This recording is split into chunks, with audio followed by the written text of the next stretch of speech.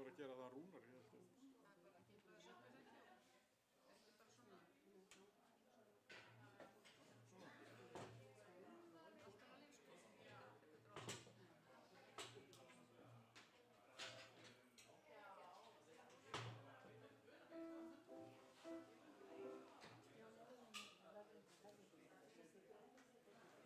Alltaf að líf sko.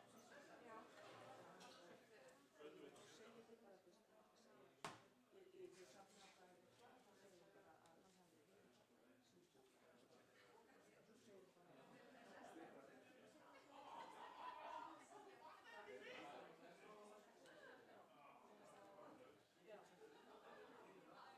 Ég sagði að hann ekki segja fyrir það.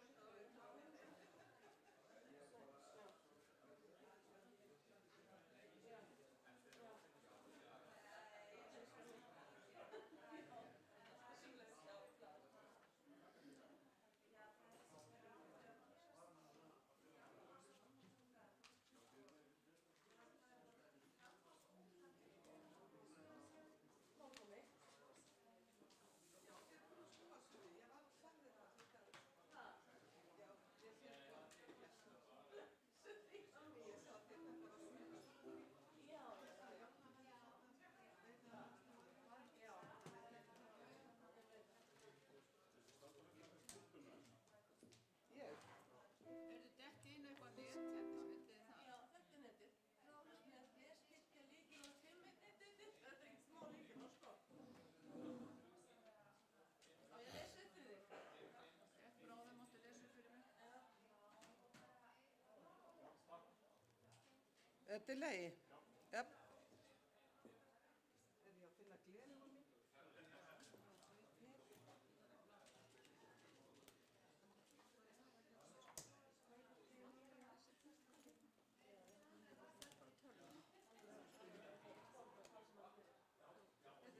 Steindór ekki kominn? Jú, er hann kominn? Veit hann að... Já, hann veit allt. Já. Jú, hann komið með bókina og hann komið með... Hann getur bara ekki gert að setja fyrir því. Nei. Ég sé ekki þetta bjarta sig bók. Þetta hann klukkan ekki að orðin? Nei.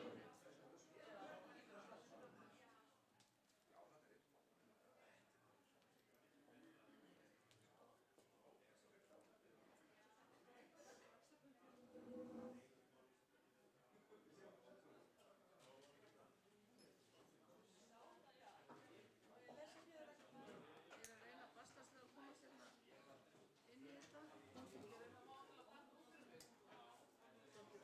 þetta. Fundurnúmer, það er í bókinni hjá henni Guðrúnu. Guðrún mín, númer hvað er þessi fundur?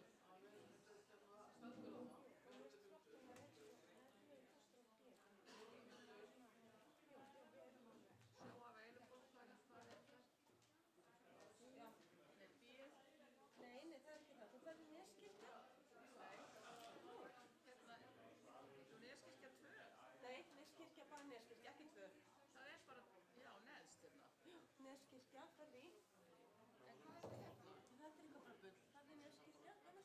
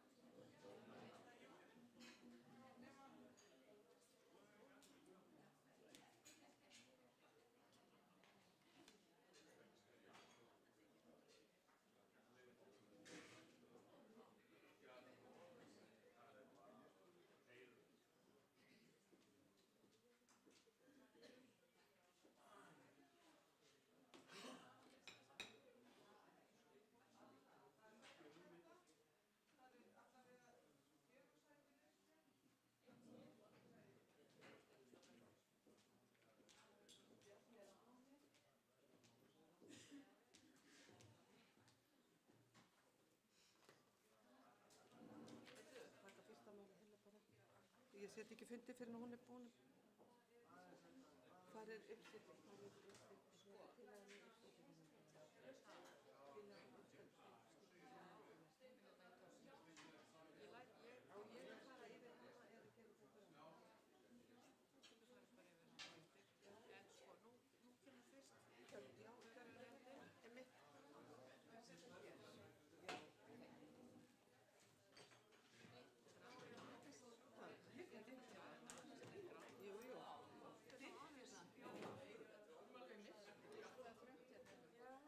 Þetta er svolítið frá. Það má alveg draga þetta lengra hingað. Hermann, ekki aðeins að draga þetta hérna. Þá þarf það fyrir tjaldið.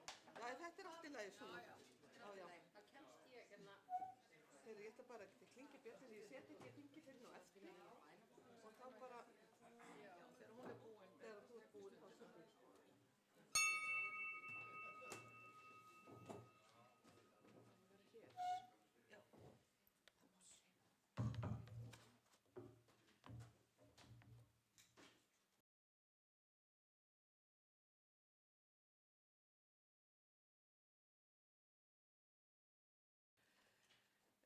Mér finnst reynda að við sittum svolítið myrkri hérna. Er þetta auka ljósi hjá okkur? Ég ætla bara að segja ykkur strax, það er ekki pláss fyrir tölvu í þessu púlti. En það er hægt að halda á henni. Guðný Einarsdóttir, söngmálastjóri, er með mér hér í dag og við ætlum nefnilega að syngja saman eitt sálm. Og hún ætlar að kenna okkur sálm, eða ég kann nefnilega ekki þennan sálm sem á að syngja núna og ég held alltaf að ég kunni alla sálmana en greinilega ekki. En við skulum hefja þetta þing á stuttri bænastund og við skulum signa okkur og við segjum í nafni Guðs Föður, Sonar og Heilags Anda. Amen. Og mér langar að biðja ykkur að fara með æðruleysisbænina með mér. Guð, gefur mér æðruleysi til að sætta mig við það sem ég fæ ekki breytt, kjark til að breyta því sem ég get breytt og vit til að greina þar á milli. Drottinn Guð, gef okkur þinn heilaga anda á þessu kirkjuþingi.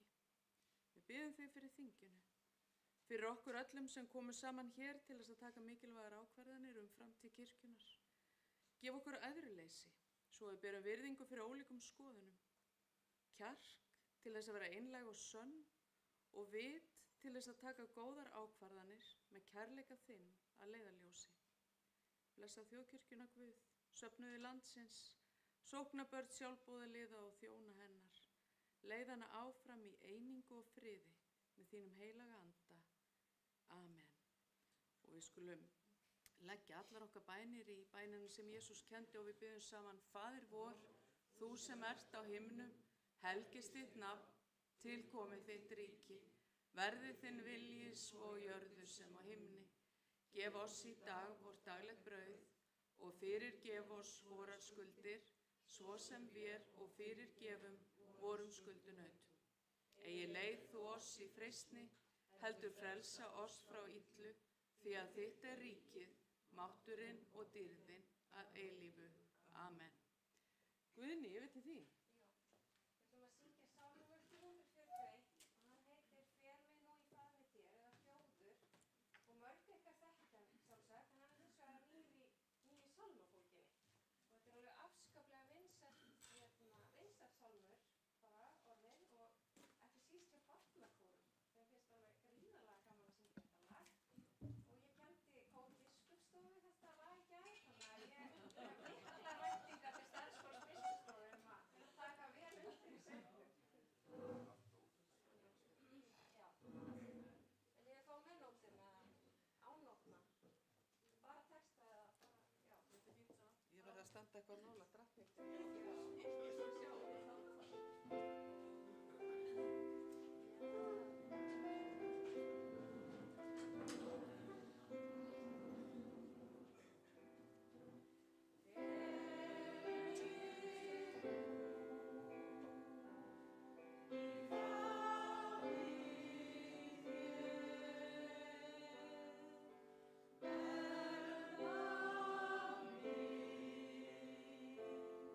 Fer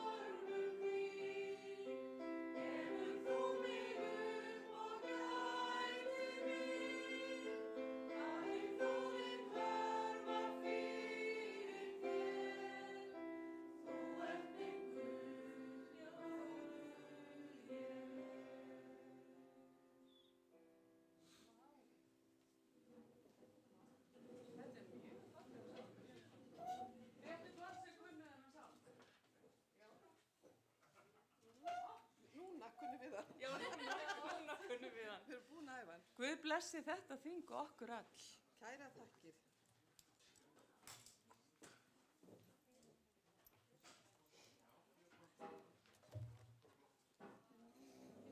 Var ekki númer 66? Já, 67. Já. framhalds. Ég set hér 67. framhaldsfund á Kirkjuþingi 2024-2025 og fyrst þarf kjörbréfanefnd að koma saman og byrja Steindór Haraldsson að kalla kjörbréfanefnd saman og að meðan tökum við smá hlé.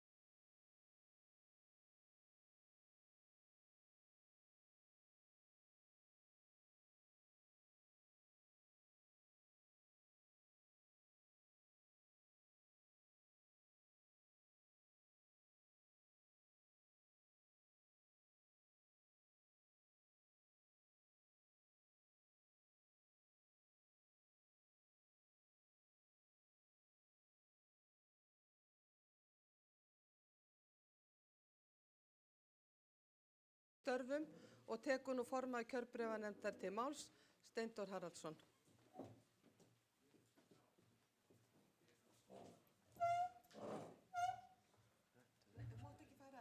Má ekki færa þetta, nei, örlögu stað.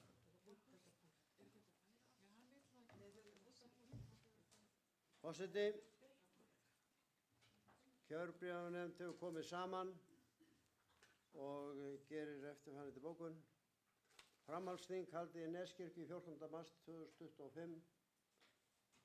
Kjörbréfanefnd kom saman til að fara yfir kjörbréf varamanna. Bjarni Þór Bjarnason, Reykjavíkurkjördæmi, 2. varamaður Víðra. Kjörbréf hans var samþykkt. Fleira var ekki tekið fyrir og fundi slitið. Undir þetta skrifar kjörbréfanefndin og er lagt til að kjörbréfið verði samþykkt hér á þinginu. Takk.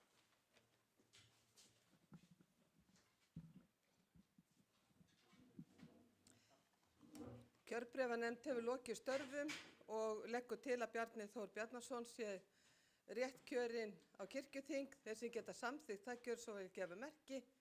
Takk fyrir og er hann boðinn hjartanlega velkominn.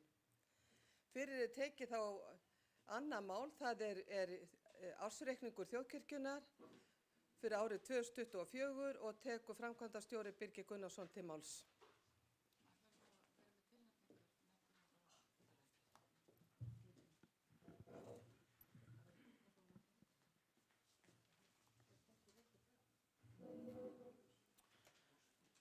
Forseti, ársreikningur þjóðkirkjunnar rekstrarárið 2024 liggur fyrir og er hér lagður fram til samþykktar á kirkjuþingi. Endurskoðunarfyrirtækið KPMG vann sína endurskoðunarvinnu í janúar og febrúar, en KPMG ásamt stjórn og framkvæmdastjóra hafa staðfest ársreikninginn með undirritun sinni. Það er heilmikil pressa að klára reikninginn og endurskoðun á svo stuttu tíma, en það hafðist. Og ég vona að það vefist ekki fyrir kirkjuþingi að afgreiða reikninginn á þessu þingi. Það er mikilvægt að við minnum okkur á hvaðan við erum að koma í rekstri þjóðkirkjunnar. En eftir viðvarandi hallarekstur var viðsnúningur í rekstrinum árið 2023 þegar var afgangur á rekstrinum upp á 166 milljónir. Niðurstaða ársreikning síðasta árs staðfestir þennan viðsnúning í rekstrinum, en ársreikningurinn sýnir rekstrarafgang upp á 426 milljónir. Þar af eru tekjur af eignasölu 210 milljónir, afgangur af reglulegri starfsemi var rúmlega 100 milljónir og að auki eru vaxtatekjur yfirlega 100 milljónir.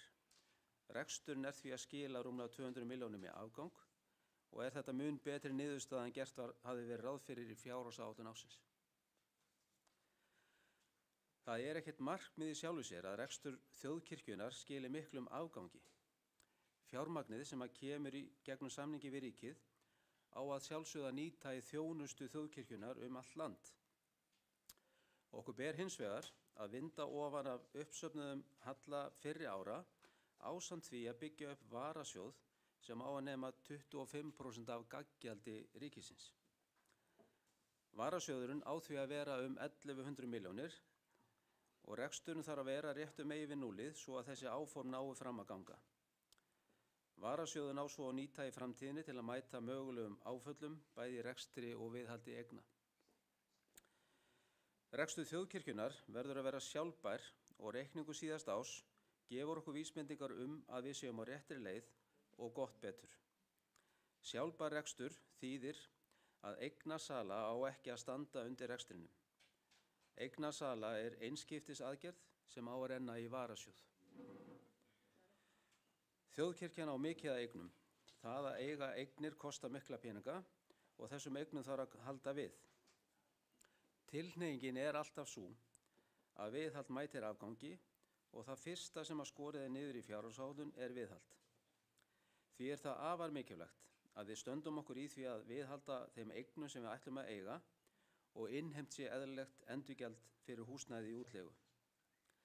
Að sama skapi þarf að selja þær eignir sem ekki eru eða verða í okkar þjónustu.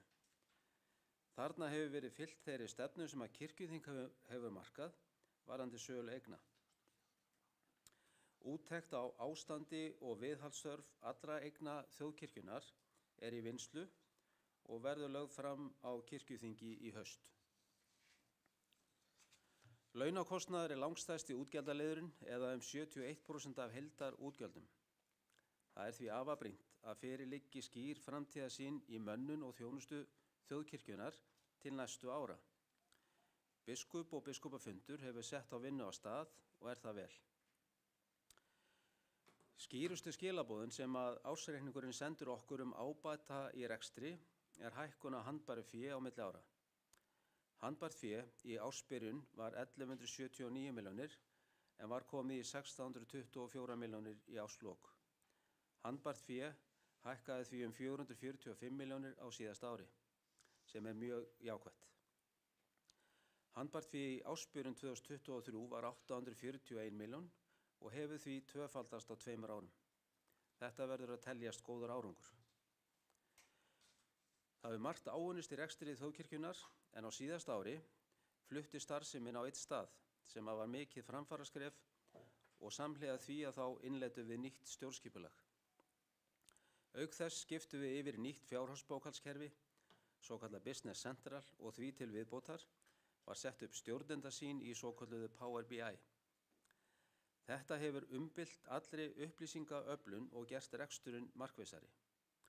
Nú er hægt að vakta reksturinn frá mánuði til mánaðar og allar upplýsingar uppfærast með jöfnum og skilvirkum hætti.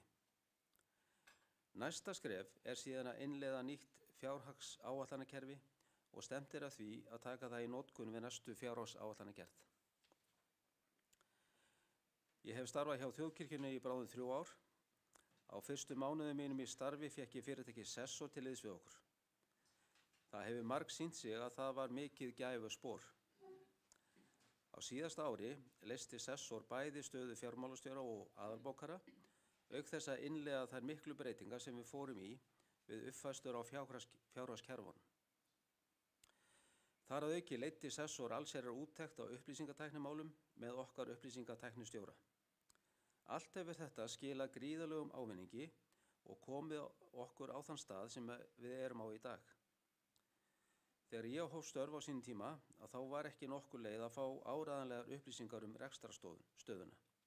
Það er sem betur fer liðin tíð.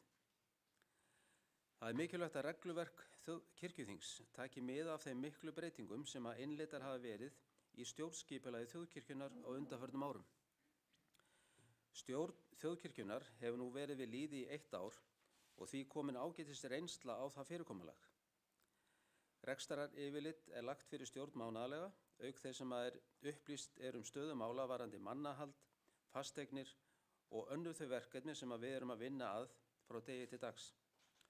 Stjórnin er því eins konar öryggisvendill og hefur eftirlit og yfirsýn yfir rekstur og starfsemi þjóðkirkjunnar. Við þurfum ekki marga öryggisvendla í ekki flóknari rekstri heldur en að raun ber vitni. Það er því mikilvægt að kirkjuþing rýni sitt regluverk og aðlagi að breyttu umhverfi. Það sem þótti gott fyrir 5 eða 10 árum síðan á ekki endilega við í dag. Það hefur talsvert verið rætt innri endurskoðun en í þeirri umræðu er mikilvægt að skilgreina hvað það er sem að þarfnast úrbóta þar. Við erum með mjög skýrt verklag varðandi uppáskriftir reikninga og meðferð þeirra í bókhaldi. Í gegnum tíðina hafa komið ábendingar frá okkar ytri endurskoðendum sem að snúa að innra eftirliti og hefur verið brugðist við þeim öllum. Ég held að það sé ágætt fyrsta skref að fara yfir verkferlana með stjórn þjóðkirkjunnar og sjá hvort eitthvað megi þar betur fara. Eitt er þó alveg ljóst að innri endurskoðun verður aldrei sinnt af tengdum aðalum. En tengdir aðalar eru til dæmis allir launaðir starfsmenn þjóðkirkjunnar og allir sem að sitja á kirkjuþingi. En þetta mál er sjálfsagt að skoða og móta verklag til framtíðar. Ég ætla nú að renna í fljótheitum yfir helstu tölunar í ársreikningi. Það er óþarfi að þylja þar allt upp, þið eru náttúrulega með þetta fyrir framan ykkur, en ég ætla svona að fara yfir það helsta. Og ef við byrjum bara á rekstrarreikningnum, að þá er gaggjaldi frá ríkinu á síðasta ári 4,4 milljarðar Leigutekjurnar lækka á milli ára og eru 108 milljónir. Lækkunin skýrist af því að árið á undan að þá vorum við að framleigja Katrínartúnið en við losnuðum síðan við þann samning í árslok 2023. Þannig að það skýrir minni tekjur. Aðrar tekjur hækka hins vegar og eru 279 milljónir. Hækkunin á öðrum tekjum skýrist af tekjufærðum hagnaði af sölu eigna. Þannig að heildartekjurnar eru 4,8 milljarðar. Launin eru 3,2 milljarðar. Styrkir og tilfærslur, það er sem sagt jöfnunarsjóður og kristninsjóður. Rekstur og viðhald eigna lækkar á milli ára. Ein skýring þar, fyrir utan það að við vorum náttúrulega bara í færri viðhaldsverkefnum á síðasta ári, en við tekjufærðum eitt stórt verkefni sem að eigfærðum eitt stórt verkefni sem að við vorum í, og það skýrir það að gjaldfærður viðhaldskostnaður er ekki hærri. Annar ekstrakostnaður er síðan 545 milljónir og það er sundurliðin á þeim lið aftast í reikningunum í skýringum. Og afskriftir lækka og eru 38 milljónir og skýringin á lækkun afskrifta er að það eru einfallega bara færri eignir sem við erum að afskrifa heldur en árið á undan. Heildargjöldin 4,5 milljarðar og rekstrarhagnaður fyrir fjármunatekjur og fjármagnsgjöld 321 milljón, vaxtatekjur 105 milljónir, þannig að tekjur umfram gjöld eru 426,4 milljónir. Ég held að við séum ekkert að staldra mikið við efnahagsreikningin, en ég held að sjá geta að fara í sjóðstreymisyfirlitið sem að segir náttúrulega ýmislegt hreyfingarnar í rekstrinum á síðasta ári. Að ef við horfum á sjóðstreymið að þá er efst afkoma ársins 426 milljónir. Frá því dregst síðan söluhagnaðurinn af eignunum, þannig að veltufé frá rekstri eru 256 milljónir. Breytingar síðan á þessum rekstrartengdu eignum eru mínus 150 milljónir, þannig að handbært fé frá rekstri eru 106 milljónir. Fjárfestingarhreyfingar eru nettó 339 milljónir sem að gefur okkur það að handbæra féð er að hækka 445 milljónir á milli ára, var í ársbyrjun 1179 og er í árslok 1625 milljónir.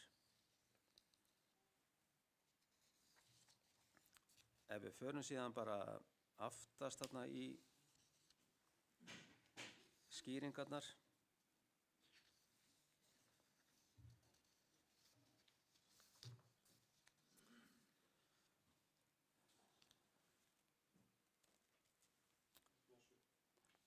þetta er bara aftasta sundurliðunar.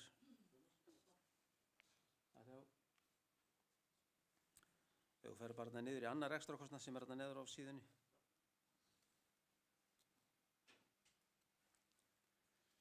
Að þá eru þarna nokkri liðir kannski sem er ágætt að skýra út það sem eru miklar hreyfingar. Að húsaleigan lækkar, fer niður í 57 milljónir. Var 141 og þetta skýrist að því að á árinu 23 þá vorum við að borga húsaleigu af Katrínartúninu. Síðan er þarna liður sem heitir sími og burðargjöld sem hækkar einhverja 60 milljónir. Þetta er inn í þessum lið er endurnýjun á símtækjum fyrir presta.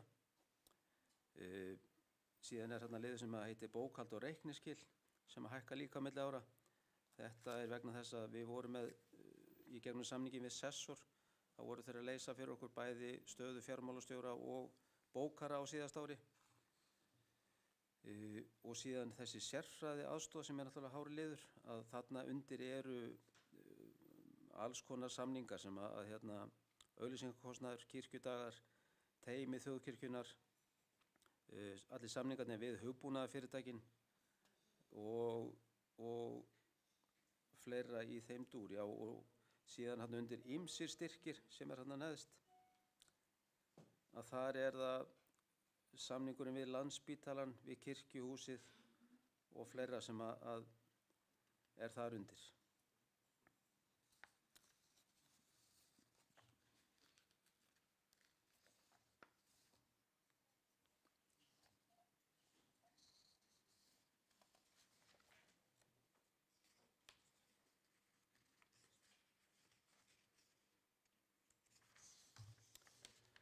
Þannig ég held að ég sé ekki að fara mikið meira yfir þetta en þið getur þá bara spurt ef eitthvað er óljóst í þessu.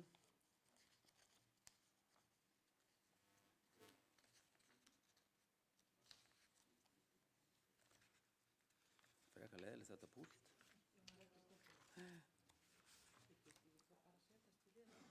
Já, býta aðeins þetta. En bara að lokum að þá er þetta vissulega jákvæð niðurstaða. En á biskupsstofu starfar afar samstilltur og öflugur hópur sem að ber að þakka þennan árangur. Og það er ekkert annað heldur en samstillt átak allra starfsmanna í að ná settu marki sem hefur skilað okkur á þennan stað sem við erum á í dag. Þetta er engum einum manni að þakka eða heldur er þetta bara stjórnendahópurinn sem er vel samstilltur og sem er lykilatriði í því að vel fari. Ég vil líka þakka stjórninni fyrir mjög gott samstarf á árinu og ársreikningur þjóðkirkjunnar er hér lagður fram fyrir kirkjuþing til samþykktar og leggi til að honum verði vísað til umfjöllunar í fjárhagsnefnd fyrir síðari umræðu. Orðið er laust. Já, nú er bleik brugðið. Hefur enginn áhuga að ræða eða spyrja? Ef svo er ekki, já, það hlaut að vera Stefán Magnússon tekur til máls og síðan Axel Njarðvík Árnason.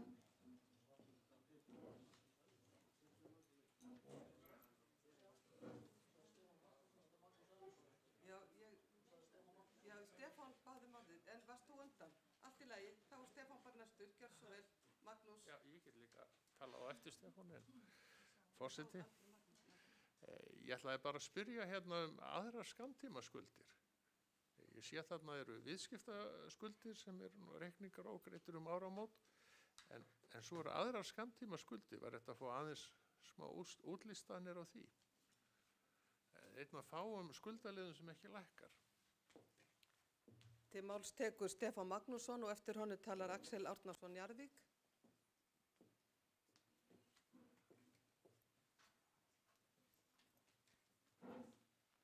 Forseti, það er ánægjulegt að sjá góða rekstrarniðurstöðu hagfellda. En það er jafnframt þannig að það er gríðarlega mikil, það heitir núna á fínu máli innviðaskuld. Það er að segja eignir okkar, þeim er klárlega ekki nógu vel við haldið. Og hefði náttúrulega verið hagstæðara, kannski ekki hægt, að setja verulega meira fjármagn í það að laga þessar eignir. Þannig að séu, hreinlega okkur ekki til skammar. Og vart hægt að bjóða fólki upp á að búa í húsnæði sömu á vegum kirkjunnar, hefur maður heyrt vegna skorts á viðhaldi. Þetta þurfum við náttúrulega klárlega að taka til bæna hérna fyrir næstu fjárhagsáætlun.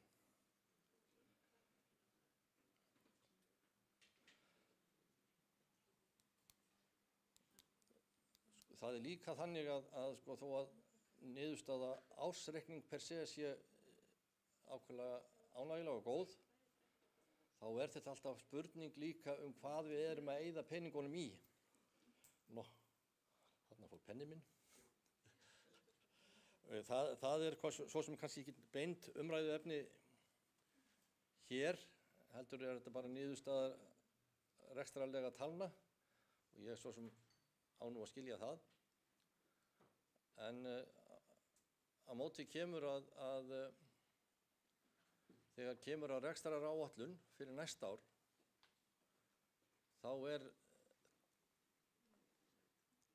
er þetta eitt af því sem þarf að ræða. Það er hvernig eigum við að ráðstafa fjármagni innan rekstrarliðana. Erum við að nýta mannauð og okkar fjármuni vel? Þetta nú alltaf svo sem bara sígild spurning.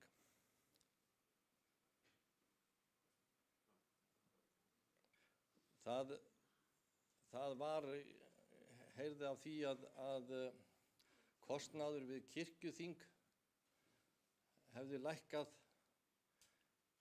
allnokkuð og helgaðist það af því að það hefði verið settur á þann lið kostnaður sem ekkert átti heima þar. Þetta kannski meðal annars var til þess að það voru uppi hávara raddir að nú þyrfti að skera niður hjá kirkjuþingi.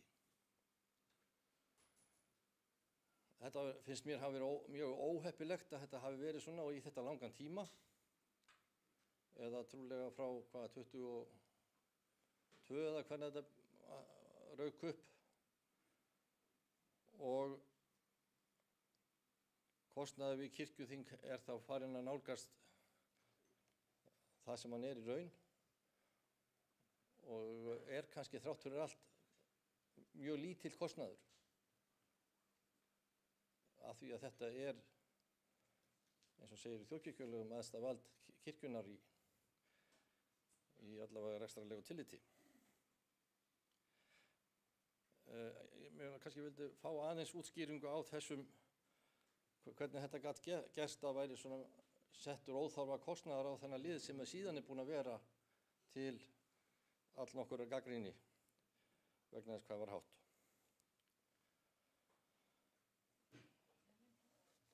Takk. Til máls tekur Axel Árnason Jarvík og eftir honum talar Sigurður Grétar Sigurðsson. Forseti, mig langaði að vekja athygli okkar á því sem hérna annar staðar í dagskráni, það eru starfsreglur fjármál þjóðkirkjunnar, og eins beina athygli ykkar til þeirra rekstrar eða fjárhagsáætlunar sem við samþykktum í fyrra. Ég held að væri mjög gott að hafa í ársreikningi líka dálk þær tölur sem við höfum samþykkt að séu til útgjalda, þannig að maður geti áttað sig betur á því hvort að launakostnaður séu að fara fram yfir eða þetta að fara fram yfir eða þetta undir. Þannig getum við á augabragði séð hvernig það sem við höfum samþykkt rúllar fram. Ég veit það líka vel svo sem að fjárhagsáætlun eins og hún hefur unnin hefur ekki verið gerð á grundvelli bókhaldsins eins og það held ég heiti, heldur á samdrætti úr bókhaldinu, og við höfum talað það áður hvað það hefur verið vont, held ég. En ég vildi bara beina þið til okkar að við höfum með einhverjum hætti það sem samþykkt og það sem gert einhvern veginn hlið við hlið, þannig að við sjáum í raun og veru án þess að þurfa að fara að fletta upp gömlu gögnum hvernig áin streymir. Takk. Annars þakka ég bara fyrir greinargóða framsögn, Birgir. Ekkert við því að kvarta. Til máls tekur Sigurður Grétar Sigurðsson og eftir honum talar Elínborg Sturludóttir.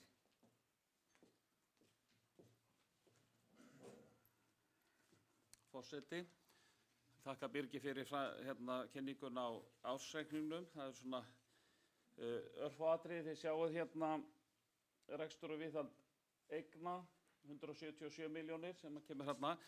Kom fram í máliðinu, Birgir, að hluti af viðhaldskostnaði hafi verið eignfærður, sem hugsanlega skekkir þá þessa tölu. Það kannski væri gott að fá aðeins nánari upplýsingar það hvað eru að tala háa tölu sem hafi verið eignfærð af viðhaldskostnaði ársins 2024 og af hverju og hvar eru mörkin á því að eignfæra eða gjaldfæra viðhaldskostnað.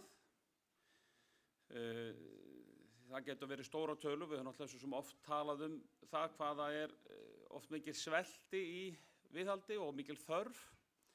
Þannig að það verið gott að hafa þetta bara svona svolítið betur útskýrt. Og önnur spurning sem ég með sem kannski ekki endilega víst að hægt sé að svara núna, en kann þó að vera og kannski hvort sem það Birgir eða Ragnhildur sem getur hugsanlega svara því, Hafið þið einhverja svona tilfinningu fyrir því eða tölur það hvað mikill sparnaður á árinu 2024 vegna ósetinna embætta? Það er að segja, embætti sem að ekki hefur verið sótt og ekki eru setin en eru strangt til tekið samþykkt embætti sem ætti að vera setin öllu jöfnu. Einhver hafa verið leyst með afleysingu sem auðvitað kostar, en er einhver verulegur sparnaður á árinu 2024 sem að tengist því að embætti sem öllu jöfnu ætti að vera setin eru ekki setin. Ástæðan fyrir því spyr að það eru þá rauninni kostnaðir sem ætti öllu jöfnu að gera ráð fyrir og þess vegna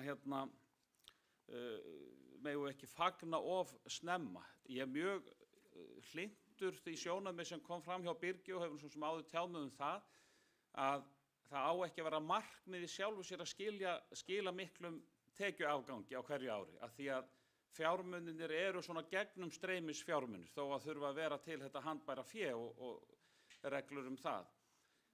En já, það var ekki fleira núna. Til máls tekur Elínborg Sturludóttir.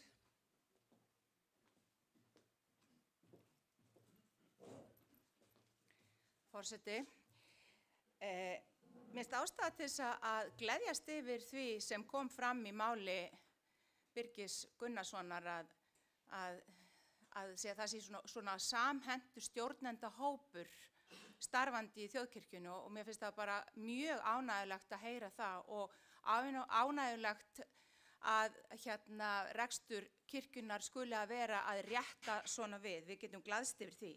Mig langaði hins vegar til þess að taka undir með Stefáni Magnúsinni sem vekur einmitt athygli á því hvað við erum í mikilli innviðaskuld, eins og þetta fína orð, varðandi viðhald og fasteignum og með þeim afleiðingum til dæmis að hér fyrir þinginu liggur mál, 39. málið það að selja fasteign, mjög verðmæta, sem við teljum okkur ekki hafa efni á að laga. Og þetta er náttúrulega afar bagalegt og þetta bendir Axel Árnason líka á. Og við þurfum að setja miklu meira í einmitt viðhald og fasteignum sem skiptir máli að varðveita. Það sem mig langaði hins vegar til að spurja og ég treysti því að því verði komið á framfæri til Birgis, mig langar að spurja hvernig líður því að safna í varasjóð.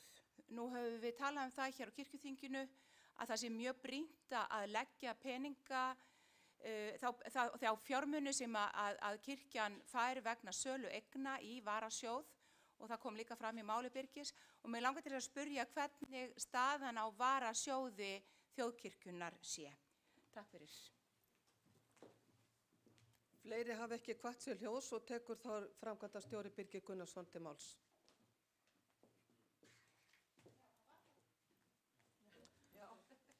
Forseti, fyrst var það fyrirspurn frá Magnúsi varðandi aðrar skammtíma skuldir áramót, að þetta er fyrst og fremst útistandandi launatengd gjöld sem á eftir að gera skil á áramót, eru síðan greidd bara strax eftir áramót.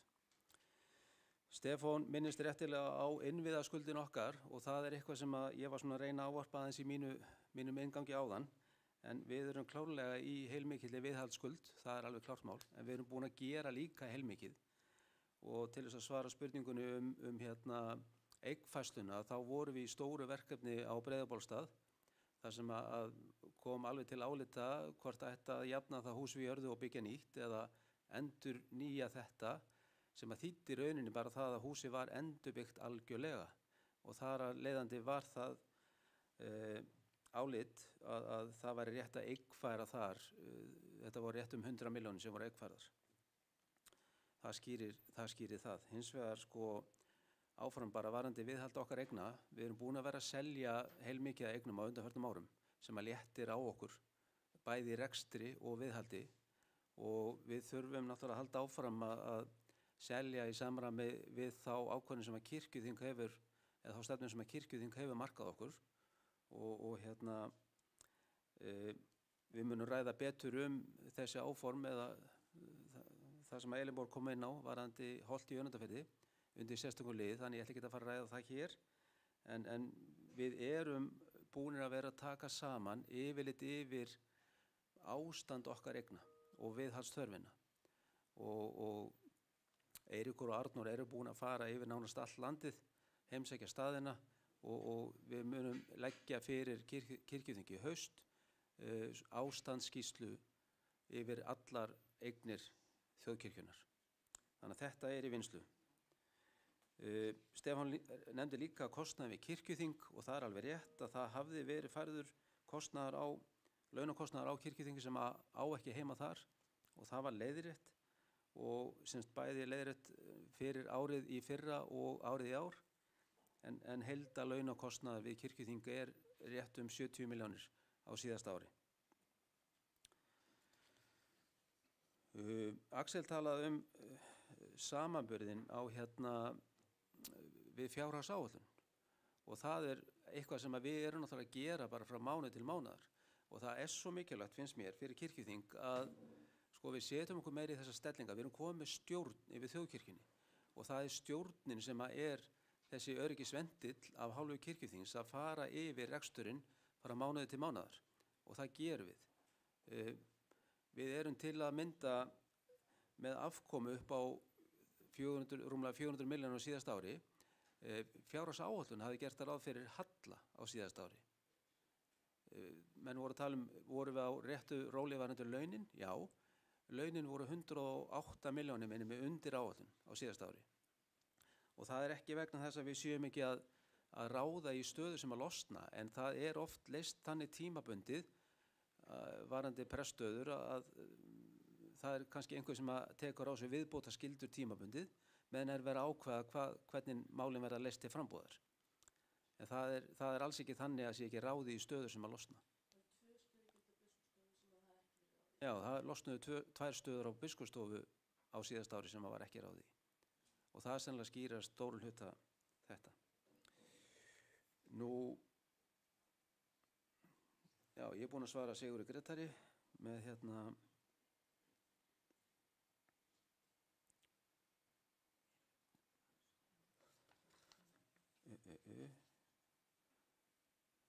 Já, síðan spurði Elinborg hvernig gengur að safna í varasjóð. Við erum náttúrulega komin vel á veg með það vegna þess að okkar starfsreglur gerir ráð fyrir því að 25% af gaggjaldinu frá ríkinu sé í varasjóði. Það er 1100 milljónir. Handbært fé er ekki að öllu leyti varasjóður en að miklu leyti og handbæra féð er rúmlega 1600 milljónir og eins og þið sjáið í skýringunum með ásetningnum að þá er í skýringu 9 handbært fé, þar undir eru sjóðir, óbundna bankainnistæður sem og innistæður sem bundnar eru til skemmri tíma en 3 mánaða og markaðsverðbréf teljast til handbærs fé. Við settum síðan sölu andverði Bergstaðastrætisins líka inn á sér reikning, þannig að það hefur ávaxtað sig og það er líka ágætt að ávarpa það hér að við erum náttúrulega farin að láta peningana vinna svolítið meira fyrir okkur heldur en við gerðum að á síðasta ári erum við með vaxtatekjur upp á rúmlega 100 milljónir og það munar alveg það og það er náttúrulega vextir af því fjármagni sem við erum með til þess að vinna fyrir okkur. Þannig að okkur miðar vel að safna í varasjóðin. Ég held ég sé búin að svara öllu sem kom fram. Þá er fyrri umræðu lokið ársreikning þjóðkirkjunnar, mál 24. Þeir sem að geta samþykkt að máli fari í aðra umræðu, gjör svo vel gemerki. Takk fyrir, lagt til að máli fari til fjárhagsnefndar. Þeir sem geta samþykkt það, gjör svo vel gemerki. Takk fyrir og þannig er málið afgreitt. Þá tek ég fyrir hér tilnefningu frá forsætisnefnd. Og það er uppstillingarnefnd þjóðkirkjunnar samkvæmt 18. grein starfsreglna kjör til kirkjuþings. Og það eru frá prófastsdæmunum. Reykjavíkurprófastsdæmi vestra, Egill Heiðar Gíslason, Laugarnessókn. Reykjavíkurprófastsdæmi eystra, Níels Árni Lund, Grafarholtssókn. Kjalarnesprófastsdæmi, Elín Jóhannsdóttir, Bessastaðasókn. Vesturlandsprófastsdæmi, Magnús Ingi Bæringsson, Stykkishólmssókn. Vestfjarðaprófasdæmi, Hlynur Hafberg Snorrason Ísafjarðarsókn, Húnavass og Skagafjarðaprófasdæmi, Jóhanna Magnúsdóttir Bólstaðarhlíðarsóknar, Eyjafjarðar- og Þingeyjaprófasdæmi, Jóhann Hjaltdal Þorsteinsson Lögmannshlíðarsókn, Austurlandsprófasdæmi, Ólafur Eggertsson Berinessókn og Suðurprófasdæmi Björn Ingi Gíslason Selfosssókn. Eru aðrar tilnefningar?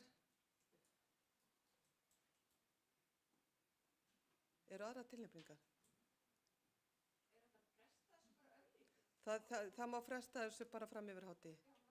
Já, málinu fresta fram yfir hádegi.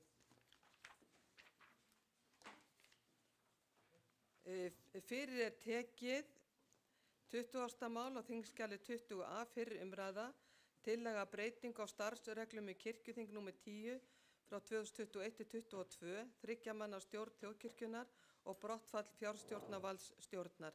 Flutningsmaður Steindór Haraldsson og meðflutningsmenn Áslaugu Kristjánsdóttir og Konráð Gylfason og tekur nú flutningsmaður fyrst til máls Steindór Haraldsson. Nú, hvernig á ég að, þetta, ég get ekki gert þetta svona. Þetta er allt í lagi. Forseti, ég er hér að flytja tillögu til fyrri umræðu. Kom fram á síðasta hausti, svohljóðandi, 20. mál á þingskjali 20a. Tillaga starfsreglum um breytingu á starfsreglum í kirkjuþing nr. 10, 21-22. Fyrsta grein.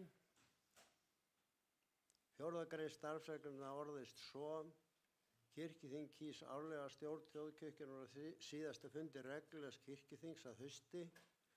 Stjórnina skipa 3 kirkjuþingsfulltrúar úr röðum aðalmanna, 2 úr hópi óvígðra og 1 úr hópi vígðra. Varamenn eru kosnir með sama hætti. Formaður kom úr röðum leikmanna og skal kosin sérstaklega, en að öðru leyti skiptir stjórnin með sér verkum. Stjórnin starfar á ábyrgð kirkjuþings og lýtur boðvaldi þingsins. Meirihluti stjórnar ritar firma þjóðkirkjunnar. 2. grein. Starfsreglur þessar eru settar með heimild í 8. grein laga þjóðkirkjuna nr. 77/21, öðlast gildi við næstu kosningu stjórnar.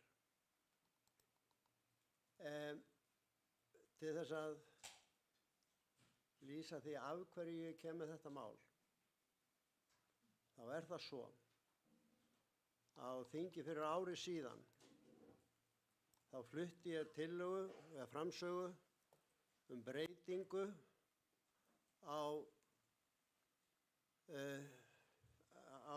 7. grein starfsreglna kirkjuþing. Tillagan sem ég flutti þá var svohljóðandi: Kirkjuþing hefur æðsta vald í málefni þjóðkirkjunnar, þar með talið fjárstjórnarvald. Nei, þetta er vitleysa í mér, eins og oft áður.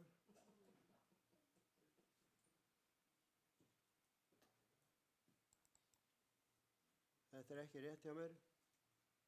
Það sem ég gerði, þetta var ég var að lesa úr vitlausum stað.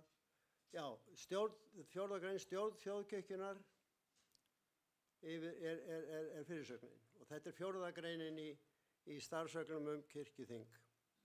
Kirkjuþing kýs árlega stjórn þjóðkirkjunnar á síðasta fundi reglulegs kirkjuþings að hausti.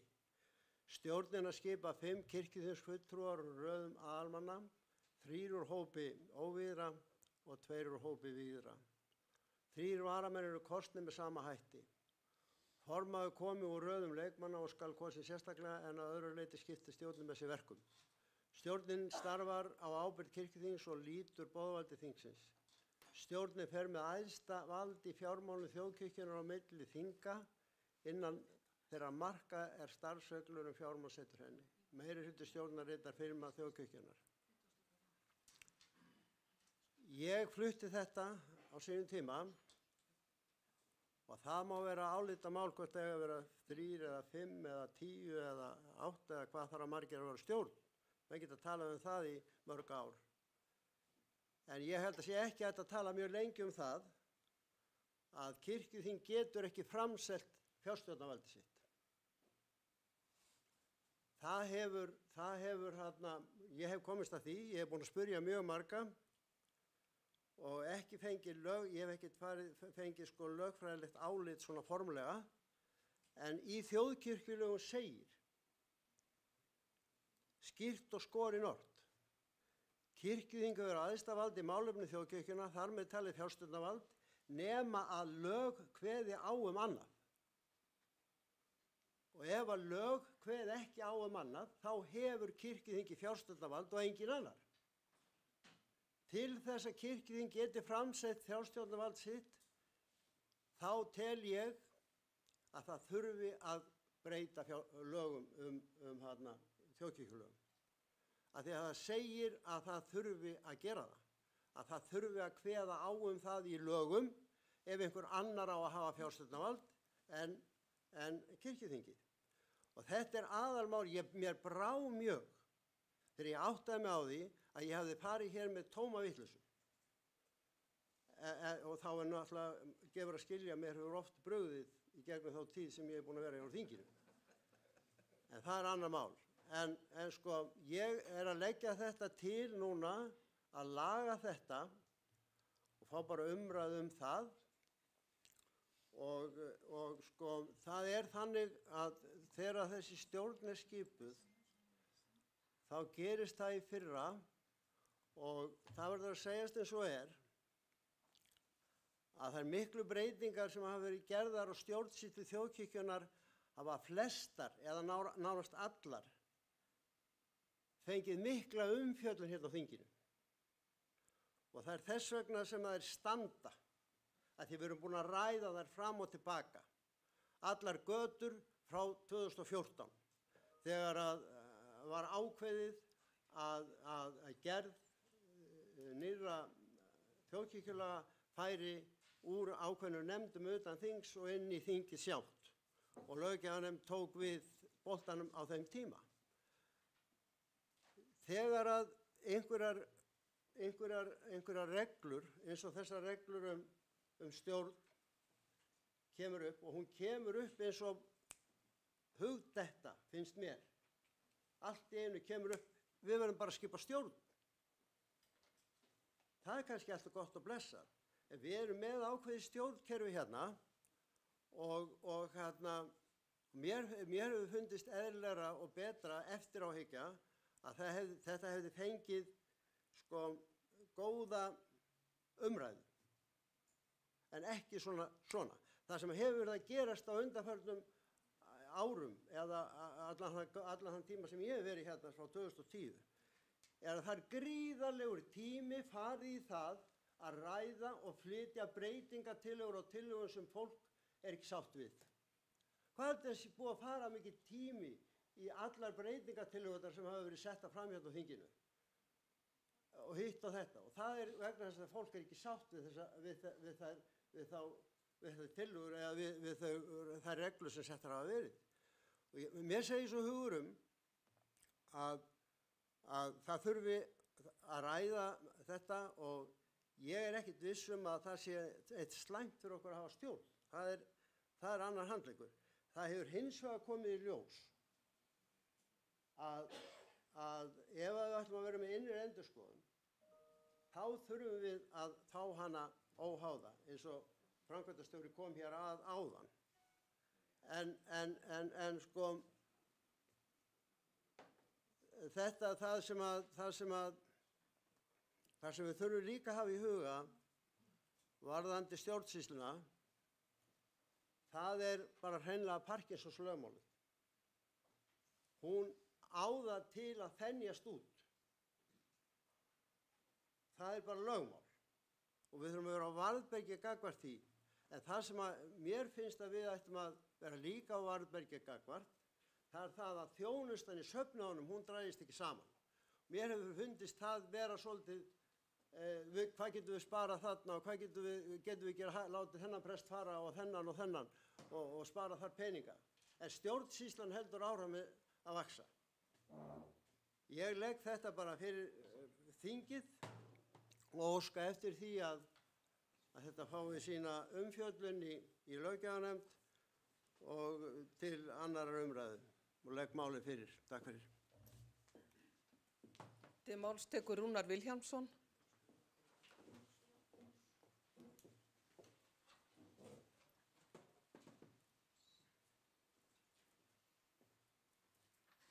Forseti, þetta nú mál sem var til umræðu hér síðastliðið haust og ég hélt nú reyndar að sú umræða hefði verið mjög góð og farsæl einmitt til þess að undirstrika svona hver tilgangurinn með bæði stjórn og samsetningu stjórnar og svo framvegis. Þannig að málið kemur mér nú nokkuð óvart hér aftur á þessu vori. Þetta er 5 manna stjórn eins og málshefjandi nefndi og hún hefur mjög fjölþætt verkefni á sínu borði. Það er reyndar ekki komin mikil reynsla á þessi stjórnarstörf ennþá, hún er ný þessi stjórn. En ég vil taka undir með framkvæmdastjóra hér að það hefur verið mjög farsælt samstarf stjórnar við framkvæmdastjórn kirkjunnar. Málin eru mjög fjölbreytt. Þau snúa að fjármálum og rekstri, þau snúa eignamálum, ýmsum uppgjörsmálum, skipulagsmálum að sjálfsögðu. Nú það koma ýmis önnur mál stöku sinnum upp eins og hlunindamál og jafnvel virkjanamál á landareignum kirkjunnar. Þetta eru mál sem hafa mikla breidd og umfang og eru mörg hver flókin og það er mjög mikilvægt að geta notið þekkingar og reynslu þeirra sem í stjórninni sitja til þess að ræða þessi mál og fá fram ólík sjónarmið. Þess vegna tel ég að reynslan hafi sýnt að það sé ástæða til að hrófla ekki við því fyrirkomulagi sem við erum með í 5 manna stjórninni. Það er nú almenn regla líka sko að ef að menn vilja breyta þá er ágætt að menn byrja á að skilgreina hvert vandamálið er og geri þá ítarlega grein fyrir vandamálinu. Og í framhald af því geri þeir þá grein fyrir því hvernig þeir ætla að leysa þetta vandamál og færi þá rök fyrir því hvernig sú tillaga lausn eða lausnum leysi vandamálið. Ég sé ekki að neitt af þessu hafi komið fram í þessu máli. Nú ef einhver hefur áhyggjur af kostnaði þá get ég frætt þingfulltrúa það að greiðslur fyrir setu í þessari stjórn voru lækkuð verulega áramót og eru mun lægri heldur en að greiðslurnar voru til framkvæmdanefndar en verkefnin hafa ekki minnkað í stjórninni. Þetta var reyndar á sama tíma og lögin þingforseta voru lækkuð verulega. En ég ætla ekki að hafa fleiri orðum þetta sinni. Takk. Til máls tekur Bryndís Malla Elídóttir og eftir henni talar Sigurður Grétar Sigurðsson.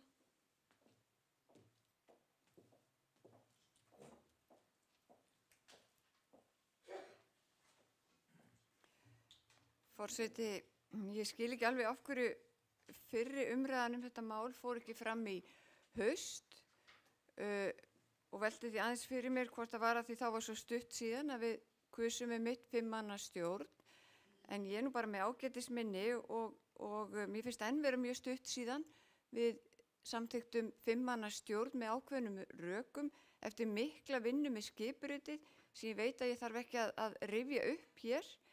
Þar var mikil umræða, töluverða málamiðlanir en samstaða að lokum að hafa skipuritið með þeim hætti sem við erum að vinna eftir í dag og sé þess vegna enga ástæðu til þess að vera að breyta núna. Það er ekki komið neinar ábendingar það sem betur mætti fara í varðandi skipuritið eða hvernig það er að virka hjá okkur. Allavega fyndist mér þá að það mætti láta reyna á það í aðeins lengri tíma en eins og við heyrum að þá virðist allt ganga bara ljómandi vel með 5 manna stjórn og skipuritið eins og það er og þar kemur einmitt líka fram í skipuritinu í hvers ábyrgð stjórnin starfar og það er bara algjörlega mjög skýrt í skipuritinu og við gátum allavega fallist á að það væri sú leið sem við værum að fara núna. Þannig að mér finnst, eins og segir, ástæð til að við látum skipuritið eins og það var samþykkt vera áfram í gildi, látum þá koma enn meiri reynsla á þetta. Það er ekki fyrir í haust sem á að kjósa þá nýja stjórn og þá væri þá gott að fá ábendingar hvað mætti betur fara, hvað þyrfti að laga, því mér finnst þetta vera ekki svona tímabært mál núna að taka fyrir. Og einhver ástæða hlýtur mitt að vera að það þótti ekki tímabært í haust. Til máls tekur Sigurður Grétar Sigurðsson og eftir honum talar Axel Árnason Njarðvík. Já, forseti, ég ætla nú bara kannski að taka undir þau sjónarmið sem hér hafa komið fram. Ég tel að það sé mjög farsælt að hafa 5 manna stjórn. Ég fannst vera sátt þá lendingu, betur sjá auga en auga. Það sé alveg óþarf að vera eitthvað að hrópula við þessu. Þannig ég hvet löggjafanefnd sjálfur sér bara nánast til þess að vísa þessu máli frá eða þetta verði þá fellt. Til máls tekur Axel Árnason Njarðvík. Ekki hafa fleiri hvatt sér hljóðs. Jú, Einar Már Sigurðarson. Forseti, ég ætla að hafa nokkur orð hér þetta mál. Kannski orðhengilsháttur að mati sumra en þar á rétt eins og Steindór segir að kirkjuþing hefur æðsta vald í málefnum þjóðkirkjunnar, þar með talið fjárstjórnarvald, nema lög kveða á annað. Þetta nema lög kveða á annað á ekki við fjárstjórnarvaldið, heldur að kirkjuþing fari með æðsta vald í málefnum þjóðkirkjunnar. Það sem lög mæla til annað til dæmis hægt að sjá, þó ég sé ekki að kenna hér lögfræði, sem varðar biskup Íslands, þar sem segir að biskup Íslands samkvæmt lögum fer með yfirstjórn þjóðkirkjunnar. Þarna held ég að lögin sé að segja að kirkjuþing fer ekki með þetta vald vegna þess að lögin kveða á annað. Þannig að hvort að kirkjuþing geti framvísað valdstjórn sinni á fjármálum, það er bara alveg kirkjuþings að ákveða það.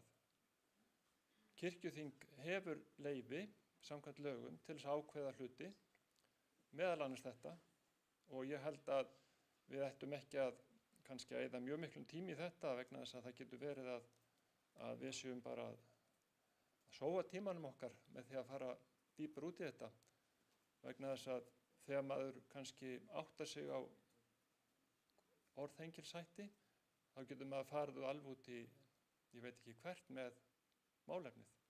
En í raun og veru þetta sára einfalt. Kirkjuþing hefur vald til þess að gera það sem þið sýnist, nema lögin þjóðkirkjunnar kveða á annað eða önnur lög í landinu. Þannig ég held að þetta sé bara nokkuð góður skilningur hjá mér. Þó ég sé með frostna öxl. Maður á ekki að dæma sjálfan sig. Til máls tekur Einar Már Sigurðarson og eftir honum talar Arna Grétarsdóttir.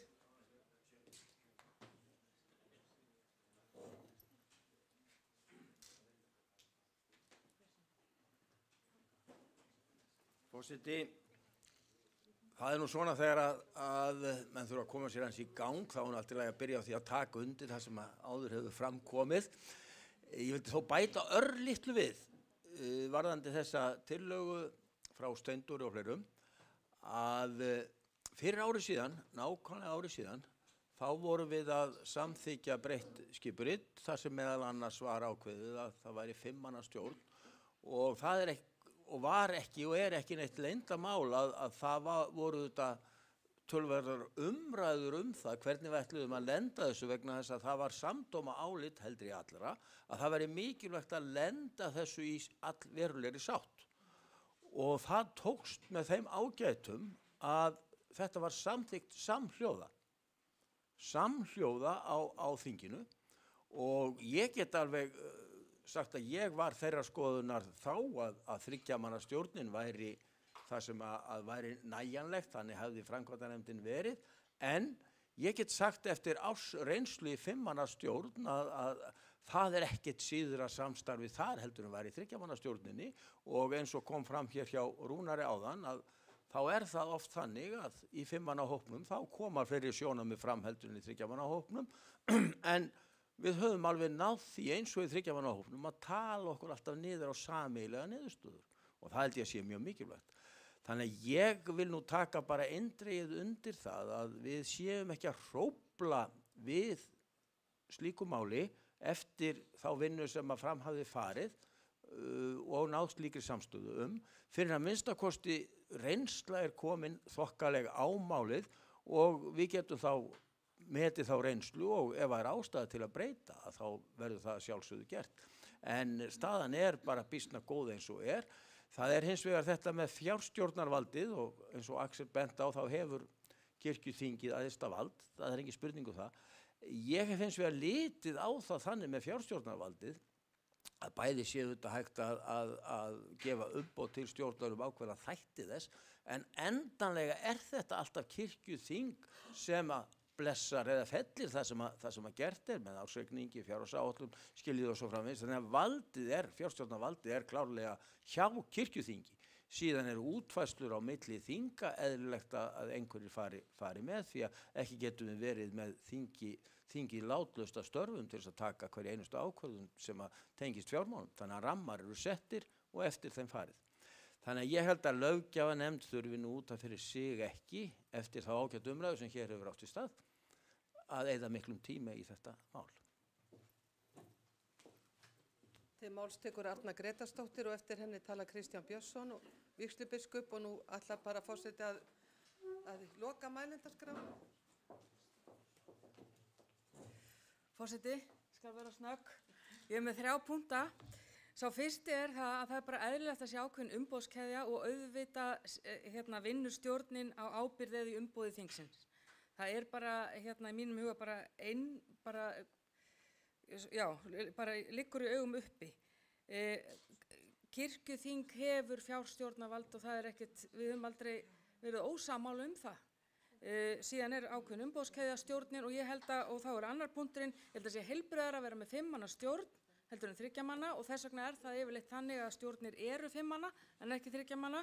Ástæðan fyrir því að við vorum að ræða 3 manna framkvæmdanefnd á sínum tíma þegar við vorum að byrja þetta breytingaferli sem við erum búin að fara í gegnum var að fjárhagsstaðan sem að Birgir kom nú inn á, hún var bara alveg hræðileg og við vorum að reyna að horfa í öll horn til þess að reyna að spara og þess vegna var umræðan 3 manna framkvæmdanefnd á sínum tíma uppi en ég held að sé heilbrigðara að vera með 5 manna stjórn. 3. punkturinn sem mjög mikilvægur sem Steindór kom inn á að við erum alltaf, og ég ekki undanskilin því, að koma með breytingatillögur varðandi mál sem við erum nýbúin að vera að vinna og leggja mikla vinnu í að komast að einhverju niðurstöðu og sjálfsögðu það þannig að við erum kannski ekki öll hér inni algjörlega sáttu niðurstöðuna, við erum samt búin að vinna ákveðlega lýðræðislega vinnu í samtalinu og vinnunni í nefndunum til þess að komast að ákveðin niðurstöðu. Það eru falleg vinnubrögð, en þá þarf maður að sættast við niðurstöðuna þó maður sé ekki fullkomlega sammála því. Og þetta eitthvað sem ég held að sé gott að við tölum bara og við getum kannski ekki stoppað það að maður hendist að stað með breytingatillögu af því að ég var svo ósátt við einhverja niðurstöðu.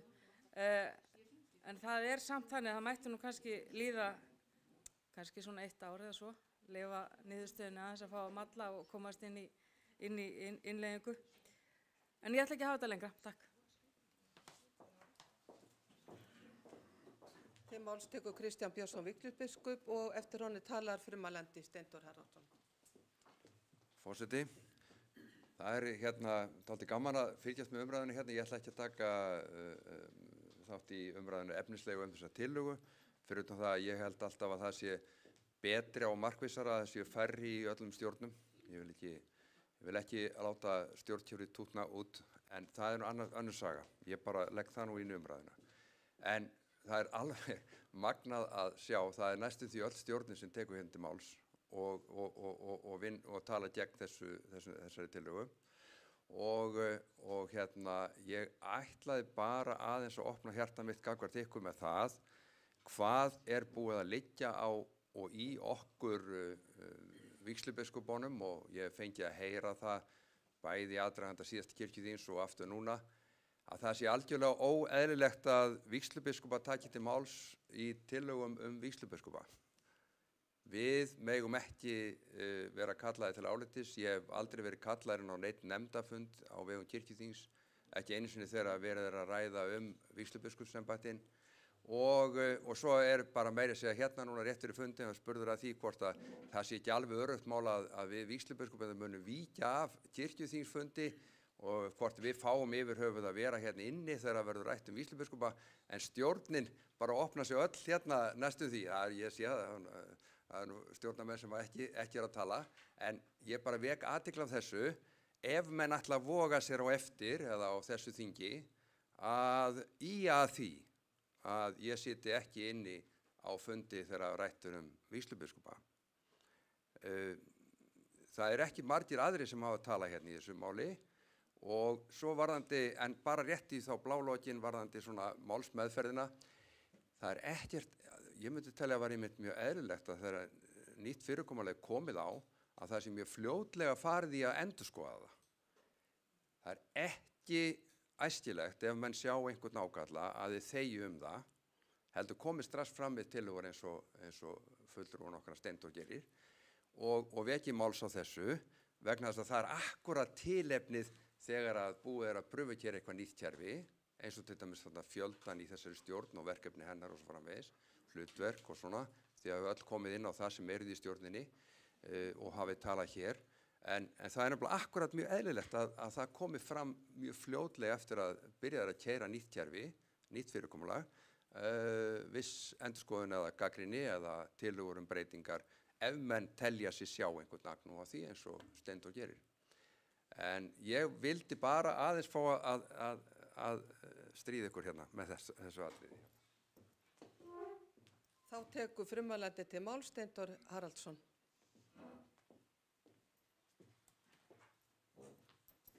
Forseti, já, takk okkur fyrir þetta.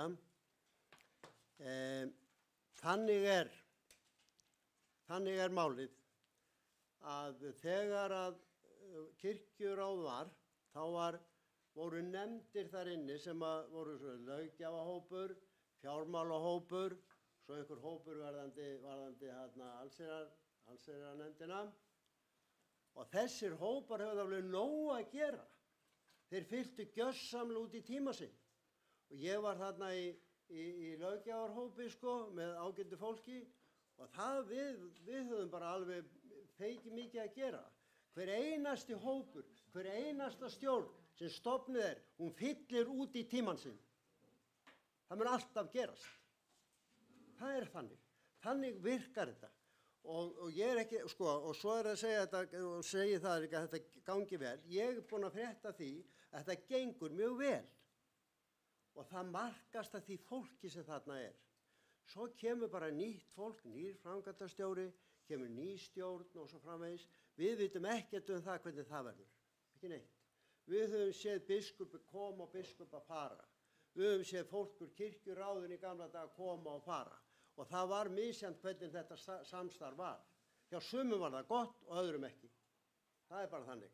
Þannig að það þarf að hafa þetta allt saman, það þarf að hafa þetta allt saman í huga. Og ég vil bara að þetta verði skoðað, fyrst og fremst þetta, þó Axel sé ekki löglærður, þá getur hann alveg túlkað lög eins og ég og allt í lagi með það, en þetta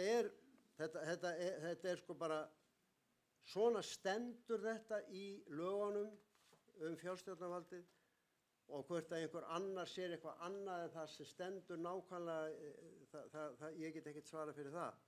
En við þyrftum að vita þetta alveg upp á hár og ég veit það vel að það fólk sem situr núna sem að ég kaus sem situr núna í stjórninni, það misnotar þetta ekki nokkuð skapaðan hlut. Það mun ekki gera það. En svo vitum við bara ekkert hvað framtíðin ber í skauti sínu. Við getum ekki samið lög og reglur eftir fólki. Við erum að vera með þær almennar. En ég óska eftir því að löggjafarnefnd taki til umfjöllunar og það komi og málið verður bara að klára núna og ég bið ykkur það að hætta að tala það að vísa máli frá og banna umræður mál þó að fólk sé ekki sammála því. Það ekki nokkur einasti bragur á því að vera með þöggunartilburði hérna inni. Takk fyrir. Í fyrri umræðu lokið 20. mál, lagt til að máli fari til síðar umræðu. Þessi geta samþykkt það gjör svo vel að gefa merki. Takk fyrir, lagt til að máli fari til löggjafarnefndar, þessi geta samþykkt það.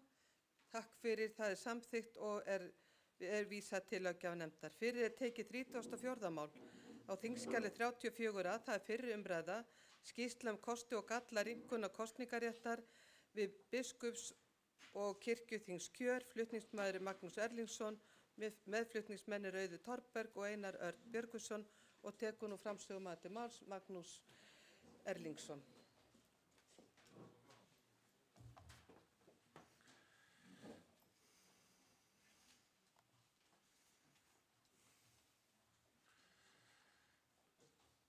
Forseti,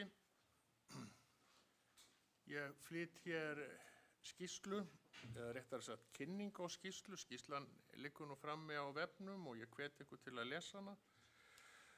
Hún meira að segja þannig uppsett að niðurstöðurnar eru fremst. En ég myndi hvetja alla áhuga sama til þess að lesa allan textan og sérstaklega viðaukann. En við skulum fara á næstu glærum. Þjóðkirkjan er ekki eins og hver annar frjáls félagasamtök. Þjóðkirkjan hefur ákveðna stöð í stjórnarskrá. Það eins og við þekkjum grein 62, einnig mætti benda á 79. grein sem ef við á að breyta kirkjuskipaninu, ef á að breyta sér í skipun, þá þarf að fara í allsherjar atkvæðagreiðslu. Auk þess að vera í stjórnarskrá og falla undir það sem þar er sagt, ýmis lög, að þá eru líka sérlög þjóðkirkjuna, svokölluð þjóðkirkjulög, og þar er í 1. grein skilgreining að við erum evangelisk lúthersk kirkja og verkefni okkar er að halda út í vígðri þjónustu á öllu landinu og tryggja það að allir landsmenn geti átt kost á þessari þjónustu. Og þetta er mjög mikilvægt að við minnumst þess að réttur allra til þess að eiga kost á vígðri þjónustu er jafn mikill. Það fer ekki eftir fjölda fólks á tilteknum stöðum. Nú svo er 4. greinin, hún er nýmæli, hún var ekki eldri þjóðkirkjulögum. Já, ég rek tölvun í. Já. Þar stendur, þjóðkirkjan skal í starfsháttum sínum hafi heiðri grundvallarreglur, jafnræðis og lýðræðis. Nefndin fékk ýmsa góða gesti á sinn fund. Við ræddum meðal annars við Trausta Fannar Valsson sem er deildarforseti lögfræðideildar Háskóla Íslands og eins ræddum við doktor Davíð Þór Björgvinsson sem er forseti lagadeildar Háskólans á Akureyri og það varð úr að hann skrifaði smá greinargerð sem er birt með skýrslunni sem viðauki. Og við ákváðum bara að fjalla svolítið vel þessa 4. grein þjóðkirkjulaganna og hvaða þýðingu hún hefði fyrir okkur. Lýðræði er í dag þannig skilgreint að almenningur eigi þátt í ákvörðunum er varðar hann sjálfan. Og megin þáttur lýðræðis er að allir einstaklingar hafi jafnan rétt til þátttöku. Og það eru auðvitað ákvörðun sem varðar allt þjóðkirkjufólk. Hverjir sitja hér inni og taka ákvarðanir eins og í hvað skuli verja fé þjóðkirkjunnar, skipulag, hvað skuli vera prestar og svona. Nú, það er líka annað sem skiptir verulegu máli. Í nútíma samfélagi, lýðræðissamfélagi, þá er lýðræði sem löghelgar valdið. Valdið liggur í raun hjá fólkinu og til að einhver stofnun hafi vald, þá verður fólkið að hafa kosið sér fulltrúi í stjórnina. Og þannig er einnig með okkur að við ætlum að hafa vald, þá þurfum við að sækja það til fólksins. Ekki nema við séum á móti lýðræði, það hafa ýmsir ágætir menn verið. Sókrates taldi lýðræði ekki gott og notaði líkingu af skipstjóra og skipi. Taldi að vera alltaf betra að skipstjórinn réði heldur en áhöfnin og farþegar fær eitthvað að skipta sér af. Og Platon var nú eiginlega sömu skoðunar, hann taldi að það væri best að láta fagmenn, heimspekinga eins og hann sjálfan náttúrulega, en þessar hugmyndir eru flestar aflagðar, þær voru í fornöldu og miðöldum og þá reyndu menn gjarnan að rökstyðja vald sitt með því að segja að það væri komið frá Guði og þeir gætu jafnvel rakið ættir sínar til Guðana. Júlíanska ættin sem Júlíus Sesar var af taldi til dæmis að þau gætu rakið ættir sínar til Venusar, ástargyðjunnar. Nú síðan líka í stjórnarskránni jafnræðisregla og hún bannar það að mismuna fólki og ekki bara út frá kyni og trúarbrögðum heldur líka út frá stöðu. Og það að ég sé prófastur og prestur í kirkjunni, það mín staða, það á ekki að tryggja mér forréttindi umfram til dæmis organist eða annað fólk sem í kirkjunni. Það þyrfti þá allavega hægt að rökstyðja að hverju svo ætti að vera. Og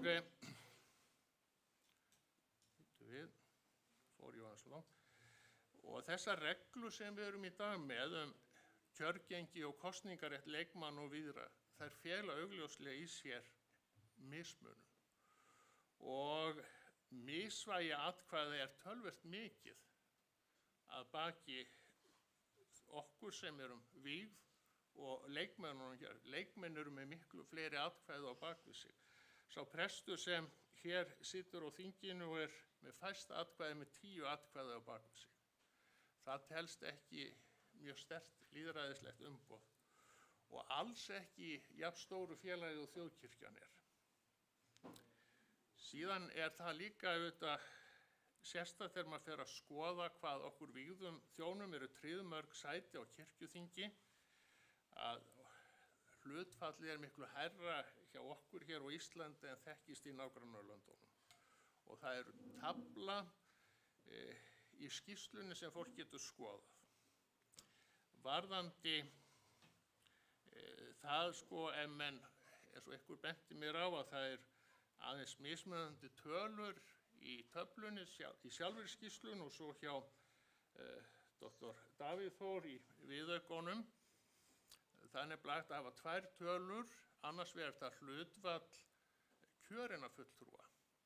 Kjörnir fulltrúar eru 29, 12 af þeim eru prestar.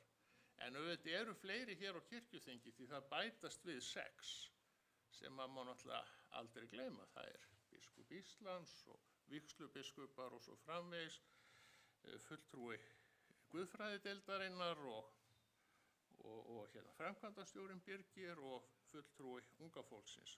Og af þessum 6 eru jú 4 með prestvígslu.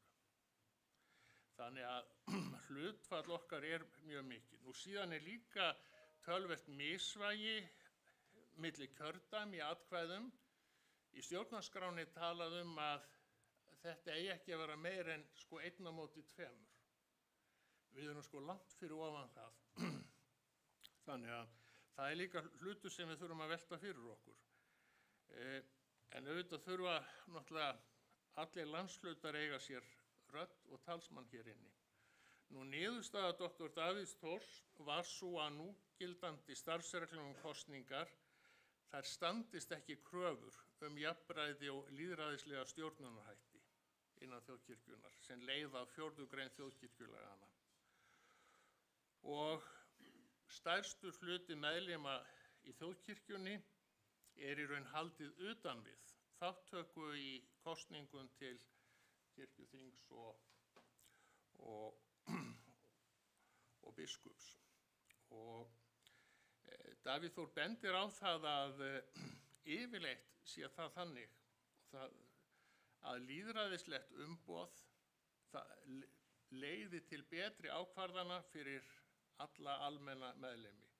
Þetta ástæðan fyrir að menn hurfu smátt og smátt frá því að hafa einvald, því að það getur oft reynst erfitt þegar að menn einn maður ætlar að taka ákvarðunum með allt. Þannig að lýðræðislegt umboð til fulltrúa á kirkjuþingi ætti að leiða til betri ákvarðana fyrir almenna meðlimi.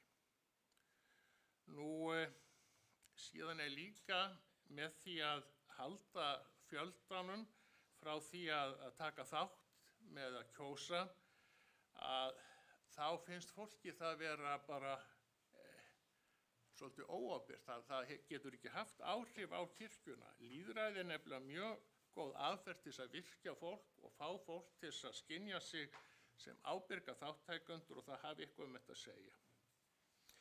Og eins líka er það að lýðræði eflir siðferði og fólk finnur það að það ber ábyrgð gagnvart þessu.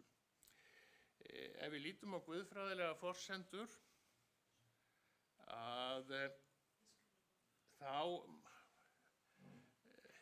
er það nokkuð ljóst að með kristni þá kemur inn sú hugmynd að það séu raun allir jafnir. Þetta birtist nú vel til dæmis í Galatabréfinu hjá Páli postula þegar hann segir að fyrir trúarsamfélagið og Jesú Krist þá séum við öll eitt. Það sé engin munur á frjálsum eða þræli. Þetta hafa sagnfræðingar eins og Tom Holland í bókinni Dominion bent á að breytti raun algjörlega hugsunargangi á Vesturlöndum því fram að þessu þá áldu menn að það veri gríðarlegu munur á því hvort þú værir tilheyrðir yfirstéttinni eða almúanum. Nú við játum líka trú á þetta í postulögu trúarjátningunni, heilög almenn kirkja, samfélag heilagra. Það eru auðvitað fólkið sem bara tilheyrir kirkjunni. Það er söfnuðurinn, það er kórinn, presturinn og við öll saman. Þetta er einnig í takt við kenningar siðbótarmannsins Martins Lúther hinn almenna prestdóm. Þetta er einnig í takt við það sem Porvó-samþyktina sem við erum aðilar að og samþyktum hér fyrir nokkrum áratugum. En þar segir í grein 32i: Við trúum því að allir sem tilheyra kirkjunni séu kallaðir til að taka þátt í hinu postulega hlutverki. Sérhver skírður maður hefur þess vegna þegið margvíslegar gjafir og þjónustu af heilugum anda. Hann er kallaður til að bjóða sjálfan sig að lifandi fórn og biðja fyrir kirkjun og frelsun heimsins. Þetta er hinn almenni prestdómur alls lýðs Guðs og köllun til hlutverks og þjónustu. Tilvitnun í fyrra Pétursbréfi. Förum á næstu glæru. Þetta eru kostir rýmkunar. Í fyrsta lagi þá ef við rýmkum kosningareglur og gefum fleiri kost á að kjósa, þá erum við að stíga skref í það að samræma þjóðkirkjulögin og kosningareglur kirkjunar. Og ég held að þetta sé ekki spurning hvort við að gera þetta, ég held okkur beri skylda til að gera þetta. En þá maður alltaf að fara að lögum. Ég held líka að breytingar sem verði gerðar, þær muni styrkja umboð okkar sem sitjum á þinginu og trúverðuleika. Ég held ennfremur að það muni skapa sterkara samband milli kirkju og þjóðar. Þetta muni bæta viðhorf til kirkjunar og síðan, en ekki síst, er að kynning á þjóðkirkjunni og málefnum hennar eykst. Við sáum til að mynda fyrir ári síðan, þegar var verið að kjósa til biskups, að þá allt í einu þegar maður kveikt á sjónvarpinu var kannski umræðu þáttur kirkjuna, 3 prestar að tala.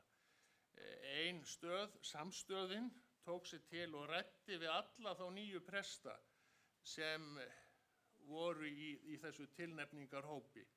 10 klukkustundir á þessari einu útvarpsstöð, hún er reyndar send út á netinu. Og þetta eru auðvitað gulls ígildi að fá tími í fjölmiðlum. Og þetta er það sem gerist ef við opnum kosningar og fáum fleira að borðinu. Þá erum við að opna þetta og segja fólki það að kirkjan er fólkið í landinu, kirkjan er fólkið. Kirkjan er ekki bara við prestarnir og svo nokkra aðrir sem fá að sitja við borðið með okkur. Og þetta er held ég að sé að ástæða þess við ættum að huga mjög alvarlega að gera þetta og auðvitað út líka frá, nú auðvitað eru gallar, það eru þessi orðspors áhætta að fáir muni kjósa. Það hafa verið að kjósa núna formann í Verslunarmannafélaginu sem er eitt stærsta hreyfing launþega á Íslandi og það var 25% þáttaka og manneska sem var hún Halla Gunnarsdóttir sem var kosin forma, henni fannst þetta bara alls ekki viðunandi. Hún hefði viljað sjá 50%. Við getum jafnvel séð miklu lægri tölu en 25. Þannig að það auðvitað orðspors áhætta, en ég segi líka, þetta eins og með messusókn á sunnudögum, að maður glaður að það kemur 10% af söfnuðunum, sko. Því að flestar kirkjur eru byggðar þannig að það rúma 10% af söfnuðunum. Það svona oft þumalputtareglan og sumar kirkjur Reykjavík sýnist mér rúmi alls ekki svo stóran hóp. En það bara eins og annað að sumir mæta og sumir kjósa og það auðvitað bara eitthvað sem það getur auðvitað orðið mjög neikvæð umræða og fjölmiðlun. Það hafa allir aðgang að fjölmiðli gegnum þessa samskiptaforrit og við vitum það frá reynslunni í gamla daga að þegar voru almenna presskosningar, þær eru reyndar enn möguleiki, en þegar þær voru aðalregla, þá gat oft færst hiti í umræðu og stuðningsmenn farin mikil, þannig að það ekki hægt að útiloka það. En við vorum auðvitað bara að bregðast við neikvæðu umtali og falsfréttu bara með samtali og upplýsingu. Og það líka rétt að taka það fram að það aukinn kostnaður samhliða stærri kjörskrá. Eftir sem kjörskráin stærri, en það eykst samt ekki réttu hlutfalli við fjölda því að það fyrst og fremst aðalkostnaðurinn við upphafið og að útbúa forritin og allt það. Nú, varðandi kirkjuþingskjör, hvað þýðir þetta fyrir okkur? Jú, ef við tökum þetta orðinu sem segir í þjóðkirkjulögunum, þá ætti allt þjóðkirkjufólk sem greiðir sóknargjald að hafa kosningarétt. Og ef þetta ættu kjördeildir og kjördæmi að vera hins sömu fyrir alla. Það mjög furðulegt þetta hvernig kjördæmi prestan orðin, að menn hafa slegið saman 3 prófasdæmum og búið til 1 kjördæmi og þetta var gert vegna þess að menn funduð út að það var 1 prestur kjörinn á þing bara með 5 atkvæði og þá eru menn núna búin að breyta þessu þannig að þú þarft að hafa 10 putta, 10 atkvæði, þá kemst inn. Þetta nú ekki mikil breyting. Prestar auðvitað fulltrúar síns héraðs, sinnar heimabyggðar. Ég hér sem fulltrúi Vestfirðinga og það segir í starfsreglum héraðsfundi að þar skuli mál kirkjuþings tekin fyrir og þar skulu fulltrúar á kirkjuþingi mæta og útskýra og segja hvað að gerast. Ég aldrei boðaður á héraðsfundi á Vesturlandi eða Suðurlandi. Þetta engum í hug. En það nú allangur akstur fyrir mig að fara þangað. Og síðan líka annað, að því að prestarnir flakka til, að þá eykur þetta enn frekar á ójafnræði. Að það prófasdæmi sem í raun með fæsta kirkjuþingsfulltrúa hér, miðað við mannfjöld, ekki Reykjavíkur prófasdæmi austur, heldur Vesturlandsprófasdæmi. Þegar þeir hafa engan prest hér inn á þinginu. Og sá möguleiki til að sker á suðvesturhorninu að allir prestarnir komið bara einu prófasdæmi.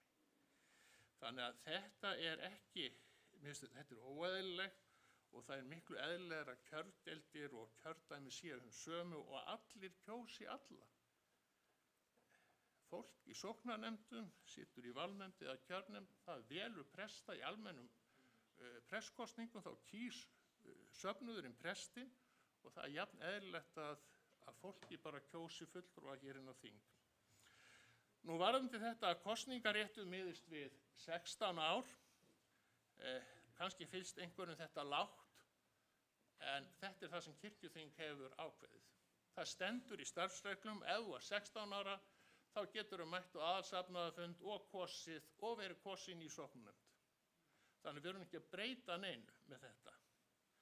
Nú kjörgengi miðist við 18 ár, þá verður einstaklingar lögráða. Það held ég að sé bara mjög eðlileg viðmiðun.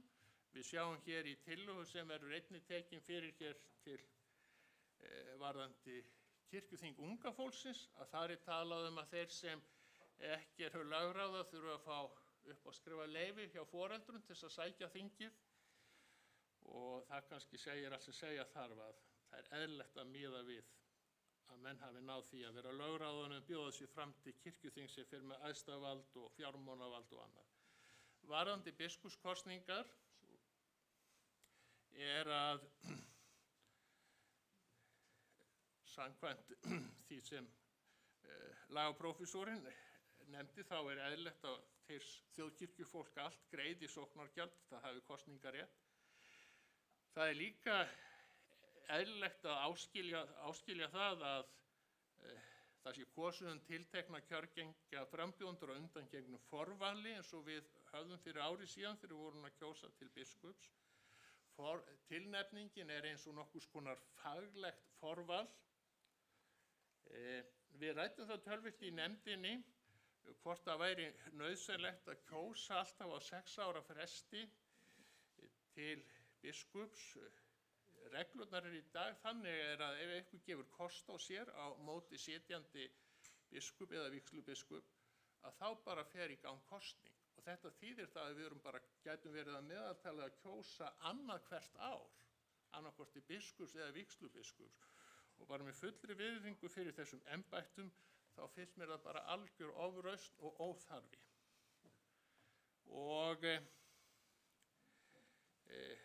svo er eitt sem ég vil líka benda á ef þið lesið skýrsluna þá sjáu þið það hjá systurkirkjum okkar er kosningaréttur til biskups ekki almennur. Í finnsku kirkjunni þá fyrir fram svona forval og það er meira sér svona matsnefnd sem tala við umbjóðend þá sem hafa gefið kost á sér og leggur mat á það og síðan er kosið og þá eru hinir vígðu prestar og djáknar sem kjósa og jafnmargir kjörmenn sem eru þá kosnir af söfnuðunum. Þannig að og það er ekkert ósvipað svo sem á hinum Norðurlöndunum. Við höfum dæmið í Þýskalandi frá þýsku kirkjunum eins og í Brandenburg, þar er það bara kirkjuþingið sem kýs biskup. Þannig að ég hef hvergi getað fundið það að kosningaréttur sé almennur og þess vegna er þessi gula yfirstrikun að þetta er svona dæmið það að þrátt fyrir það sem lagaprófessorinn sagði að þá vorum við ekki alveg inn á þessu að það ætti endilega að vera almenn kosning varðandi biskup. En þetta þarf bara að ræða og skoða.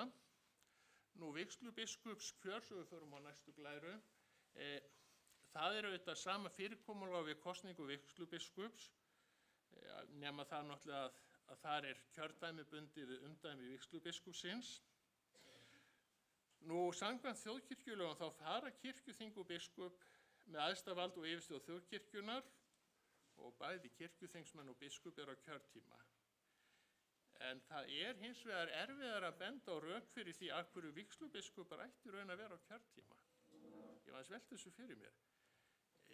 Ég sem prófastur er ekki á kjörtíma. Sóknarprestar er ekki á kjörtíma. Því að ef maður getur fært rök fyrir því að vígslubiskupar eigi að vera á kjörtíma, af hverju ættu þú ekki prófast að líka vera það?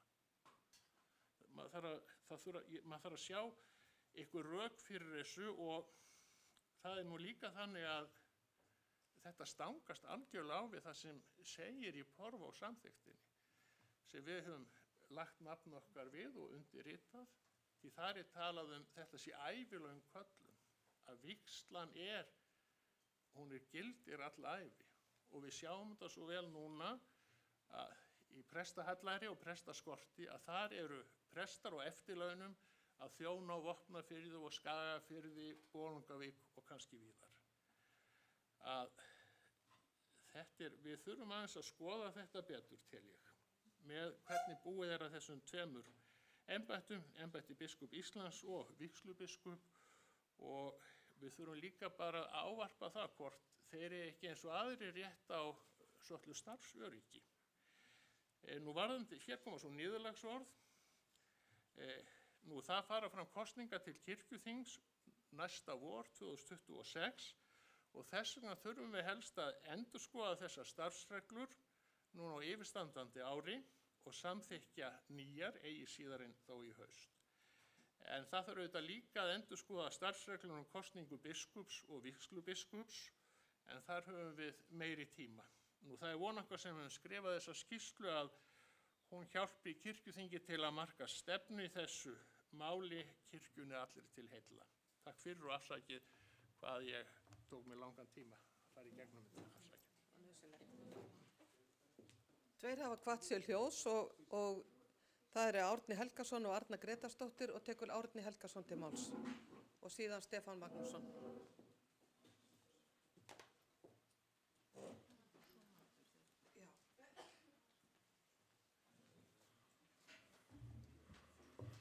Forseti, ég vil nú byrja á því að þakka þessari nefnd fyrir alveg gríðarlega vel unna skýrslu og mjög fróðlega og sérstaklega fyrir einhvern eins og mig sem ekkert inn í þessu verulega mikið hvernig hlutirnir eru á Norðurlöndunum og okkar systur kirkjum, þannig að þetta er gríðarlega fróðleg og góð lesning.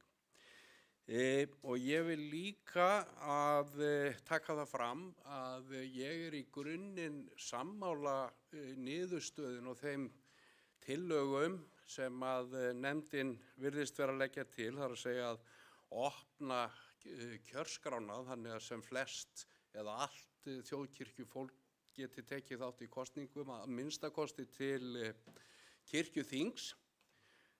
Mér heyrist nú kannski að það var ekki endilega þannig með biskupskosningar líka. Ég er reyndar þeirrar skoðunar að það væri gott fyrir kirkjuna að allt þjóðkirkjufólk tæki þátt í öllum kosningum innan kirkjunar. Ég sé ekki hvernig það gæti skaðað kirkjuna. Ég held þvert á móti að það myndi bæta ásýnd hennar og Magnús nefndi hérna biskupskosningar þar og maður var mjög varfið það að hafa gríðarlegur áhugi á biskupskosningunum síðast og maður fekk oft á spurningu af hverju má ég ekki kjósa? Og fólk hafði virkilega áhuga á þessu, það fylgdist með þessu, það horfði á sjónvarpsþætti og fylgdist með viðtölum og með því að leyfa þá öllu þjóðkirkjufólk að kjósa þá held ég áhugin verði meiri. Þannig að ég vil nú að það verði skoðað mjög vel hvort það væri ekki ástæða til þess að gera það. Eiginlega, ég ætla ekki að hafa langmál um þetta, ég sendi nefndinni mínar hugleiðingar á sínum tíma og sé að sumt að því er svona í takt við það sem ég var að tala um, þannig að ég ætla ekki að lengja þetta mikið annað en það sem ég ætlaði að segja er að ég pínulitlar áhyggjur af kjörgenginu. Ég er ekki viss um að það sé jafn gott að það geti hver sem boðið sig fram og án þess að hafa nokkuð stuðning úr sóknarnefndum eða frá einhverjum til þess bærum aðilum vegna þess að þá óttast maður dálítið að það gæti einhverju sem hefði ekki endilega hag þjóðkirkjuna fyrir brjósti myndu safna saman og búa til eitthvað lið og bjóða sig fram. Og þá erum við kannski komin í stöðu þar sem að við sem þjóðkirkjufólk erum dálítið búin að missa þetta út úr höndunum á okkur. Ég hef pínulitlar áhyggjur af því og ég vil að það verði skoðað mjög gaumgæfilega hvaða leiðir hægt er að fara í því að opna eins mikið eins og mögulegt er en að það sé einhverjir öryggisvendlar og þið vitið alveg hvað ég er að tala. Síðan vildi ég nú kannski aðeins vera ósammála Magnúsi veru hans og mína hérna á kirkjuþingi. Ég lít svo á að ég sé að þjóna öllu þjóðkirkjufólki, ekki bara þeim sem að kusum í Reykjavíkur prófastsdæmi eystra. Og mér finnst mjög mikilvægt að við hugsum öll þannig. Takk fyrir. Til máls tekur Arna Gretarsdóttir og eftir henni talar Stefán Magnússon.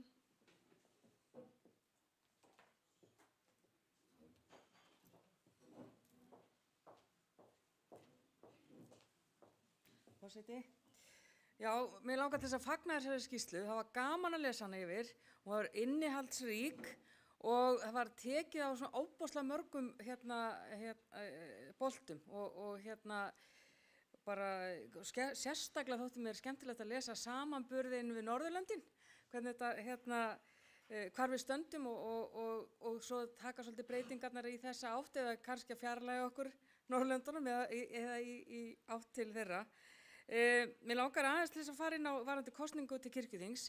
Það er náttúrulega alveg ljóst að ég er búin að vera í mörg ár á því að almenningur á að fá að kjósa. Það er bara þannig. Við þurfum að fara þangað og ég tek undir það að við þurfum að fara þangað núna fyrir næstu kosninga til kirkjuþings. Og þá ætla ég aðeins að leyfa mér að hugsa út fyrir kannski ramma sem að skýrslan kom með, af hverju að fylgja prófastemmunum? Af hverju ekki að skipta landinu upp í fjórðunga? Eru prófastemmin, eru þau skrifuð bara gjörsamlega í stein að þau séu ný og verði það alltaf? Erum við að fá skýrslu mögulega á morgun sem ég held reyndar við fengjum í dag frá biskupi varðandi eitthvað skipul á þjónustunar? Erum við að hugsa alla kirkjunu upp á nýtt? Eða erum við að fara að fækka prófastum? Erum við að fara að fjölga þeim? Hvernig er staðan? Og þess vegna veit ég ekki hvort að þetta sé endilega viðmið að fara að fylgja prófastamnum. Hins vegar er ég ekkert ósátt við það að við förum úr 12 vígðum fulltrúum yfir í 9. Ég held í raun og veru að það myndi kannski koma ykkur til að það eru 2 vígðir eða eitthvað. Þannig að þetta sé bara sanngjarnt og það sem að mér finnst skipta mjög miklu máli og það kemur vel fram að einhverju leyti í skýrslunni er að við reynum eins og við getum að minnka aðgreiningu á milli leikara og larðra eins og þetta þessi gamaldags skilgreining er alltaf að setja okkur í einhverja hópa og mögulega í einhverja samkeppni vegna þess að við erum að vinna öll að sama markinu og þegar við ætlum að fara þangað að vera ein kjördeild þar sem við erum að kjósa bara fólk okkur saman í einni kjördeild, þá þurfum við líka að taka allar starfsreglurnar í gegn og hætta þessari aðgreiningu sem að finnst nánast í hver einustu starfsreglum vígða og leikra. Við þurfum að taka allt saman í gegn, ekki bara varðandi kjördeildinar og hugsa okkur sem eina heild, fólk með mismunandi skoðanir.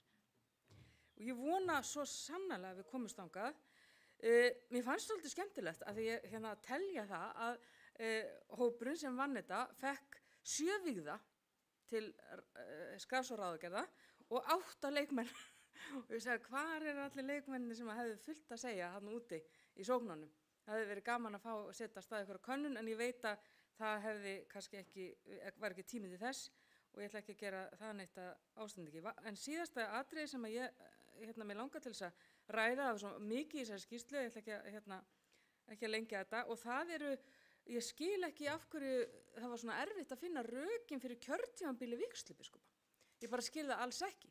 Vegna þess að í mínum huga er biskupsembættið eitt á Íslandi. Það er bara eitt biskupsdæmi á Íslandi. Það eru ekki 3 biskupsdæmi á Íslandi. Við getum mögulega að nota líkingu þó hún náu kannski ekki algjörlega eins og líkingar náu ekki algjörlega að fanga það, en við getum hugsað okkur prestakall sem er sóknarprest og presta. Og þannig er biskup Íslands með vígslubiskupa eins og sóknarprestur og prestar. Það er vinna á jafningjagrunni til stuðnist. Ég veit að líkingin er ekki alveg í gegn, en það er eitt biskupsdæmi á Íslandi, þess vegna eru algjörlega rök fyrir því að það séu kjörtímabil. En þetta er nú svona, sjálfsagt sjáum við þetta á mismunandi hátt. Ég vil gera athugasemd í lokin. Takk fyrir. Takk. Til máls tekur Stefán Magnússon, eftir hann tala Gísli Gunnarsson vígslubiskup og síðan er Auður Jónasdóttir Torberg. Og svo gerum við matarhlé. Eða Guðni Már, þá reynið að vera stutt orð.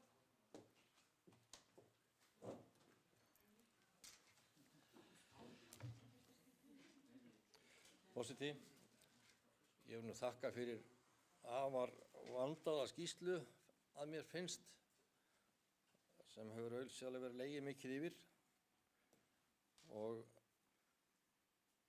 það er gaman þegar maður ánur kannski sök á því að þetta fór af stað að sjá að afraksturinn af litlu þingmáli var svona vönduð og góð vinna.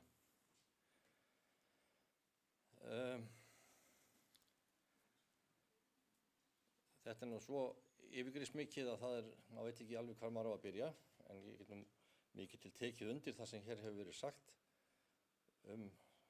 þetta mál. Sko, þó að þetta fjalli kjör til kirkjuþings og kjör á vígslubiskup, þá í mínum huga sko, leitar hugurinn líka heim í sóknina. Sko. Kannski vegna þess að ég hef nú sagt og getum svo sem bara endurtekið það að sko, í mínum huga er kirkjuþing ekki stórkostlega merkileg stofnun. Sko. Miðað við starfið sem framfer í söfnuðunum, þar er merkilega starfið. Það er það sem er aðalatriði. Og við vitum það svo sem öll að þegar er aðalsafnaðarfundur þá kemur sóknarnefndin, hluti varamanna og 2 til 4, kannski 6, 8 viðbót. Það eru vel viðrar. Þetta er nú allur áhuginn á, já við getum sagt, rekstri og stjórnsýslu safnaðanna. Sko. Og því verður mannin það á að velta fyrir sér hver verður áhugi á þessu apparati sem heitir kirkjuþing ef að áhugin á nær umhverfi einstaklingan er ekki meiri en raun ber vitni. Ég er búinn að vera lengur í þessum bransa en gott þykir á mati sumra og ég hef nú ekki ennþá hnotið þann mann sem að hefur komið og sagt af hverju í veröldinni fæ ég ekki að kjósa til kirkjuþings. Og það ég veit ekki hvort að maður á að draga einhverja ályktanir að því, sko.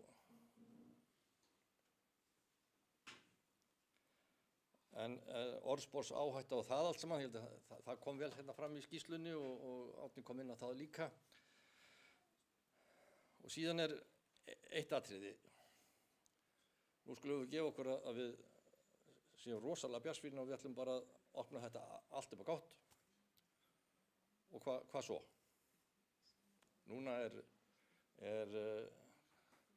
ár í kosningar. Við verðum aldrei búin að samþykkja einhverja tillögu fyrir næsta haust og þá er stutt í kosningar.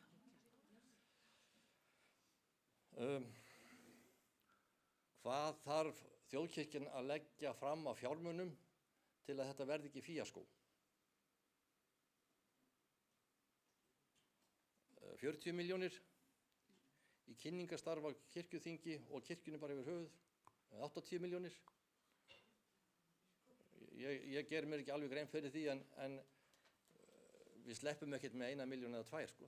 Við verðum algjörlega átt að segja á því, sko. Það þarf gríðarlegt átak til þess að kynna kirkjuþing og starfið sig hér fyrir fram ef við ætlum að fara að galopna þetta kosningu til þingsins, sko.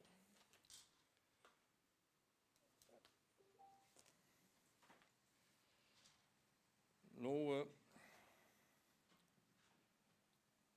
og svo þess utan, sko, hvað kostar framboð einstaklings til kirkjuþings? Hvað er eðlilegt og kannski nauðsynlegt að viðkomandi leggi í mikinn kostnað til að kynna sig, til að einhver bara yfir höfuð viti að hann er í frambóði og fyrir hvað hann stendur. Og af hverju skyldi maður bara yfir höfuð leggja en einustu krónu í það í sjálfu sér, sko. Því ekki er maður að fá eitthvað tilbaka í veraldlegum gæðum fyrir vikið allavega, svo mikið er víst. En þetta er eitt af því sem þarf að velta fyrir sig líka.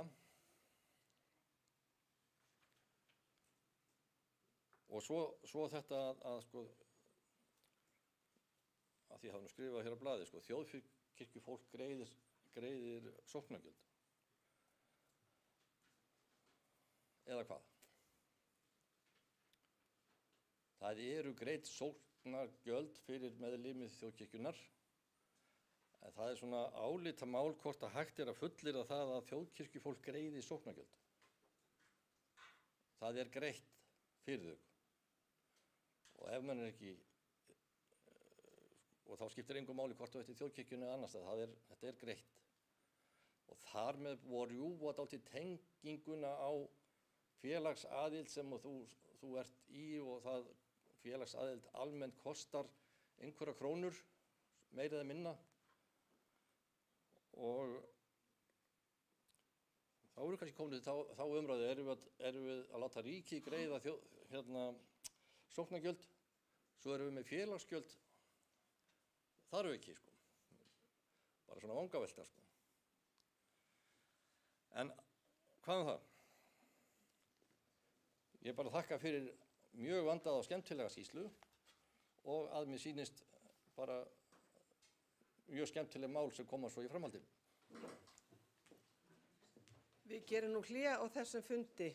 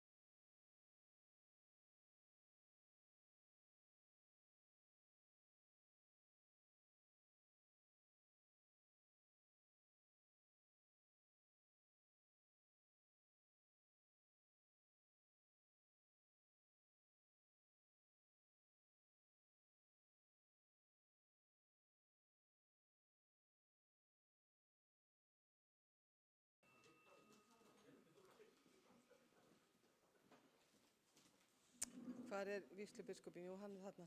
Já.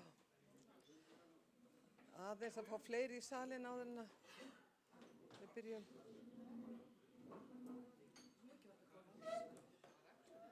Þetta var svo góður fiskur. Bara virkilega. Já, mjög gott. Hermann, tilbúinn? Já, það kerti frá fiskikókinu.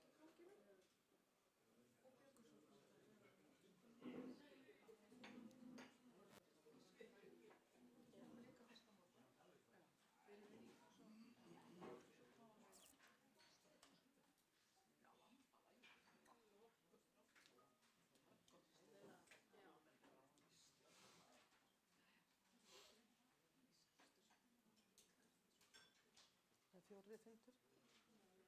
Ekki fjórði fundur?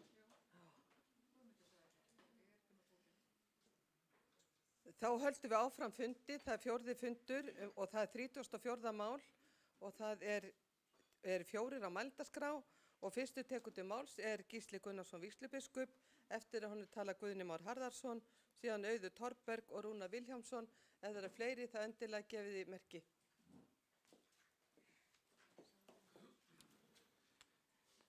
Já, forseti, ég stend nú hér upp til þess að þakka nefndinni fyrir mjög vel unna skýrslu og þetta gott plagg til þess að fara að endurskoða þessar reglur.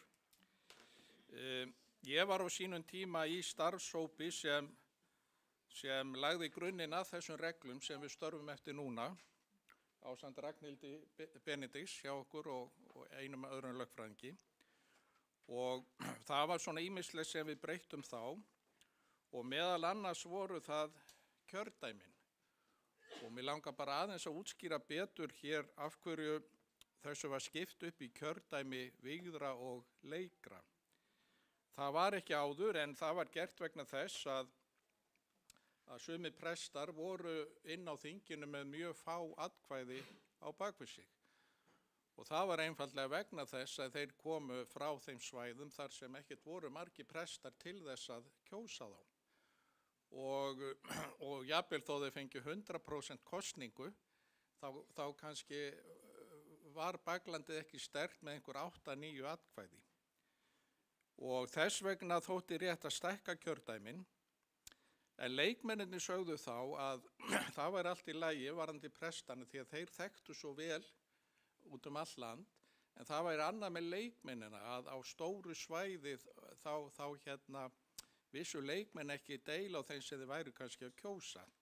Þannig að niðurstaðan var svo að halda kjördæmum leikra með prófastæmin, en búa til þessi 3 nýju, það sem Reykjavíkur, Skálholts og Hóla kjördæmi. Og til dæmis var ég fyrst hér inn á kirkjuþingi með einhver 8 eða 9 atkvæði á bak við mig, þó ég hefði fengið mjög góða kosningu. Og síðan eftir þessu að breytt, þá kom ég hérna inn með einhver 30 atkvæði. Og fólk getur svona hugsað, var ég betri kirkjuþingsmaður eftir það eða ekki, sko. Þannig að þetta allt svona, tölurnar segja ekki allt með þetta. En þetta sem sagt ástæðan fyrir því að þessi kjördæmi eru eins og þau í dag.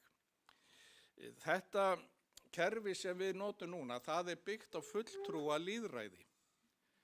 Og þá horfum við til þess að grunneining kirkjunar eru sóknirnar. Og ég tel að kerfið eins og í dag, það ná alveg niður til sóknarna, þar sem sóknarnefnda fólk kosið á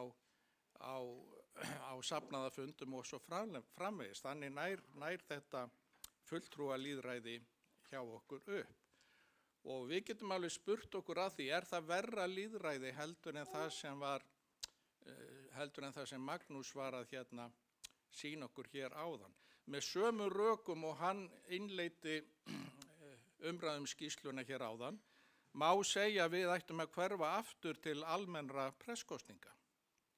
Því að öll þau rök sem hann nefndi fyrir almennum kosningum til kirkjuþings geta alveg átt við val á prestum. Þannig að við þurfum svona, þessi umræða þarf að vera dálítið svona vönduð og markviss og ég svona vil hafa varana og eins og sumir hér hafa talað líka að hvort að við séum komin á þann stað að það sé rétt að opna þetta algjörlega. Ég held við þurfum að fara stíga varlega til jarðar. Árni Helgason nefndi hérna jafnvel meðmæli frá sóknum til að það geti ekki einhver ákveðin öfl ákveðið að demba hér inn kirkjuþingsmönnum og eins og kom fram í máli Stefáns með kostnaðinn við þetta þó að auðvitað kosta lýðræði en við komin á þann stað að við förum að opna þetta strax á næsta ári. Ég er ekki komið þangað og ég bara legg það til að það veri farið varlega stigið eitt skref í einu í þessari vegferð. Að lokum varðandi biskupskosningar og það var nefnt hérna hvernig þetta víðast hvar á Norðurlöndum. Þar eru yfirleitt prestarnir með 50% af vægi, meðan hér hafa leikmennir miklu meira vægi í biskupskosningum. Þannig að við erum allavega miðað við Norðurlöndin erum við miklu lýðræðislegri ef við mælum lýðræðið þannig hvað margir mega kjósa heldur en á hinum Norðurlöndum og það hlýtur að vera líka einhver ástæði fyrir því. Og við skulum aðeins mjög gott að bera okkur saman við aðra. Við erum ekki eini í heiminum og horfa dálítið til þess hvernig aðrir gera þetta. Og ég veit svo sem eins og í Noregi þá náttúrulega kirkjuþingskosningar miklu opnari en eru hjá okkur. Þannig að það getur verið á báða vegum. En ég þakka góða vinnu og ég er viss að þessi skýrsla mun nýtast vel í áframhaldinu. Takk. Til máls tekur Guðni Már Harðarson og eftir honum talar Auður Torberg, síðan Rúnar Vilhjálmsson og Margrét Eggertsdóttir. Forseti, ég held við séum öll sammála það að við viljum svo gjarnan á kirkjuþingi séu bestu fulltrúarnir og sérfræðingarnir í því hvernig kirkjan heldur áfram með sínar kenningar, með sinn rekstur og annað slíkt. Síðan þurfum við bara að finna út hvernig veljum við þessa bestu fulltrúa úr okkar stóra hópi sem eru 180.000 manns.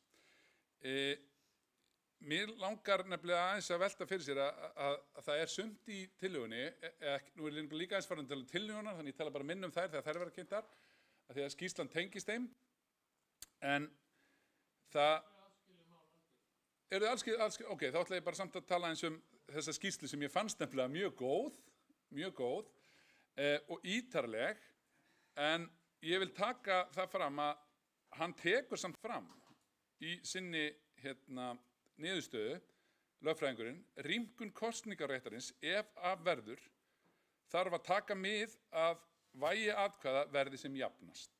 Besta leiðin til að tryggja það að landið allt verði eitt kjördæmi. Svo segir hann, það er aftur á móti umdeild leið og ekki í verkahring undirritast á þessu stigi að gera tillögur í þessu efni. Hann segir líka í niðurstöðu sinni að lokum er rétt að taka fram að aðferðafræði þessara greinagerðar er fyrst og fremst lögfræðileg. Það er bara verið að segja og ef við ætlum að vera kirkja sem algjörlega lögfræðilega fer alltaf eftir fyrstu greininni sem er vísað í að við séum lýðræðisleg, þá er alveg rétt sem að Gísli Gunnarsson er að benda á, þá ættum við aldrei að samþykkja neitt nema að allir fái alltaf að kjósa allt.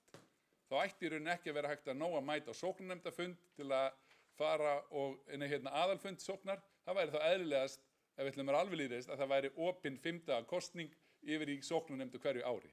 Eða að þegar það er kosin prestur, að þá komi allir alltaf að. Það væri svona í útópískri drauma lýðræðisveröld sniðugasta leiðin. Ég held nefnilega að þurfum einhvern veginn að virka, ég hef áhyggjur af því að ef við ætlum að fara þá leið að kjósa eftir, ef við ætlum að fara þá leið að hver sem geti boðið sér fram, að þá getur það skapað það að fólk sem tengist kirkjunni ekki neitt getur komist í mjög mikil áhrif ef það hefur gott aðgengi að stórum listum einhvers konar, hvort sem það er e-mail-listum eða stjórnmálaflokkum eða annað, og sem er algjörlega aftengt kirkjunni. Það er nefnilega í skýrslunni er svo vel talað Norðurlöndin sem fara þá leið að hafa opin val til kirkjuþings, en öll Norðurlöndin eru samt ekki með persónukjör sem er í líkingu við það sem tillögurnar sem þið eru með kannski segja. Það er að segja, það er alltaf listar, og leiður komin listar þá tryggjur eitthvað. Það sem ég bara reyna að segja er að tæknilega þá gæti einhver hópur trúleysingja bara sagt, nú skráum okkur öll í kirkjuna, ég er með góðan smalalista, það verður aldrei meir en svona 8% kjörsókn sem að verðist vera í Norðurlöndunum, 8–18% eitthvað svoleiðis. Samt eru kosningar þar samhliða, veit ég, í Noregi sveitarstjórnarkosningum. Það er ákveðin hætta að þú getur farið þá leið að smala og komist til mikilla áhrifa. Og við erum líka með þannig kerfi á kirkjuþingi að það er hægt að breyta samþykktum bara með 15 atkvæðum. Og já, það er sem ég segja, við erum ekki með eins og í mörgum félagasamtökum að ef þú ætlar að breyta stórum aðalatriðum að þá þarftu aukin meirihluta og jafnvel 2 aðalfundi eða 2 kirkjuþing. Við þyrftum einhvers konar stjórnarskrá bara til að tryggja þetta, en það sem ég er að reyna að segja er að ef við ætlum að fara í persónukjör en ekki lista eins og allir aðrir gera, ég held við að horfa eins til Norðurlandana hvernig þeir gera þetta. Ef við opnum þetta allt, þá er miklu eðlilegra að það sé einhverju listar sem eru búin að segja þetta erum við. Og við stöndum fyrir þetta, en ekki að þú getur bara tekið smalað alls konar fólki, og ég segi, ef alltaf fer á versta veg. Og ég vil líka taka þessi Stefán að ég hef ekki orðið mjög var við það að fólk sé leitt yfir ég hafi ekki kosið til kirkjuþings, sko. Það er ekki eitthvað svona stór krafa undirliggjandi í þjóðfélaginu að nú verði að tryggja meiri rétt fólks, af því að hann er bara býsna mikill. Þú býður þig fram í sóknarnefnd, það geta það allir, þú kemst í sóknarnefnd og þú getur farið inn á kirkjuþing eða fengið leyfi sóknarnefnd til þess. Það eru ákveðin varnagla sem tryggja að það sé alltaf kirkjufólk þarna. Ég er alveg til í að fækka prestum, en ég vil þá bara að við fáum fleiri sérfræðing, og annað sem að Norðurlöndin gera eiginlega öll, það er ákveðið hlutfall skrifstofufólks, safnaða, organista, það er tryggt að það sé kirkjufólk. Ég bara vil ekki samþykkja eitthvað þar sem við gætum fengið einhverja sem að ekkert gerðu nema að fara inn á þjóðskrá, smeltu þar og fóru leið sem er ekki endilega hjálpleg. En það er margt mjög gott þarna, en minn draumur væri að við gætum virkað einhvern veginn héraðsfundina þannig að það væri bara svona lýðræðisveisla. Það væri bara, nú erum við að fara að kjósa á þessum fundi til kirkjuþings, við skulum bara koma öll saman, við skulum eiga deglu hvað og svo sendum við 3 bestu fulltrúan okkar á kirkjuþingið. Það þætti mér lýðræðislega snjallt og dálítið spennandi. Af því eitt í viðbót, það er talað um að hvað maður hefur mörg atkvæði bak við sig. Við verðum að horfast í augu við það að síðast, ég man ekki hvort það var 4 eða 5 af 9 kjördæmum okkar, það fékkst ekki nóg af leikmunum. Og þá gæti verið þeirri stöð, það hefur ekki verið vandamál Reykjavík. Í mínu kjördæmi, þá væri kannski 39.000 á kjörskrá, og þeir sem að fara þar, ég skal bara fullera að það verði nógu margir leikmenn sem bjóða sig fram þar, þeir eru kannski að fara úr potti þessu 39.000, sendu þau, eða hafðu möguleika á því, meðan ef það fæst ekki einhver utan að landi, þá gæti það verið valnefnd sem að 2 meirihluti 2 þurfti að fá þá til að koma, skilji. Og þá hver er þá lýðræðishallinn í að það voru einhverjir 2 sem völdu þig, eða 39.000. Það er svona bara nokkrar pælingar, en almennt tala þá vil ég samt gjarnan auka lýðræði í kirkjunni og treysta fólki, en það þarf einhvern veginn að hugsa þessa varnagla sem á núverandi kerfi gerir að mörguleit ágætlega. Til máls tekur Auður Jónasdóttir Torberg og eftir henni tala Rúnar Vilhjálmsson. Margrét Eggertsdóttir hefur tekið sig af mælendaskrá. Forseti. Ég þakka bara góð viðbrögð við skýrslunni. Það var mjög skemmtilegt að vinna hana og þroskandi fyrir mig persónulega og bara mjög góðar umræður. Ég ætla einmitt að reyna að tala skýrsluna af því að ég er með málið eftir. Það verður erfitt en ég ætla að reyna það. Þetta er náttúrulega rosalega löng skýrsla og ef að það er einhver kafli sem að þið lesið í 7. kafla í viðaukanum hans Davíðs Þórs á blaðsíðu 40. Hann heitir eitthvað svona fræðileg umræða lýðræði, það er ekki mjög sexy titill, en það er rosalega góð umræða þar hvers vegna erum við að kjósa, hvers vegna erum við með lýðræði, hvað erum við að græða á því. Og ég er nýbúin að vera ferðast í Afríku og svo kem ég heim og var svona smá menningarsjokki bara og þessi kafli, hann tala svo rosalega vel inn á það að það tekur tíma, það tekur marga kynslóðir að þroska lýðræðislegan siðferðis þroska og að taka þátt í samfélaginu og finna að maður beri ábyrgð á samfélaginu. Og það er það sem að mig langar svo rosalega mikið að sjá meira í kirkjunni. Þetta sé ekki elita, þetta sé ekki bara prestakirkja eða prestaþing eða þið veitir kirkjuþingið, heldur að við séum að bæta almannahag og efla siðferðisþroska okkar fólks, okkar þjóðkirkjufólks.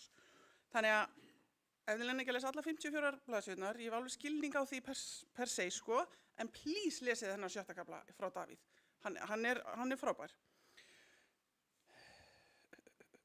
Já, hver er ábyrgðin okkar? Og ég ætla kannski aðeins bara að hjálpa Magnúsi svo hann væri ekki einn að svara öllum sem hefðu komið hérna upp að kjörgengið, það er náttúrulega mikilvægt og hversu strangt á það að vera, var það of strangt, var það ekki nógu strangt eins og þú varst að segja áðan Guðni.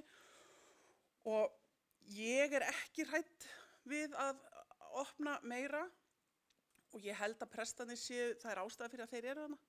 Það er ástæða fyrir að þeir eru, já, þeir hafa þennan sess sem þeir hafa og meðal annars til að við missum þetta ekki í eitthvað rugl.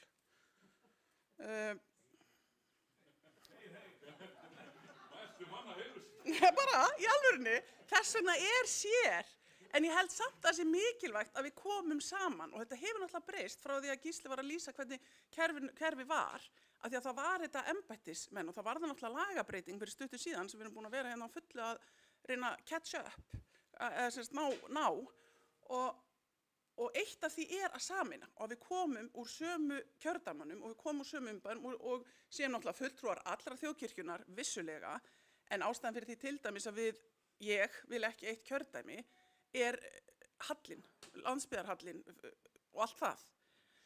En ég vil samt að við séum lið, ekki að þetta séu 2 andstæðar fylkingar, af því að við erum bara að öll að reyna að gera besta fyrir kirkjun okkar og svo eru mismunandi skoðanir á því og það er bara frábært sko.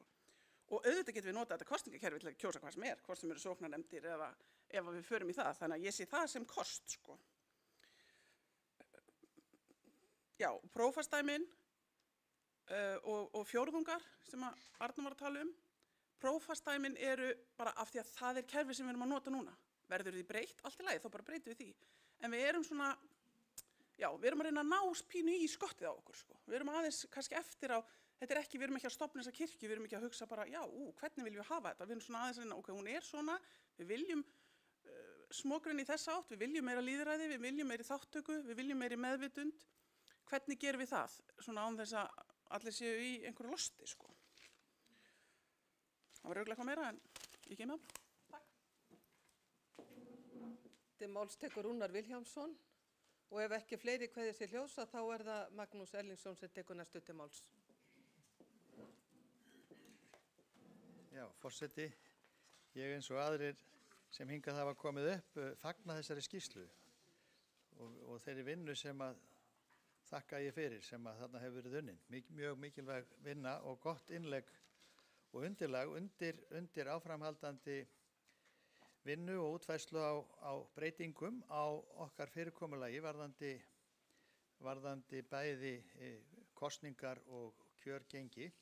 Málið er risastórt og það hefði verið mjög æskilegt að hafa meira svigrúm til umræðunar og það vinnst því miður ekki og gefst ekki kostur á því innan þessa ramma þingsins. Og ég kannski kem að því aðeins hér á eftir að við þurfum að verja sömrinu held ég til þess að finna þeirri umræðu farveg út í héruðunum og sóknunum og fá þaðan líka viðbrögð og input. Þetta er ekki eitthvað sem við ákveðum að ofan fyrir kirkjun okkar. Og þess vegna hef ég líka svolítið áhyggjur af tímaramanum ef að meiningin að þetta taki gildi við næsta kjör til kirkjuþings, þessar róttæku hugmyndir sem það vissulega eru, að þá þarf að vinna þeim ekki bara fylgis heldur að útfæra það með þeim hætti að við lendum ekki að fá eða verða fyrir einhverjum óþægilegum afleiðingum eða óvæntum af framkvæmdinni. Við erum öll sammála að auka lýðræði í kirkjunni, held ég, frá því sem nú og þá ég að tala þjóðkirkjuna með stóra þáttinu núna. En við skulum líka hafa í huga að lýðræði ekki eitthvað eitt skipulag. Ef við horfum til þjóðþinga lýðræðisríkjana og innan hvers lýðræðisríkis sig horfum til lýðræðisfyrirkomulags í félagsheildum, í alls konar félagsheildum innan þessara lýðræðisríkja, þá erum við með alls konar skipulag sem allt hefur yfirskriftina lýðræðislegt skipulag. Þannig lýðræði aldrei eitt skipulag. Og það sem við þurfum að finna það skipulag á okkar lýðræði í kirkjunni sem að farsælast fyrir okkur, kristni og kirkju í landinu. Og það verkefnið. Og það mjög stórt. Þetta eru 2 stór mál þarna sem að snúa, eins og ég horfa á þetta, annars vegar að spurningunni kjörgengi, risastórt mál, og hins vegar að spurningunni rétt til að kjósa, sem ekki síður stórt mál. Hér hafa komið upp hugmyndir það í umræðunni að það verði til listi sem það þarf að útbúa með ákveðnum hætti og ákveðnum aðdraganda kjörgenga. En það ekki það sem hér verið að stinga upp á. Vandinn varðandi, eins og Stefán reyndar í að hér á undan, vandinn varðandi þetta að vera skráður félagi að við erum nú ennþá og höfum verið dálítinn tíma í ágreiningi við ríkisvaldið það hvað þessi félagsgjöld sem við köllum og höldum okkur fast við að séu félagsgjöld þýða.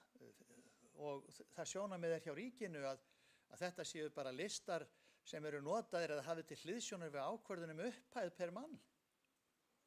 Þetta séu ekki félagalistar og ekki félagsgjöld sem þarna séum að ræða. Svo ef við ætlum að tengja einhverja þætti í þessari stóra máli við félagsaðild, þá þurfum við að vanda okkur virkilega vel. Hvað eigum við raunverulega við þarna? Það má segja skýrsluna að hún leggi mun meiri áherslu á kosti auðvitað þess fyrirkomulag sem þarna lagt til heldur en mögulega galla.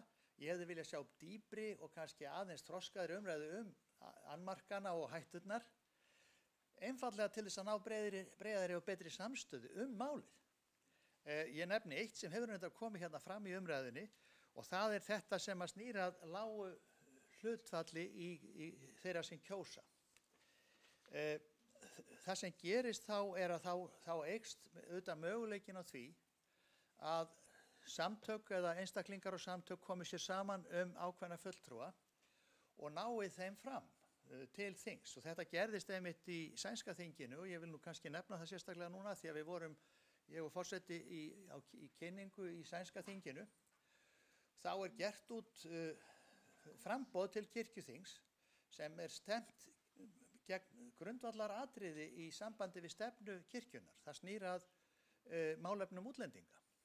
Og það var ákveðin stjórnmálaflokkur sem var þar á bakvið það framboð og því dugði að skipuleggja sig því framboði til þess að ná inn fulltrúa á þing og þetta hefur valdið miklum ágreiningi og leiðindum inn á þinginu og út frá því spannst þessi umræðu það hvort það ætti ekki að fara betur yfir þessi mál varðandi kjörgengið og engin niðurstaða svo sem út úr því á þeim tíma en þetta varð mér til umhugsunar.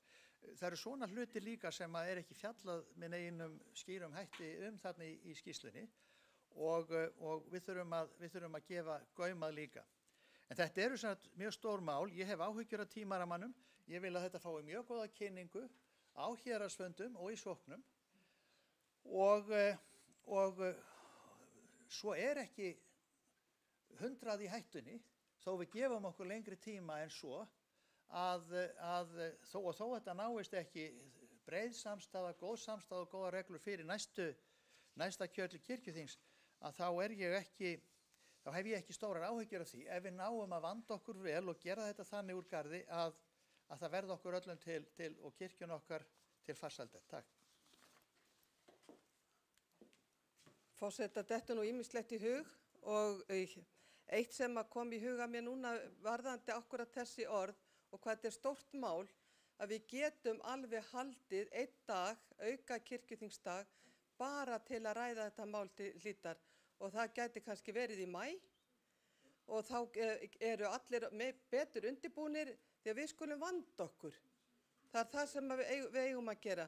Þannig ég legg þetta svona aðeins í púkkið. En til máls tekur Einar Örn Björgvinsson og eftir honum talar Stefán Magnússon og svo Sigurður Grétar Sigurðsson.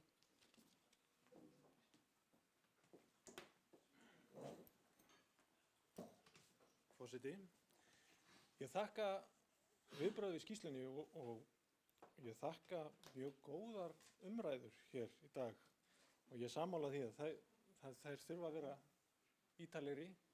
Þetta er risastórt mál sem að fyrir liggur og það er ekkert einfalt mál að opna kosningarétt. Ég er sammála Rúnari í því að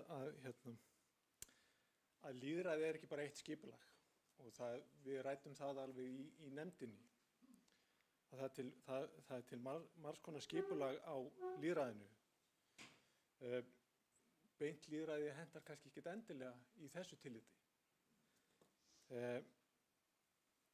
Og ég vil þá sérstaklega benda á 7. grein þjóðkirkjulaga sem segir að sóknin sé fjárhagsleg og félagsleg grunneining þjóðkirkjunnar.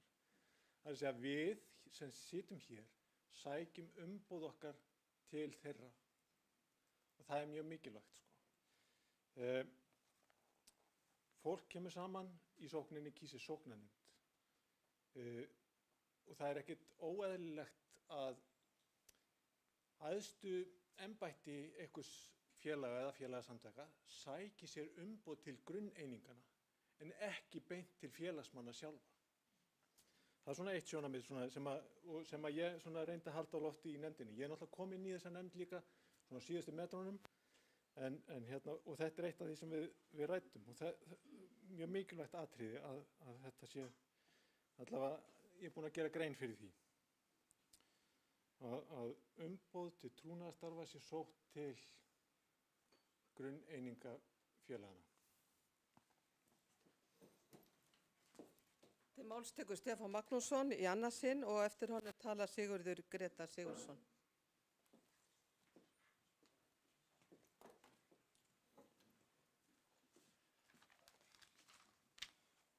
Forseti, þetta er klárlega mál sem þarf að ræða vel og lengi og mikið. Þess vegna kem ég aftur.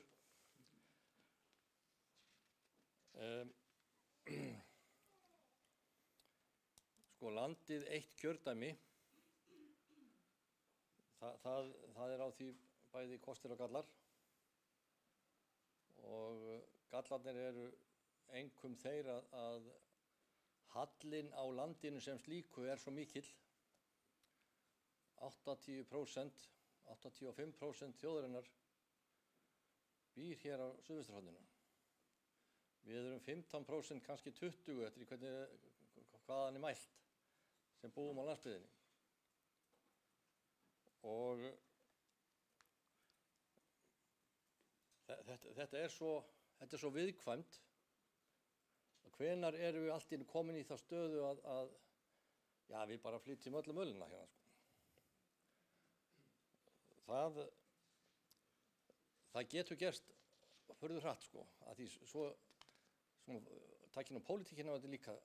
Við höfum ekki haft fyrir því hér á Íslandi að hafa byggðastefnu, aldrei, sem er ákaflega merkilegt, en svoleiðis er það. Listakosning sem við það er á Norðurlöndunum allavega sem staðar, hún segir í raun að það er einhver óskilgreindur eða þröngur hópur, eða stór, sem velur á listan. svo eru 2 listar í framboði, þá eiginlega kosningin sjálf oddamannin. Hvort kemur nú, það eins og í sveitarstjórnarkosningum víða land, sko, það eru 2 listar, þeir sprett upp úr engu, ekkert að bak við á annað en nokkur nöfn. Það er engin sko pólitík í þeim skilningi og þá þetta oft þannig að sko hvort lendir 3. maðurinn í 5 manna stjórn hérna megin eða hérna megin. Og já, ég segi fyrir mína parta að það er engu skárra lýðræði heldur en það sem við höfum núna, sko. Þannig að listakosningin hefur þennan annmarka að það er raðað á listan af einhverjum og hann er bara tilbúinn og svo er þetta spurning 1 mann til eða frá, svona pluss mínus í flestum tilfellum. Og auðvitað er þetta annars vegar spurning það að hverjir mega og undir hvaða kringumstöðum bjóða sig fram og hins vegar hverjir mega kjósa. Þetta eru sitthvor hluturinn og þarf að ræðast vel. Eitt af því sem að væri gaman að greina líka, það er það af hverju er kosningaþátttaka í núverandi kerfi svona óbóðslega léleg í leikmannahópnum. Það telst bara til tíðinda af næst 50%.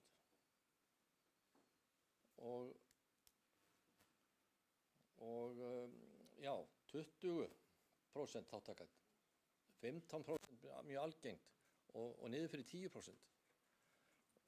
Þarna er fólki sem að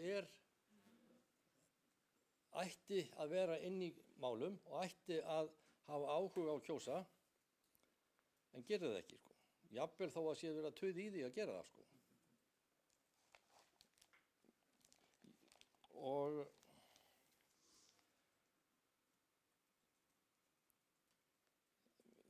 mér finnst það bara mjög áhugavert að grafist sé fyrir það af hverju kýs ekki fólk. Og ég held að ef maður getur gefið sér eitthvað svar svona fyrirfram, þá það að fólk bara hefur ekki áhuga á því. Það er að sinna sinni kirkju, sínu söfnuði og eitthvað sem gerist einhvers annars, það bara, ég nenni því ekki, sko. Og þá voru aftur komin að þessu með kynninguna á kirkjustjórninni, kirkjuþinginu.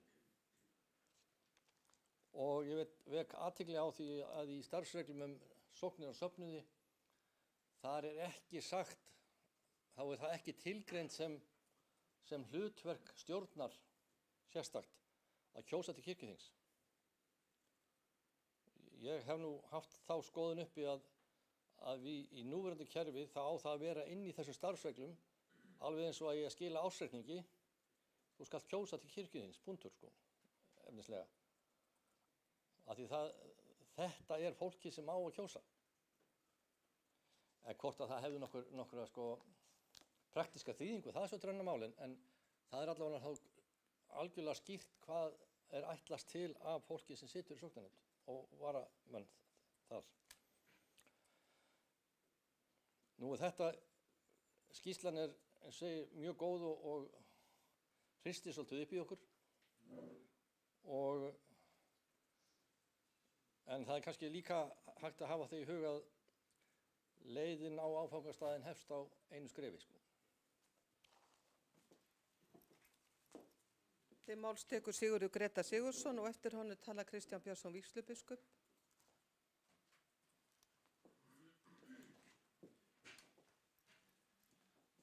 Já, forseti, ég ætla að þakka fyrir mjög vel unna skýrslu og ítarlega og flott verk. Við þykjum þó eins og fram hefur svo sem komið afar óraunhæft markmið að breyting mun eiga sér stað áður en næstu kosningar verða vegna þess að skulum átta okkur á því að héraðsfundir eru núna bara á næstu vikum og það leyti sem héraðsfundir á ári þá eru kosningarnar sjálfsagt líklega í gangi. Þannig ég held að það sé mjög óraunhæft þó að ég held að umræðan sé mjög mikilvæg og það þarf nefnilega að máta þessu umræðu við svo margt.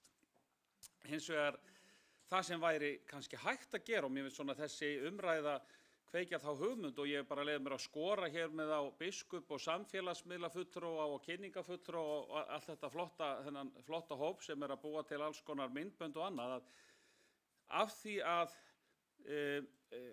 almennir þjóðkirkjumenn geta kosið aðalsafnaðarfundi og geta kosið sóknarnefnd, að byrja á því að reyna að agitera fyrir því heima í héraði. Það mætti búa til bara til dæmis eitt almennt myndband, stutta kynningu, þannig sem að Reykján áróður fyrir því að þú mætir á þín aðalsafnaðarfund og hafir áhrif á þína sóknarnefnd og svo framvegis, sem hættir að senda út á alla sóknarnefndir og svo geta með sett þetta inn á sína auglýsingamiðla og sína samfélagsmiðla heima í héraði og með síðan lokal tilkynningum eftir því sem við á. Við þekkjum þá öll eins og fram hefur komið að aðalsafnaðarfundir almennt eru fámennir. Ég hef nú sagt stundum við mitt sóknarnefndarfólk að það sem gott við fámennan aðalsafnaðarfund það þýðir að það engin skandall í gangi. Því við sjáum það líka þar sem það eru skandalar eða þar sem kom upp einhver erfið mál, þá fyllast aðalsafnaðarfundirnir. Og það ekkert endilega alltaf gott. En ég held að við gætum kannski, það væri ákveðið lag, jafnvel bara fyrir aðalsafnaðarfundina núna í vor, að reyna að reka áróður fyrir aukinni þáttöku í þeim með þeim miðlum sem við höfum og þeim verkfærum sem verið að nota í kirkjunu og það er komið fagfólk á þessu sviði sem getur smíðað eitthvað, þannig að þá getum við líka mátað okkur aðeins við það að reyna að ýta undir meiri þáttöku. Til máls tekur Kristján Björnsson vígslubiskup og eftir honum talar Steindór Haraldsson. Forseti, ég þakka bara virkilega góða skýrslu og það var gott að þetta er svona eina af þessum örfáu nefndum sem maður fær að koma fyrir og kallaði fyrir og ég heyri bara og sé á skýrslunni að það hefur verið sko það sem að gera hann svona góða, held ég að hvernig vinnubröðin voru og hvað það var að tala við marga sem að gætu hugsanlega haft vit á svona málum og mjög ítalegt. Það eru hérna nokkur atriði. Ég myndi bara hvetja til þess að kirkjuþing vegna þessara góðu vinnu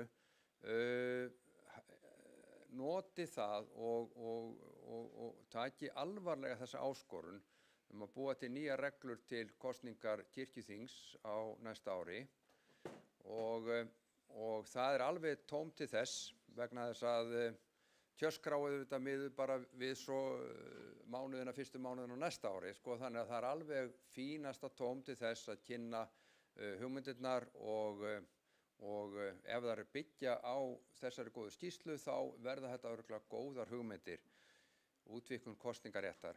Það eru örfá atriðarnar sem að ég myndir bara vilja svona, sem ekki komið beint fram og hafi ekki komið fram í umræðunni hérna og það er til dæmis það að við ýmislegt kjör eins og til þess biskupskjör að þá er það algengasta svona, það er svona línan í þeim löndum þar sem maður þekkir eitthvað til að þar er ekki sami aðili að koma nema einu sinni að valinu, eins og við erum með prestarnir tilnefna og svo eru þeir aftur að kjósa og eru bara stór hluti af þeim, eða svona þokkalega stór hluti eða allavega áhrifamikill hluti af kosningabæru fólki til biskupskjörs.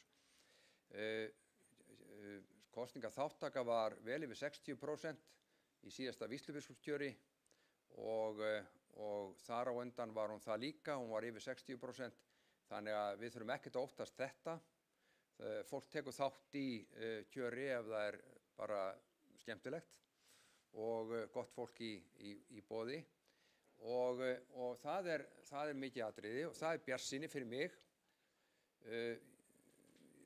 Ég myndi vilja að líka varpa fram annari hugmynd sem er ekkit óþekkt og ég veit að nefndin skoðaði og ég var ekki alveg búinn að finna hvort það var nefnt í skýrslunni en varpa því þá fram að sko þó að Svíarnir hafi lent í því eftir sjálfstæði kirkjunar, sænsku kirkjunar að það eru settur upp sko listar til kosninga, bæði sóknarnefndir og til kirkjuþings og í fleiri stöður og fleiri áhrifahópa innan kirkjunar að þá var það þannig að eftir að lögin þjóðkirkjunni í Svíþjóð urðu svona einföld að þá finnst sko stjórnmálamönnum alveg nauðsynlegt og stjórnmálaflokkum að þeir hafi þau ítök að þeir stilla upp stjórnmálalegum listum til kosninga á þingið, kirkjuþingið.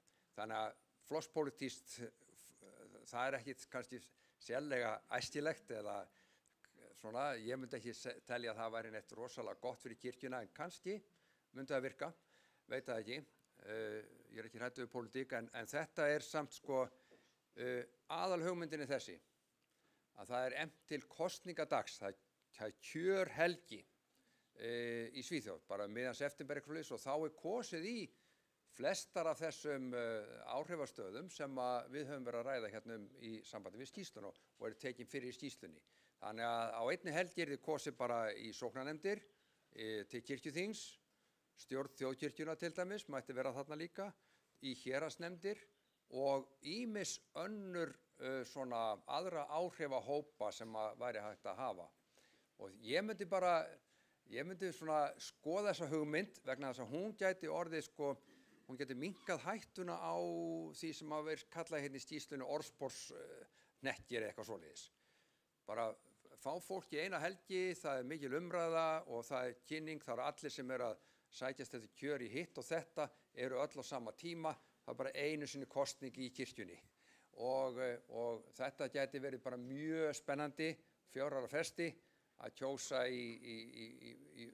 til margra þinga og nefnda og stjórna. Ég bara svona veka athygli á því og varpa því fram þó að því að það kom ekki fram í skýrslunni. Annars bara þakka ég kærlega fyrir Sókrates og Plató og alla sem komu að og að leita ráða til í þessu nefndastarfi. Takk fyrir mig. Til máls tekur Steindór R. Haraldsson.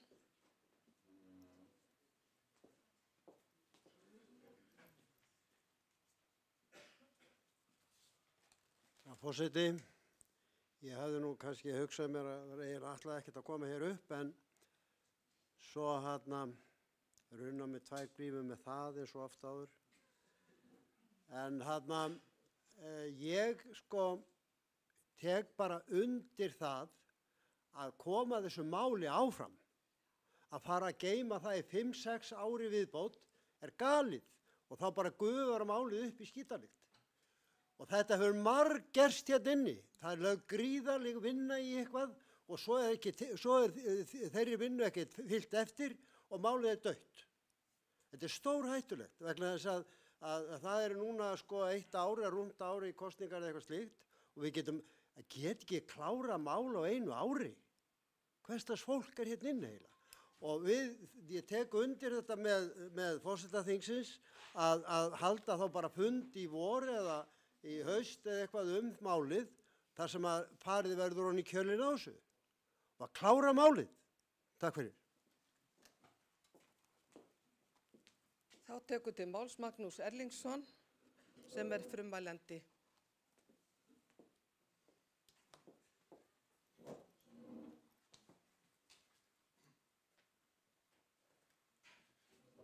Forseti, í þjóðkirkjulögunum er einmitt tekið fram að söfnuðurinn sóknir sé grunneining kirkjunar, sóknir mynda prestaköll og prestaköll prófastdæmi. Þetta er okkar skipulag, þetta er okkar félagslegu heildir og ekki óeðlilegt að miða kjördæmi við það. Það er vísu tölverður halli. Ég kem hér úr langfámennasta prófastdæminu og næst fámennasta prófastdæmi er við hliðinu á okkur, það er Skagafjarðar og Húnavatns og þetta hefur verið því miður þannig með Vestfirði og Norðurland vestra okkur hefur fækkað á undanförnum áratugum en það þarf auðvitað líka að skoða það hvort ekki þurfi jafnvel að sameina í kjördæmi þessi fámennu prófastdæmi til þess að auka og jafnvægi atkvæða. Við ræddum svolítið þetta með lista og landið eitt kjördæmi og voru nú ekki hrifin af því. Í Svíþjóð hafa menn í langan tíma haft svona listakostningar og það hefur haft þau áhrif að prestar þar eru á kirkjuþingi eru á bilinu 5-10%, rokkar bara til. Og í Noregi þá kemur nú bara 1 prestur á hverju biskupsdæmi og og það er yfirleitt presturinn sem situr í héraðsnefndinni. Nú, varðandi þetta af hverju það er svona lítil þáttak í þessum kosningum hjá okkur og fer 1/3 að kjósa, sé ég að leikmönnum, þá segi ég líka á móti, sko, er eitthvað sem ýtir undir það að fólk kjósi? Er eitthvað umræða? Ég veit að fólk í sóknarnefnd hjá mér, það hélt sig vera að kjósa núna varamenn en ekki aðalmenn á kirkjuþing. Það var bara svo lítil umræða. Við getum ekki alltaf þess að fólk kjósi ef það er engin umræða. Við þurfum að efla umræðu, ekki bara í okkar hópi heldur innan kirkjunar, og þá veit ég að fólk mun kjósa og hafa áhrif og vilja hafa áhrif. Og ég hef einmitt hitt menn, og það fleiri en einn, ég segi menn í fleirtölu, sem höfðu áhuga á því að komast inn á kirkjuþing og bjóða sig fram. En gátu það ekki, af því þeir höfðu ekki áhuga á því að fara í sóknarnefnd, því þeir vissu hvað það er mikil vinna. Þú ert að afla peninga, þú ert að vinna og ditta að, og það voru aðilar sem höfðu einmitt áhuga á því að koma að stefnumótum og höfðu fulla burði til þess, en þeir gátu ekki bóðið sig fram. Og maður var bara að segja, þú er bara að tala við sóknarnefndina og fá leyfið þar. Þannig að það kunna vera skýringar á þessu. Nú varðandi þetta presskostningar og kostningar til kirkjuþings, það er töluverður munur þarna á. Þegar er verið að kjósa prest, þá er verið að ráða einstakling til starfa og það er bara kosið einu sinni. Hér er hins vegar verið að kjósa menn til setu á þingi sem fer með mikil völd og við kjósum á 4 ára fresti. Mér finnst þetta ekki alveg sambærilegt og við erum alls ekki að færa rök fyrir því að fari verið út í allsherjarkosningar og öllum sviðum. Við erum einmitt að benda á að það kosti að kjósa og það veri spurningarinn að draga frekar úr sumum kosningum. Ég vil taka undir hérna tillögu hans Rúnars með það að við þurfum að kynna þetta á héraðsfundum og við sem sitjum í nefndinu erum bara tilbúin að mæta á héraðsfundi sem vera haldnir í vor og ég vil beina því til allsherjarnefndar sem ég tel að fá þessa skýrslu að hún ætti að álykta það að þetta mál verði bara kynnt á héraðsfundu núna í vor. Og það er þess vegna ætti að fá bara hvert sem er af okkur sem hér situr inni til að kynna málið og skýrsluna og þar með fer af stað umræða og þá komum við vel næstu til þingsins í haust til að afgreiða málið. En svo þakka ég enn og aftur fyrir bara mjög góðar umræður og allt hrósið. Takk. Kæra þakkir, Magnús, fyrir þetta og miklu og góðu vinnu. Forseti leggur til að við frestum þessu máli, vísið ekki til nefndar, tökum góðan dag í að ræða þetta, til dæmis í maí og þá 10. eða 17. maí á laugardegi. Og bara ég vil aðeins fá að heyra í ykkur hvernig þetta leggst í ykkur að gera þetta svona og það er hægt þess vegna að senda skýrsluna í allar héraðsnefndir. Núna, strax bara. Það er engin vandi. Það er tækninni fyrir hendi og ég vil taka undir það að það er ekki gott að taka ekki einhver skref í lýðræðissátt núna fyrir næsta kirkjuþingskosningar sem að verða eftir ár í maí. En hreyfir ykkur andmælum við þessu? Elín Borg. Má spyrja, hefur kirkjuþing í fjárhagslega heimild til að halda auka kirkju? Já. Ef við spörum hérna hálfan sunnudaginn og hálfan mánudaginn með því að tala bara styttra og vera hnýttmiðaðri, þá erum við búin að græða og kirkjuþing hefur aldrei farið yfir fjárhagsáætlun, aldrei. Og miðað við það að búið að lækka launin okkar sem erum í stjórnum og forseta, að þá vegur það líka upp á móti, svo til að halda því til haga. Við höfum alveg efna á því að halda lýðræðinu til haga. Nei, ég held að við verðum í svona miklu máli, þá þurfum við að koma saman og forseti er kannski aðeins að huga því að við verðum kannski bara í Hafnarfjarðarkirkju með þann fund. Það fara hann út úr bænum, út á land.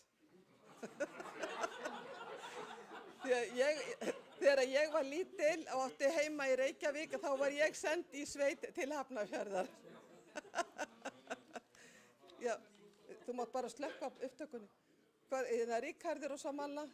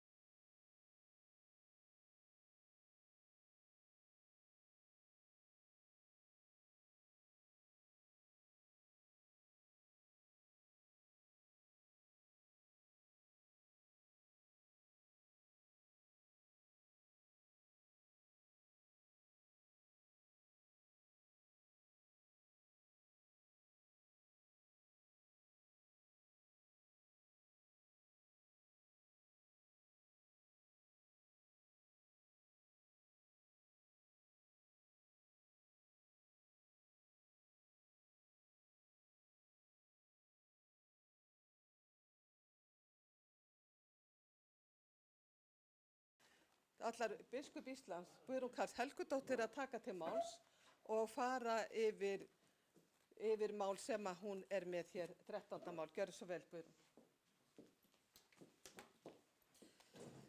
Forseti, ég er hér með áfangaskýrslu og þetta er í raun og veru mál sem að, ekki mál, heldur verkefni sem að biskupafundur var búinn að ákveða að fara í áður en að kirkjuþingið í haust var haldið og það var eiginlega tveimur málum vísað til biskup sem að fóru þá inn í þetta mál og það var 13. mál og 33. mál.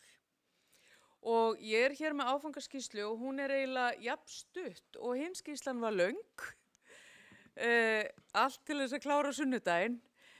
Nei, en þetta er náttúrulega bara áfangaskýrsla og þetta er, já, eiginlega minnisblað / áfangaskýrsla. En Halldór Halldórsson var fenginn til þess af biskupafundi að fara í það með okkur að endurskoða þjónustuna allt land og vinna að tillögum að breytingum á þessu skipulagi.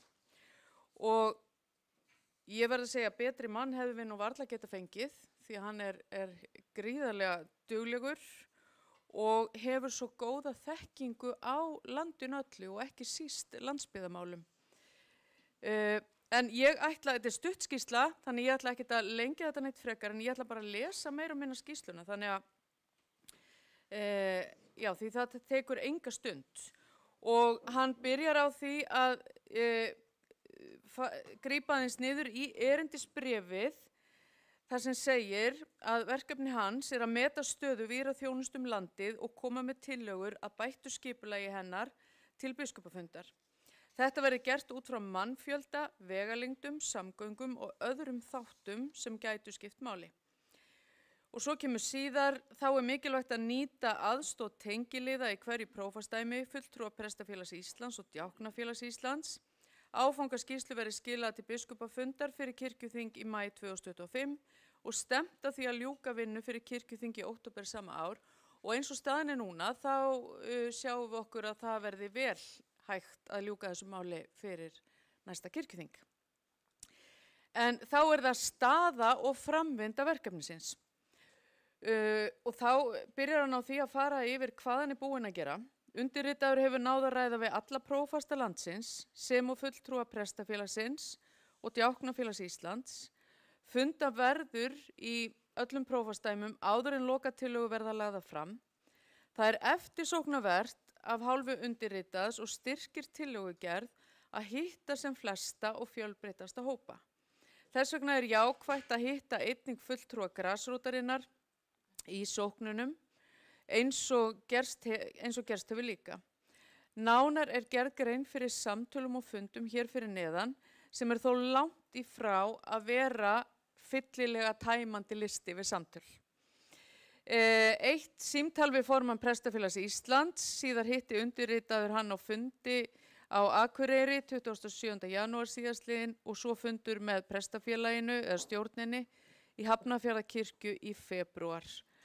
2. Búið að ræða við formann Djáknafélagsins og halda fund með þeim. 3. Búið að ræða við prófast Suðurprófastsdæmis og halda fund með prófasti og prestum á Hellu. Í febrúar, ég ekkert að lesa upp alla dagsetningarnar, þið sjáið þær. Samtal við prófast Vesturlandsprófastsdæmis í tengslu við fund á Varmalandi í Borgarfirði með undirrituðum og vígslubiskup Skálholtsumdæmis í janúar síðastliðnum.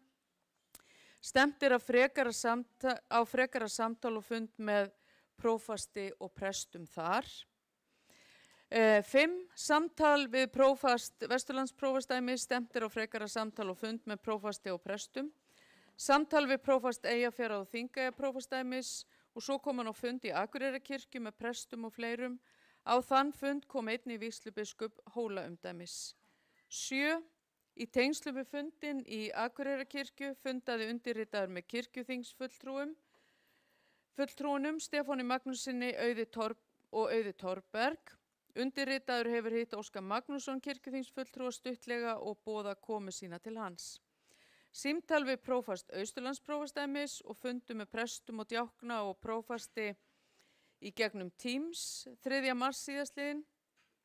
Því flug nánast fjall niður þann dag eða seinkaði verulega. Er eitthvað vandamál? Eða? Nei. Þetta númer 3 held ég. Þetta þarna alveg efst. Já, þannig.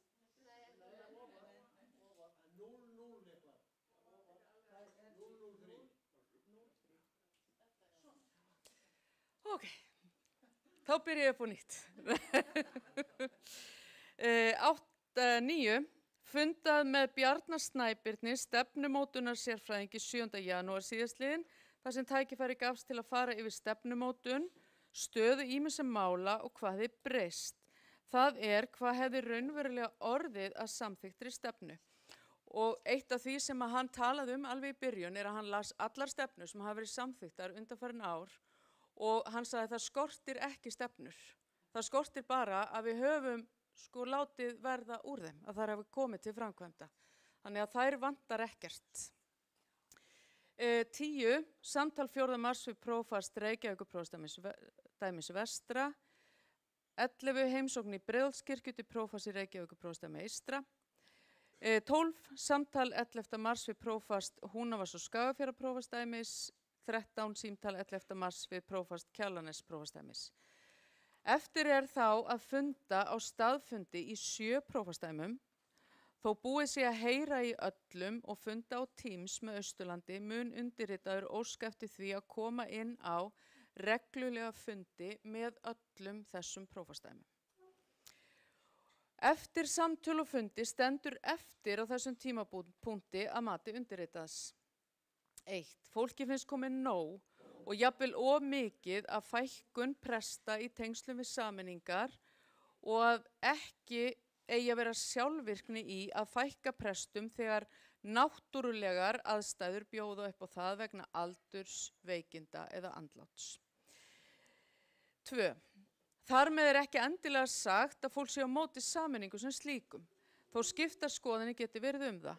Hins vegar þurfi gagnsemi slíkra sameininga vera ljós, sem og að í upphafi sé skýrt hvernig verði að þeim staðið varðandi tímasetningar og framkvæmt. 3. Mikill munur á milli svæða á landinu, eins og erindisbréfið frá biskupi ber skýrt með sér. Það talað mannfjölda, vegalengdir, samgöngur og aðra þættir sem getur skipt máli. Og þessi þættir skipta svo sannarlega máli. 4.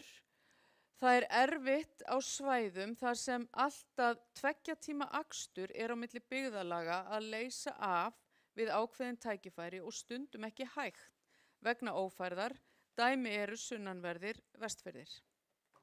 Þá ákveði kynslóðabil, þessi fullyrðing vissulega ekki algild, varðandi afstöðu til sameininga og þess hvernig unnið með þær.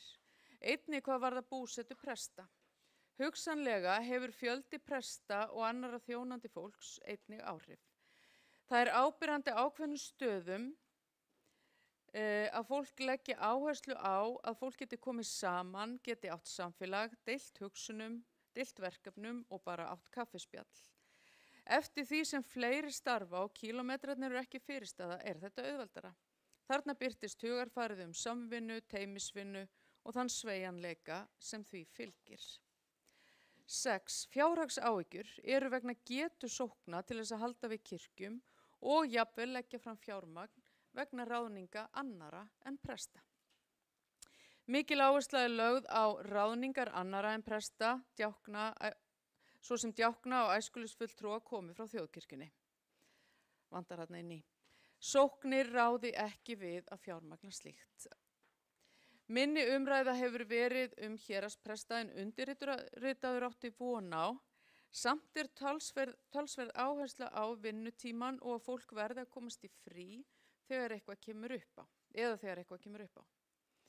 9. Mikið að tala að óréttlæti sé í launasetningu og mismun milli landsbyggðar og höfuðborgarsvæðis hvað það varðar. Það vantar fleiri hvata til að vera út á landi, þeir geti þurft að vera mismunandi. Kílómetragjald, húsnæði, laun. Húsnæðismál eru ofarlega á baugi. Ekki gangi að fækka húsnæði frekar heldur þurfa að fjölga prestbústöðum aftur og hugsa vel þá. 11. Sameiningar sókna eru flóknar og biskupsstofa þarf að hjálpa betur til með það verkefni sé vilji til þess í sóknunum. Þá þurfi almennt að vera meiri eftirfylgni og aðstoð vegna sameininga og helst þyrfti að vera starfsmaður í því að fara á milli og hjálpa til við undirbúningssameininga og úrvinnslu. Þá þykir slæmt að prestar lækki í launum við sameiningu sókna. Þeir gera það reyndar ekki, nei, en hann er hér bara að telja upp það sem fólkið er að tjá, sko, en það er ekki rétt. En næsti sem kemur lækkar miðað við þann sem var, náttúrulega. 12. Eðlilega er meiningamunur milli landsbyggðar og höfuðborgarsvæðis varðandi ákveðin málefni en þó minni en undirritaður átti von á. Kannski á það eftir að breytast eftir því sem verkefninu vindur fram. Og svo kemur tillögur verða lagðar fram með haustinu. Á þessu stigi ber að líta á eftirfarandi sem vangaveltur og grunn af mögulegum tillögum. Erindisbréfið er skýrt. Þar á að meta stöðu víðra þjónustu og taka tillit til mannfjölda, vegalengda, samgangna og annarra þátta sem skipta máli. Þetta snýst að fólk sem er að störfum og að laða nýtt fólk að. Og þetta snýst líka sóknirnar, fólki sem þar starfar, því þar virðist einnig erfitt að laða fólk að í sóknarnefndir. Undirritaður mun nefna einhverjar sameiningar eða tillögur að þeim í lokatillögum, því það hefur komið fram á sumum fundana. Erindisbréfið fjallar ekki þann þátt en slíkt leiðir einfaldlega af vinnunni. Mikilvægt er að fyrst og fremst vantar fleiri hendur og dekk, fólk sem getur farið í verkefnin, tekið þátt í starfinu. Ekki vantar í nýjar stjórnunarstöður heldur starfsmann á plani. Hugsanlega þarf að flokka svæði niður eftir hversu dreifbýl þau eru.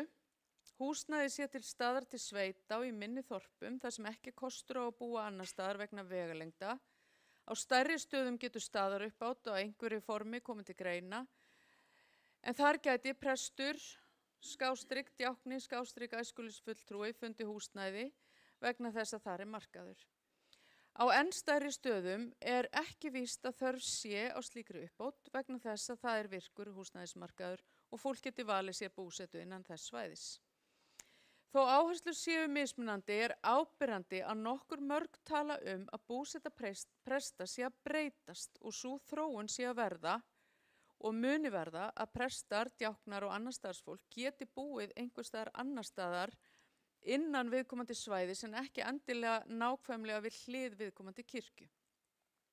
Ef vegalengdir eru ekki stóramálið í því samhengi er þetta vel mögulegt og eykur líkur á því að fá fólk til starfa ef það er ákveðin sveigjanleiki varðandi búsetu. Samtölin og fundirnir leiða fram að fjölgun héraðspresta og endurskoðun og starfslýsinga geti aukið sveigjanleika varðandi aflýsingar og slíkt allt land. Hvort sem starfsheitið héraðsprestur, farprestur, aflýsingaprestur, þá sóknarfæri að hans mati að efla þennan þátt starfsins.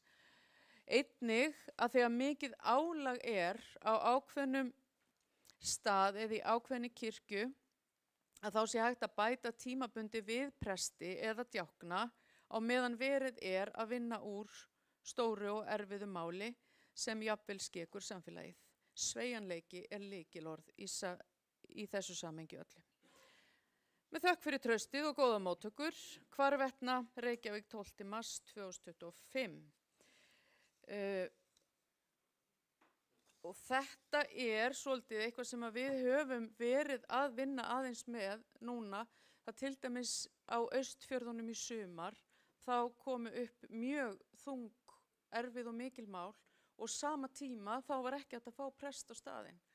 Og þá reyndum við eftir bestu getu að vinna með prestunum með það sem að þau óskuðu eftir og það sem þau þurftu. Og það svo mikilvægt að við verðum að hlusta á þarfirnar á hverjum stað. Og mér sýnist að það verði niðurstaðan í þessu verkefni að við setjum fram einhvers konar þess tillögur sem að byggja á sveigjanleika og að við hugsum ekki öll svæði, öll embætti og alla staði eins. Að við förum svona aðeins að breyta því hvernig við hugsum þjónustuna. Og ég held að við verðum að fara að hugsa að jafnvel setja fleiri djákna sumstaðar og fólk sem menntað í einhvers konar kennslu eða þess háttar í æskulýðsstörf eða svæðisstjórnarstörf eða þess háttar. En endilega ræði þetta og Eva ætlar að taka niður það sem sagt verður og það verður fært honum Halldóri í veganesti. Tveir hafa beðið orðið, 3 og fyrstu tekur til máls Steindór Haraldsson, síðan Rúna Vilhjálmsson og síðan Elínborg Sturludóttir.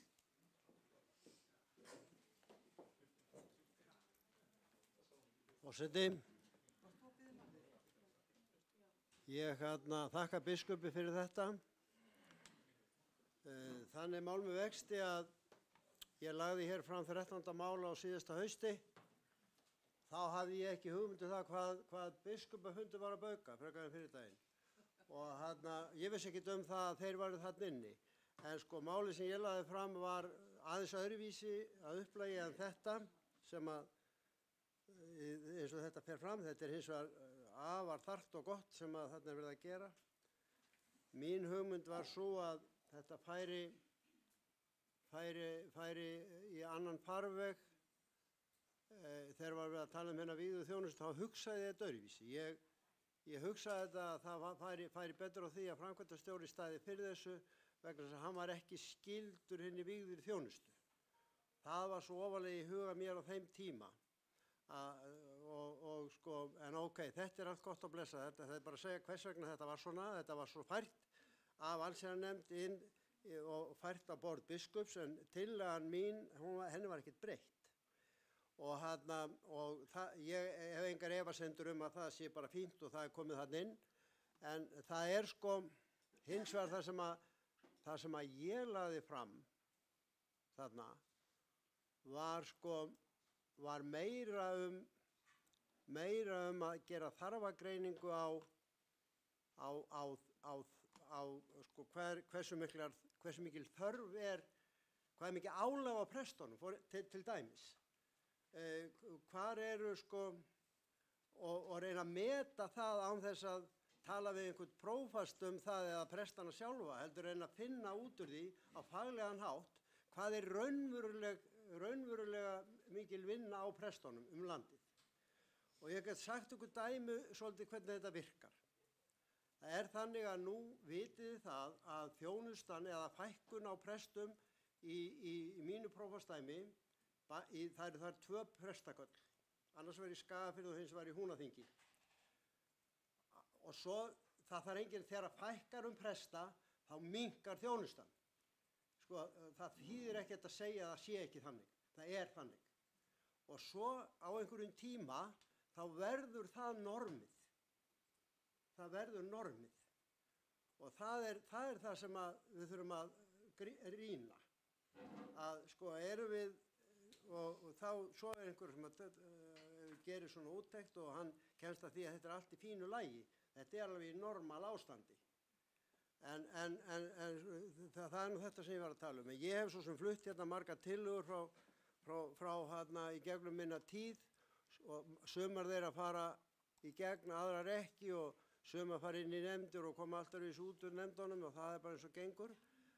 En hægt og sígandi þá þokast við áfram og ég gerir mig vonur það að það sem er að gerast þarna undir stjórn biskups verði okkur til góðs og við fáum betri skilning á þjónustunum landið. Ég þakka fyrir þetta. Takk fyrir.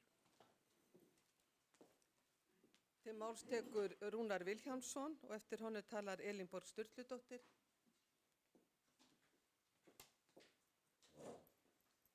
Já, forseti, ég vil þakka biskupi fyrir þessa áfangaskýrslu. Við bíðum, held ég flest, með mikill eftirvæntingu eftir þeim tillögum sem að verða lagðar fram í haust áherslur og forgangsröðun verkefna í þjónustu kirkjunnar. Og þetta verður líka sá efniviður sem við getum unnið út frá í tengslum við bara okkar rekstrarlegu ákvarðanir í þjóðkirkjunni. Og þarna hefur kannski verið sá vandi hjá okkur og það lítur meðal annars að þinginu og tillögum og vinnubrögðum í þinginu. Og það er að það hafa komið fram tillögur hér í formi til dæmis þingsályktana áherslur í þessum málaflokki eða hinum innan kirkjunar. Og þetta eru nánast undantekningarlaust mjög góð mál sem að getur varla verið ósammála og réttir þá upp hönd. En vandinn liggur í því að þessi mál, þjónustu tengdu mál sem þannig eru afgreidd, eru oft afgreidd hvert sig en án einhver stærra samhengis eða einhverjar heildrænnar skoðunar. Og þá fer heldur ekki fram neinn forgangsröðun eða samanburðarverkefni eða mismunandi umræða ólíkar áherslur. Og svo gerist það oftar en ekki líka að þessi mál tapast eða tínast, koma til dæmis hvergi fram í fjárhagsáætlun og detta upp fyrir hreint og beint. Við þurfum að laga þessa hluti og kannski snýr þetta að, eins og ég sagði á störfum þingsins, hugsanlega áherslum innan forsætisnefndar. Það kann að vera að við þurfum þar að breyta einhverjum reglum. Samhæfingarhlutverk annað sem við getum haft til þess að taka heildstæðri umræðu þegar kemur að þjónustu kirkjunar, heldur en að afgreiða stökmál, allt góð mál sem kannski fá ekki brautargengi hjá okkur í áframhaldinu. Þannig að þess vegna líka er þessi vinna biskupafundar og Halldórs og tillögurnar í haust svo mikið tilhlökkunarefni fyrir okkur til þess að geta tekið þessar breiðari umræðu áherslurnar í þjónustu kirkjunar. Takk. Til máls tekur Elínborg Sturludóttir og eftir henni tala Birgir Gunnarsson.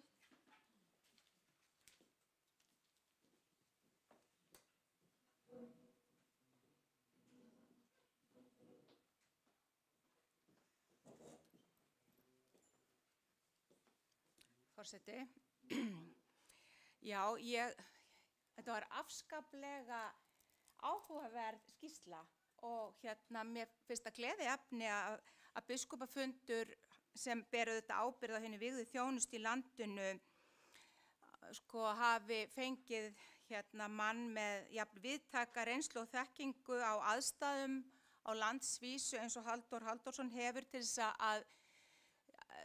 að koma til liðs við þau.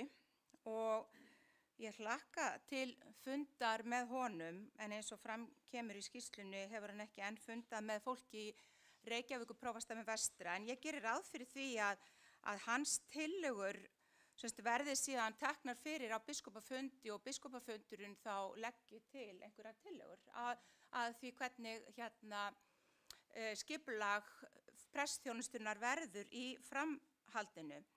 Hann segir í skýrslunni að það sé mjög mikilvægt að hitta fulltrúa grasrótarinnar og ég algjörlega sammála því að það mjög mikilvægt að heyra ólík sjónarmið bara úr ólíkum áttum og vítt og breytt. Þess vegna vil ég beina þeirri spurningu til biskups Íslands hvort að biskupi sé kunnugt það hvort að Halldór Halldórsson hafi í hyggju að funda til dæmis með fleiri kirkjuþingsfulltrúum eða öðrum fulltrúum grasrótarinnar en Óskari Magnússyni, Stefáni Magnússyni og Auði Torberg, eða hvort að hann telji að hann hafi með því að funda með þeim náð að fullheyra í fulltrúum grasrótarinnar innan kirkjunnar. Óska eftir því að þú kannir þetta. Til máls tekur Birgir Gunnarsson og eftir honum talar Arnfríður Guðmundsdóttir.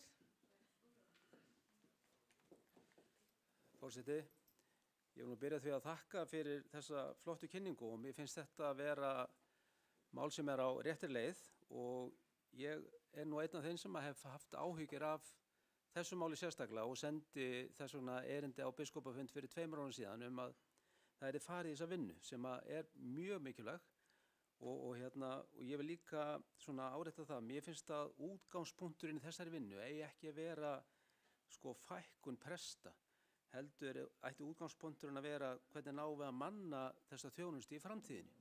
Það áhyggjuefni að mínum mati og þar spila inn í ýmsir þættir eins og skipulag þjónustunnar, eins og var að vera að fara hérna yfir áðan, kjörin vissulega, húsnæðismál, en að mínum mati skiptir ekki síðumáli hvernig þessi vinna og þetta pínu samsvörun eins og bara við heilbrigðisþjónustuna því ég þekki þar býsna vel til að þar hefur gengið illa að manna stöður innan heilbrigðiskerfisins á sérstaklega út á landi.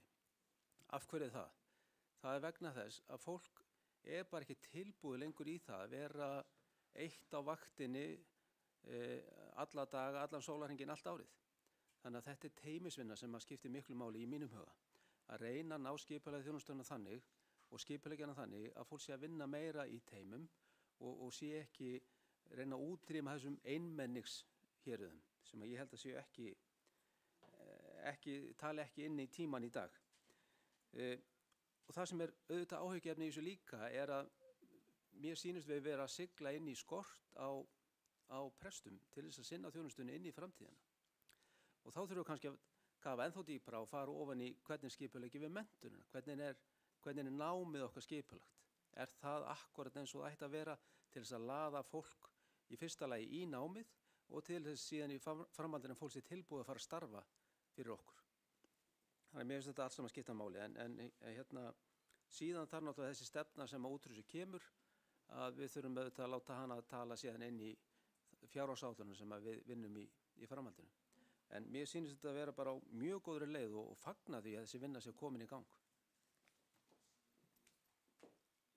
Til máls tekur Arnfríður Guðmundsdóttir og eftir henni talar Óskar Magnússon, síðan Stefán Magnússon og þá Sigurður Grétar Sigurðsson.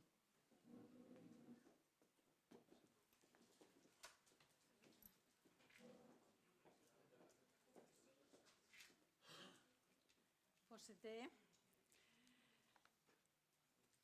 ég vil fagna þessari vinnu og mig langar í þessu samhengi að minna á það góða samstarf sem við eigum í Guðfræði og trúarbragðafræðideild Háskóla Íslands og kirkjan, þjóðkirkjan, og við erum búin að eiga í býsna lengi og það samstarf var rammað inn með samstarfssamningi sem var endurskoðaður og undirritaður á síðasta hausti af biskupi Íslands og rektor Háskóla Íslands. Mig langar líka að minna á að það nám sem við tókum upp fyrir 3 árum og mastersnám í djáknafræðum og leið og við tókum það upp, feldum við niður 2 aðrar námsleiðir í djáknafræðum er sem sagt leið orðið 5 ára háskólanám sem þá orðið jafnlangt nám og MAG-TEOL-námið. Og þetta nám, sem sagt áður en við tókum þetta nám upp, þá gerðum við upp í háskóla þarfagreiningu og í nánu samstarfi við Biskup Íslands og Djáknafélagið og aðra hagsmunaaðila sem höfðu starfað innan kirkjunnar með djáknum, sem sagt áður en við ákváðum að færa þetta upp á mastersstig.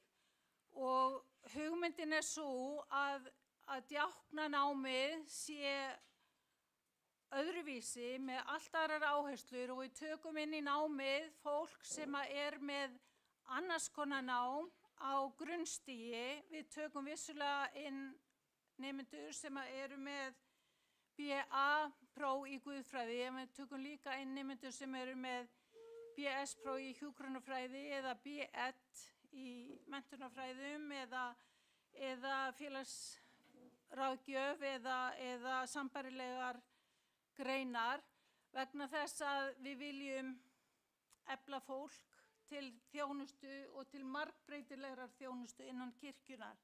Þannig að hugmyndin sú að ekki búa til einhverja mínipresta til þess að fara út í þjónustuna, heldur fólk sem getur unnið í teymum með prestunum.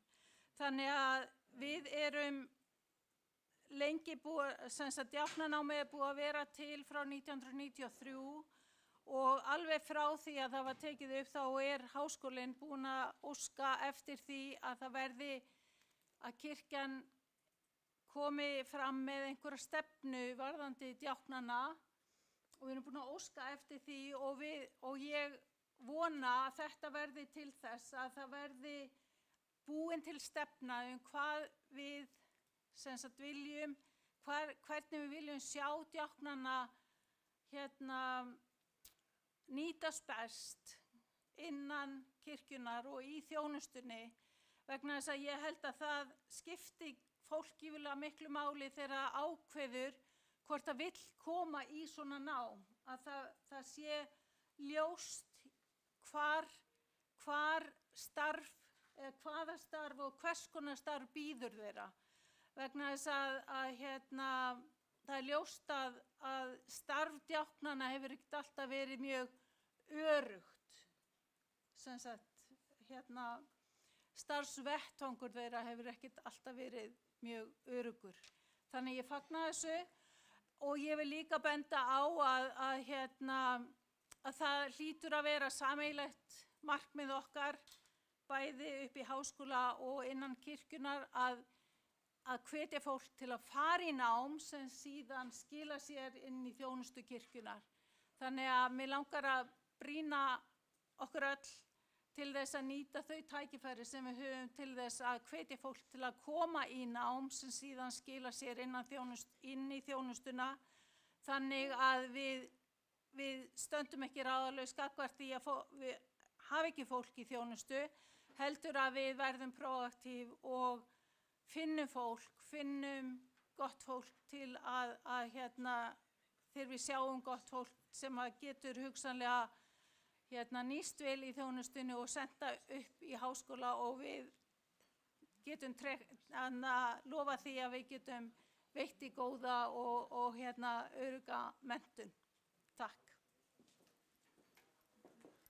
Til máls tekur Óskar Magnússon og eftir honum talar Stefán Magnússon. Ekki bræðurnir. Magnússon.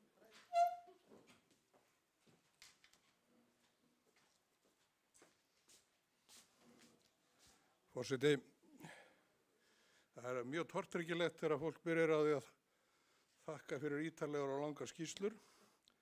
Það bendir til þess að þeir ætla að vera algjörlega á móti þeim, eins og er búið að gerast hér í þessari ítarlegu skýrslu kosningarnar. Það hrósamenn hverum annan þveran en hafa svo allt á hornum sér. Ég bara var ykkur við þessu, þetta er svona vísbending sem er gott að hafa í huga. Sko þessi tillaga sem hér er til umræðu á nú rætur sínar hjá mér. Ég bið Elinborg afsökunar á því, en það er þannig að þessi tillaga var fyrst flutt á héraðsfundi Suðurprófastsdæmis í fyrra vor og samin af mér og síðan Suðurprófastsdæmis þáverandi. Og síðan hafði ég í framhaldi af því fylgt því eftir með ásamt Stefáni Magnúsinni, sem hér hefur verið nefndur, og reyndar Auði Thorberg, sem líka hefur verið getið hér, við biskup sem að sannarlega er hér og er hér flutningsmaður og tók svoleiðis undir horn í þessu máli að til fyrirmyndar var þá þegar og hrinti þessu málastað. Það má þá hverjum sem vill þykja það óeðlilegt að þetta tiltekna fólk sé hér haft með í ráðum eða spurt þegar það hefur sett fram skoðanir sínar með eindregnum hætti. Ég ætla að bæta því við að þessi tilteknu nafngreindu einstaklingar hafa allir skrifa greinar í Kirkjublaðið. Þetta eru leikmenn sem hafa það öll, við höfum öll gert það og haldið upp í málefnilegar umræður þetta. Það má vísu alltaf deila það hversu málefnilegar mínar umræður eru. Ég átta mig á því, að því að ég get stundum ekki stilt mig að reyna að hafa gaman að þessu í leiðinni. Ég skrifaði grein alllanga sem heitir Jarðarprestar sjálfa sig. Hún er kannski komið við ykkur, en í þeirri grein ég held að prestar hafa nú sjaldan fengið annað eins hrós frá nokkrum manni eins og frá mér í þeirri grein. Þess að ég klappaði ykkur og strauk alveg rétt sælis og taldi ykkur síst vel haldni í launum eða nokkru öðru. Og ég ætla að endurtaka það sem ég sagði þar vegna þeirra umræðu sem hér er og það kannski, það er mikilvægt og hérna, að því ég nú stundum að gagnrýna presta hér, sem stundum eru kallaði lærðir, ég er nú hættur því reyndar, þið getur velt fyrir ykkur út af hverju það er, en ég hef stundum gagnrýnt ykkur hér, en ég gagnrýni ekki störf ykkar sem presta á heimavelli, alls ekki, og ég er mikill talsmaður þess að það verði ekki nein uppgjöf í þeim efnum og skipt út fyrir kennara eða djáknar kannski, það getur vel verið að það megi finna einhverja lausnir, en þið gullna mikilvæga starf sem þið vinnið sérstaklega í sveitunum, þar sem ég þekki það best, það er ekki auðvelt að setja aðra menn í það. Og ég segi líka, launin ykkar eru ekki á þeim svo há að það megi búast við því það skiptir nokkru máli til frambúðar, hvort að það kom einhverju sem hafi einhverjum 100 köllum minna á mánuði, en hafi ekki þá burði og þá menntun og þá þekkingu og þann skilning sem að þið hafið upp til hópa og er aðalsmerki að mörgu leyti ykkar stéttar. Og það sem við erum stoltust af við presta, það er akkurat þetta sem þið gerið allt land. Þannig að ég vara við öllum undandrækt í þessu og ég vara líka við því að fara að heykjast á því að halda út í prestbústöðunum og setja menn í ykkur hesthúsakverfi út í þorpum. Takk fyrir.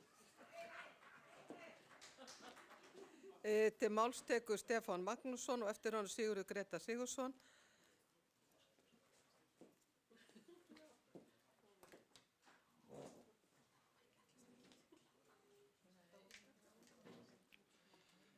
Forseti, það væri kannski réttast að gera bara kaffi hér núna sem mann getur nú náð andanum.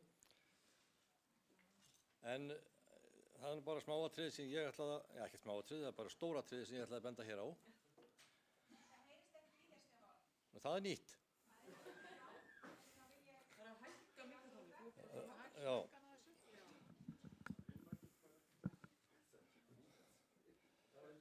Jæja, ég voni heyrið, nóg. Það er eitt af þeim þáttum sem að hljóta að koma til skoðunar hjá Halldóri. Það eru sóknirnar og staða þeirra. Og við vitum það að við erum með mjög margar, mjög litlar sóknir, mjög víða. Og við erum líka með stærri sóknir sem að liggja hlið við hlið og gætu hæglega verið ein sókn. Þetta, og ég ætla að taka það fram strax og menn viti það, ég er ekkert að krefjast sameiningar sókna, alls ekki. Ég er hins vegar að hvetja til þess að menn skoði þann möguleika sem í því felst. Það er alltaf handleikur. Og ef menn gera það og komast að því að það sé bara gott að hafa hlutina eins og þeir eru, þá skulum við bara gera það. En við félagarnir 3 Norður Eyjafirði skrifuðum grein í títtnefnt Kirkjublað hjá Hreini sameiningarsókna og ég held að væri bara hollt og gott að sóknarnefnd fólk sem víðast landið læsu þá grein. Og svona ef að það gæti nú orðið til þess að menn færi að hugsa málið. Og klárlega erum við þremenningar sem skrifuðum þetta tilbúin til viðræðana við hvert sem það mál. Við reyndar erum líka þremenningar á okkar svæði hafa verið sameinuð prestaköll líka. Þannig að við erum ágætlega inn í þessum ferlabreitingum eða hvað það kalla það hjá kirkjunni. En reyndar verð ég nú líka bara almennt séð að hrósa því að kirkjublaðin skuli vera haldið út sem vefmiðli. Þar eru skrifaðar margar góðar greinar og sem ekki myndi birtast annar staðar og hafa ekki birst annar staðar. Og við værum miklu verri stöðu ef að þess nýtt ekki við að geta tekið þessa kirkjupólitísku umræðu sem oft þar á þessu vettfangi. En skýrslunni sem hér til umræðu vil ég fagna og vona að það verði góð niðurstaða að henni og hún muni segja okkur að við getum og þá hvernig nýtt okkar fjármuni og starfskrafta betur heldur en nú. Til máls tekur Sigurður Greta Sigurðsson og eftir honum talar Þuríður Björg Víum Árnadóttir, síðan Arna Gretarsdóttir og svo Benjamin Hrafn Böðvarsson.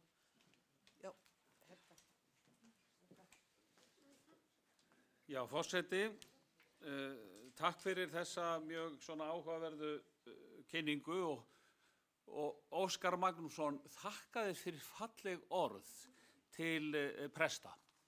Já, þakkaði fyrir, ég segi þetta bara hérna í beinni útsendingu, það er ekki hverjum degi sem ég hef tækifæri til að þakkaði fyrir svona velmæld orð, sem reyndar alveg rétt vegna þess að ég held að við megum ekki nefnilega horfa fram hjá því að sko sérstaklega í landsbyggðarþjónustu að þá er kirkjan í rauninni að fá ofboðslega mikið út úr góðum presti, vel menntaða mannesku og ef við erum að horfa á prest sem hefur breiða færni, þá er kirkjan sem þjónustaðil í samfélaginu að fá alveg ofboðslega mikið út úr slíkum presti. En þar spilar auðvitað margt inn í og Arnfríður kom aðeins hérna inn á til dæmis menntun varðandi hvernig djáknanámið hefur breyst og mér er kunnugt það að svæðisstjóri æskulýðsmála hér á höfuðborgarsvæðinu hefur til dæmis talað mikið fyrir mikilvægi þess að auka menntun presta og guðfræðinga varðandi til dæmis aðkoma að barna- og æskulýðsstarfi.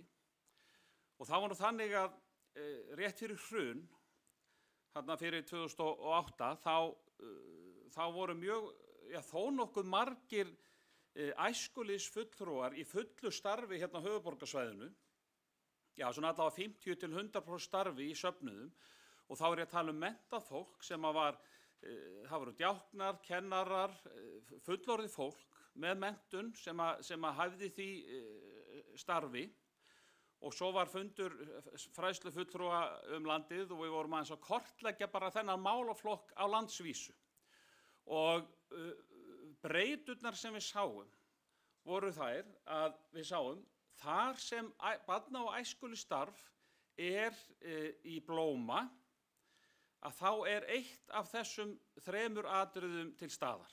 Fyrsta lagi, Það er hérna fullorðin, menntuð manneskja sem er í háu starfshlutfalli sem æskulýðsfulltrúi. Og það átti náttúrulega fyrst og fremst við þessa stóru söfnuði. Í öðru lagi, á þessum svæði er prestur sem hefur áhuga á og færni í þessum málaflokki og getur dregið þann vagn. Og í þriðja lagi, ef hinar 2 breyturnar áttu ekki við, að þá var að ræða samstarfssamning við KFUM og KFUK. Og þetta var svona eitt af þessum 3 atriðum sem var til staðar til þess að við gátum séð að þarna á þessum stöðum var barn- og æskulýðsstarf í blóma, sem er nú einn af þeim málaflokkum sem mikið hefur verið rætt og mikill vilji er til að stór auka. En þetta er vissulega klemma víða og varðandi sameiningarhugmyndir sem ég hef svo sem alveg tjáð mig áður og er svona, hef bæði skilning á en er ekkert rosalega upptekinn af, eins og þið hefur nú stundum heyrt mig segja hvað finnst með sameiningu sem ekki er hægt að leysa með samstarfi. Við erum með dreifbýlt land, ég þekki ágætlega til náttúrulega í gamla Húnavarssprófasdæmi, eða rauninu Húnavars- og Skagafjarðarprófsdæmi. Þegar ég þjónaði á Hvammstanga þá var ég í svona hlutastarfi, 30% aukastarfi sem fræðslufulltrúi fyrir þessi 2 prófasdæmi með ákveðin verkefni og ferðaðist þarna víða. Þó að þarna séu komin 2 prestakall, eins og Húnavarssprófasdæmi gamla, austur-vestur Húnavatnssýslu er orðið 1 prestakall, þá breytir það ekki því að það er talsverðar fjarlægðar á milli presta. Og það er ekki endilega besta lausnin að þessi prestur sjáu þennan málaflokk í öllu prestakallinu og næsti prestur annan málaflokk í öllu prestakallinu. Það er bara ávísun á annars vegar minni tengsl og hins vegar aukin aksturskostnað.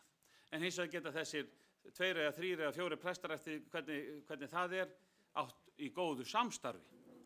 Ég er ekki sammála alveg þeirri fullorðingu Steindórs sem kom fram hérna áðan að það sé sjálfkrafa ávísun á minni þjónustu þegar prestsembættum fækkar. Þá er það vissulega svo hætta til staðar, en ég er ekki sammála því og tala þar bara líka af ákveðinni reynslu. Það spilar líka inn í skipulag og samstarf og kannski áherslur og líka kynslóðamunur hreinlega. Að því ég kom inn á að við værum að fá mikið út úr prestum oft út á landi og það er í rauninni það sem við þurfum að vænta. Kröfur okkar og væntingar til presta á fámennari stöðum í dreifðari byggðum, það eru í rauninni alveg rosalega miklar. Við þurfum að geta fengið svo mikið út úr þessum einstaklingum og það er fullt af svoleiðis prestum til. Og við þurfum að hlúa þeim, við þurfum að passa upp á það og við þurfum líka að tryggja að þau séu svolítið alin upp við það í gegnum námið og gegnum starfsþjálfun. Og það er nú eitt af því sem áður hefur nú komið aðeins fram og á fyrir þingum, það er starfsþjálfun sem væntanlega kemur svolítið hlýtur að koma inn í þennan málaflokk, þessa skýrslu, mikilvægi þess að þjálfa fólk og að kynna fyrir í landið. Það hefur kom fram hérna með hann sjá Birgi sem er alveg rétt og bara stórt áhyggjuefni. Þetta með að það kom ekki umsóknir. Við þurfum auðvitað helst að geta haft það þannig það sé að velja úr umsóknum, að það séu alltaf nokkrar umsóknir hvert starf og þá þurfum við kannski að leita leiða til þess að selja þá hugmynd að það sé bara mjög spennandi og áhugavert að starfa sem prestur á landsbyggðinni. Eftir því sem ég best veit að þá er það ekki lengur skylda að guðfræðingar eða þeir sem er að búa undir presskap fari í starfsþjálfun út á land. Eftir því sem best veit er það afturröðuskylda. Þá bara fagna ég því og vonandi verður árangur af því. En hins vegar hvaða gulrætur þarf að hafa til staðar, þar held ég að okkur væri lófalagið að bjóða bara til heimsókna, bjóða kannski bara guðfræðingum og öllum sem er í þessu litla mengi hugsanlegra umsækjenda, bjóða þeim til samtals. Hvað þarf til þess að þú vilji sækja prestakatt hérna eða þarna? Er það húsnæði? Er það laun? Er það bíll? Hvað er það sem þarf? Og ég hugsa við getum dregið mikinn lærdóm af því. Já, ég held að ég sé búin í bíl. Til máls tekur Þuríður Björg Víum Árnadóttir og eftir henni talar Arna Gretarsdóttir.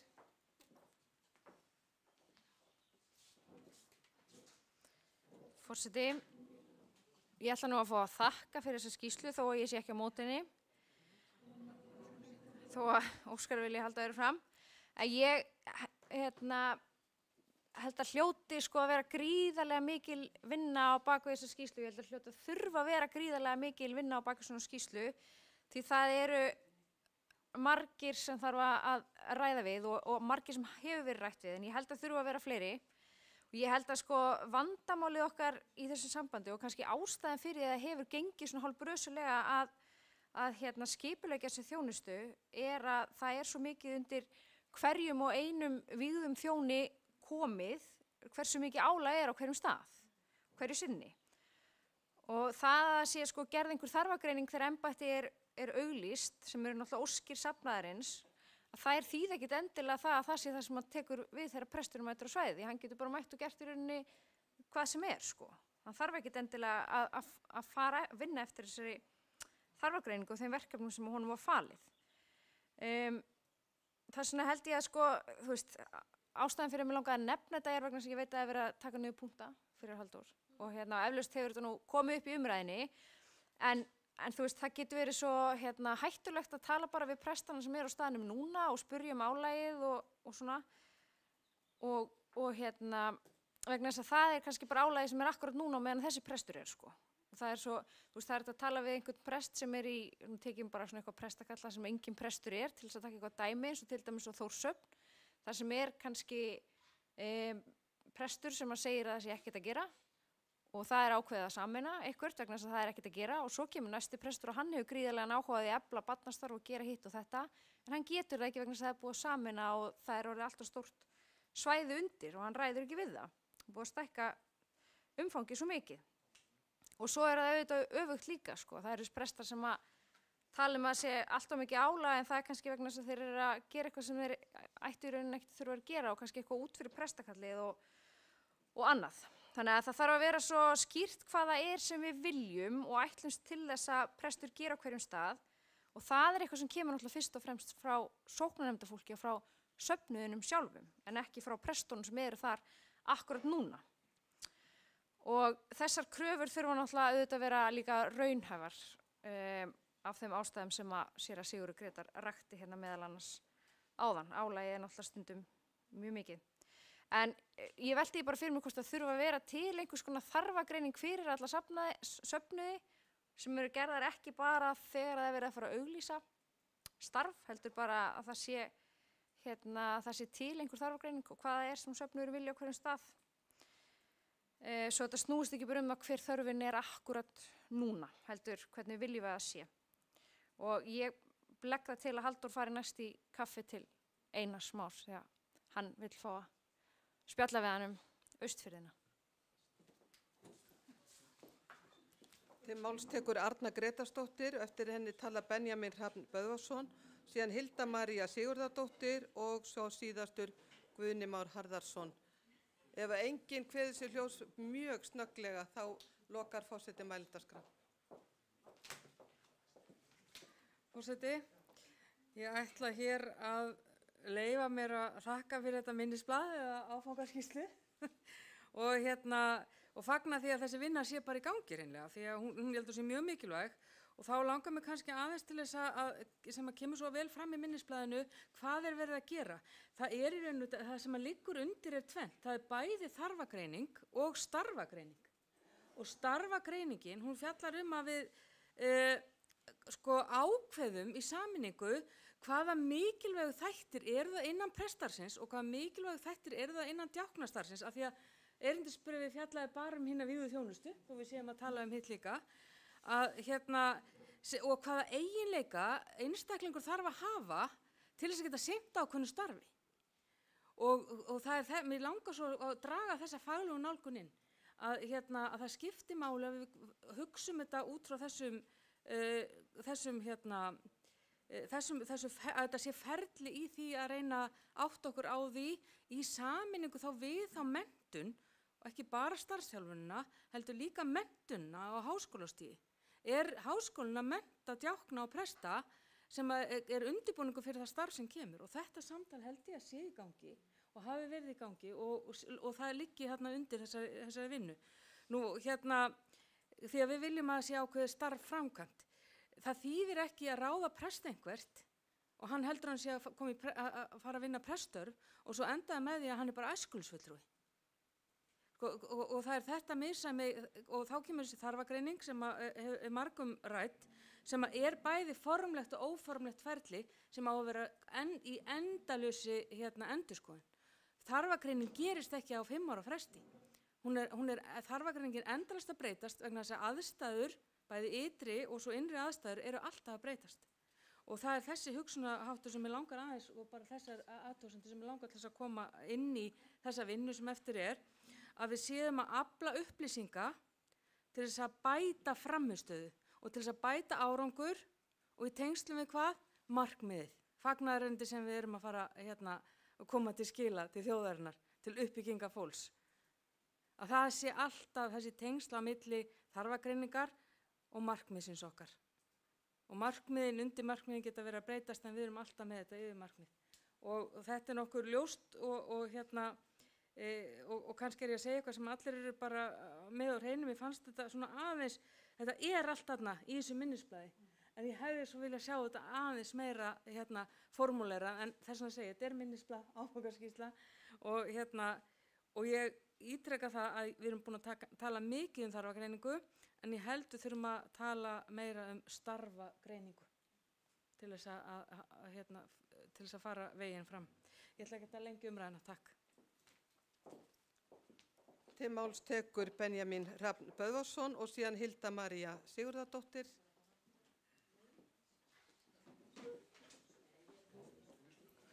Forseti, já ég þakka, það er svo rosalega margt sem ég langar að segja, já ég þakka fyrir þessa vinnu og mér þykir sérstaklega vænt þetta mál út af því að þetta er náttúrulega okkar mál sem var síðast fór inn í þessa vinnu og við þökkum líka stuðninginn í sumar. Það er bara svo margt sem ég langar að segja, þú veist, mér langar að til dæmis bara punktar fyrir ykkur til áframhaldandi þessara vinnu. Ég fagna þessari fjölbreytilegu nálgun þjónustunar. Við erum að hugsa þetta lengra en prestur og djáknar og líka að hugsa æskulýðsvinnuna því að án æskulýðsins að þá verður bara kirkjan gömul og það segir sér sjálft að þegar, þú veist, ef við grípum ekki börnin og úlingana, þú veist, hvert fara þau þá, þú veist, og þarna þú veist, þetta er svo gaman að vinna með þessum krökkum. En þetta er eitt af því sem við höfum þurft að skera niður í mínu prestakalli. Einu sinni á Austfjörðum, það sem nú heitir Austfjarðarprestakall, mínus Seyðisfjörður, þar voru 5 prestar og héraðsprestur sem að starfa mikið í æskulýðsstarfi niður á fjörðunum. Við erum núna orðnir 3 prestar og djáknir 60% starfi að sinna nákvæmlega sömu verkefnum og það fjölgar íbúum á svæðinu. Og við eigum einhvern veginn að halda þessum öllum boltum á lofti, við getum það ekki og við höfum þurft að skera niður meðal annars úlingastarfi. Það var fyrsta sem fór. Og það er mikið spurt það, við getum ekkert gert í við fáum stuðning frá biskupi, við vitum það. En það er bara mjög erfitt einhvern veginn, við erum einhvern veginn að reyna að finna þessa mannesku. Ok, svo að það hefur mikið við talað svæðisstjóra og þessi mál, hvernig mætum við þessum æskulýðsáherslum sem við erum alltaf að samþykkja hérna á þinginu og við viljum gera eitthvað fyrir æskulýðin, hvað ætlum við að gera? Ég myndi leggja til að við myndum bara setja á stofn einhvern æskulýðssjóð, þar sem fátækari sóknir getur sótt pening, af því að við þurfum kannski ekki endilega að ráða æskulýðsfulltrúa í 50% eða 100% starf, við þurfum hann kannski bara frá september til desember og frá janúar til maí. Og að geta sótt pening þangað. Ok, þið með endilega hafa þetta hugfast, einhvern svona sjóður. Nú, svo held ég að, mér langar að, gaman að heyra þetta frá Arnfríði þar sem hún var að tala djáknana. Ég hafði vonast til að við myndum einhvern tíma að fara þá leið að fara svona norska leið í þessu, þar sem sumir vilja kalla afsláttarpresta.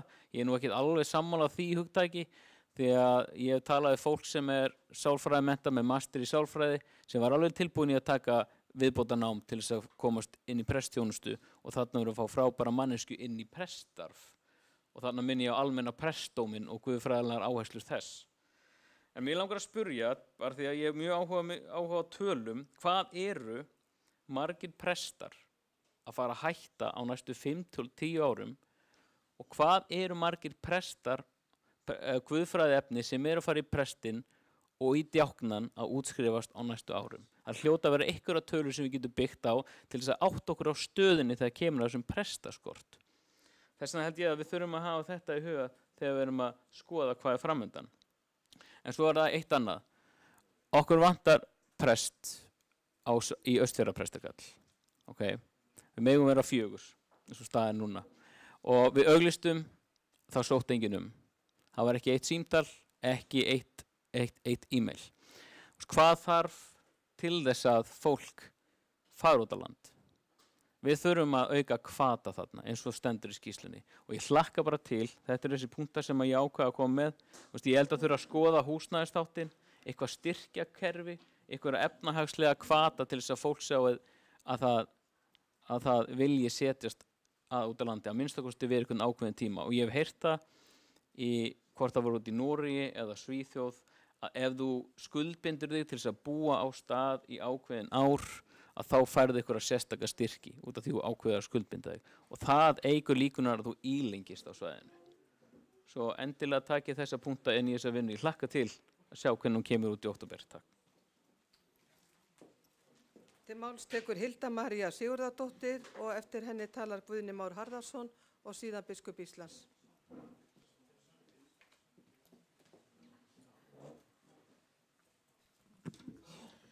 Forseti, ég fagna þessari skýrslu og finnst bara margt fróðlegt í henni og það er nú búið að fara inn á flesta punkta hérna með æskulýðsmálin og hvernig þurfa að styrkja þau og já, ég vil helst bara óska eftir að ungt fólk fái að hafa rödd í þessu máli, það sé tala við guðfræðinema og að það sé tala við æskulýðsfulltrúa og jafnvel að spyrja kirkjuþing unga fólksins hvað þeim finnst þetta. Þá tekur Guðni Már Harðarson til máls.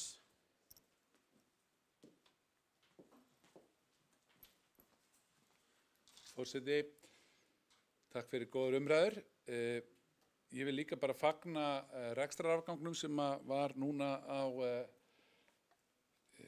reikningum kirkjunar. Og ég vil líka vekja athygli á því að þetta hefur ekki gerst á einni nóttu.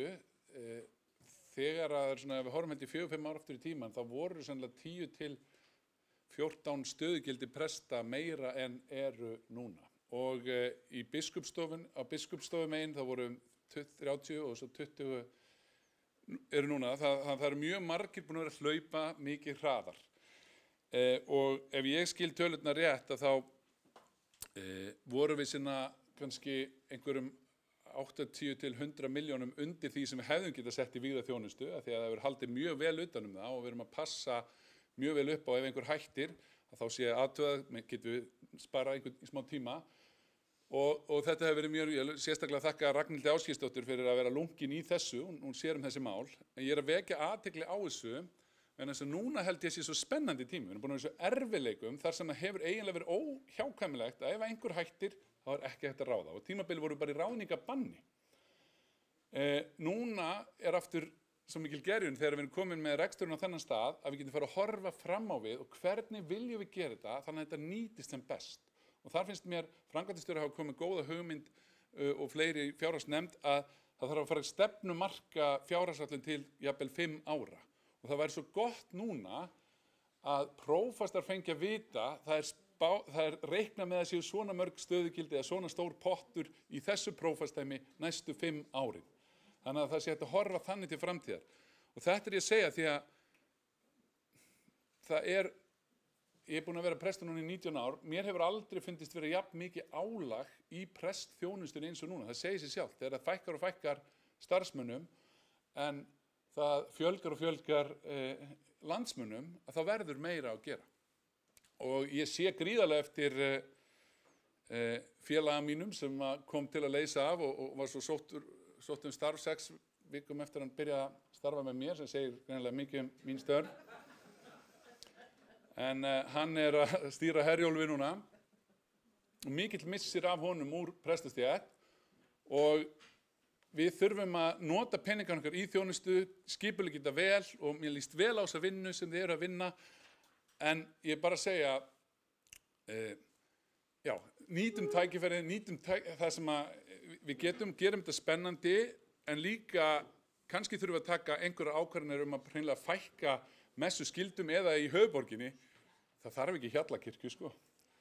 Svo ég segi bara í mínu samhengi, ég held að væri betra að væri bara annarkvort Digranes eða Hjallakirkja og þá myndi kannski fækka messum og messuskildum, en það var hægt að auka þjónustu við Kópavogsbúa aðeins betur. Þurfum kannski að taka stórar ákvarðanir, en ef við ætlum allavega, já, það er ákveðin öfug þróun líka í því hvað að vera mikið álag á prestum og það er ekki eins fýsilegt og ekki eins sjálfbært að starfa sem prestur að mínum huga eins og það var bara fyrir 5 árum síðan. Og því þurfum við að snúa við því að annars held ég að við verðum komið presta til að stjórna ferjunni Baldri og einhverju fleiru áður en langt líður. Þá lýkur umræðinni biskup Íslands Guðrún Karls Helgadóttir.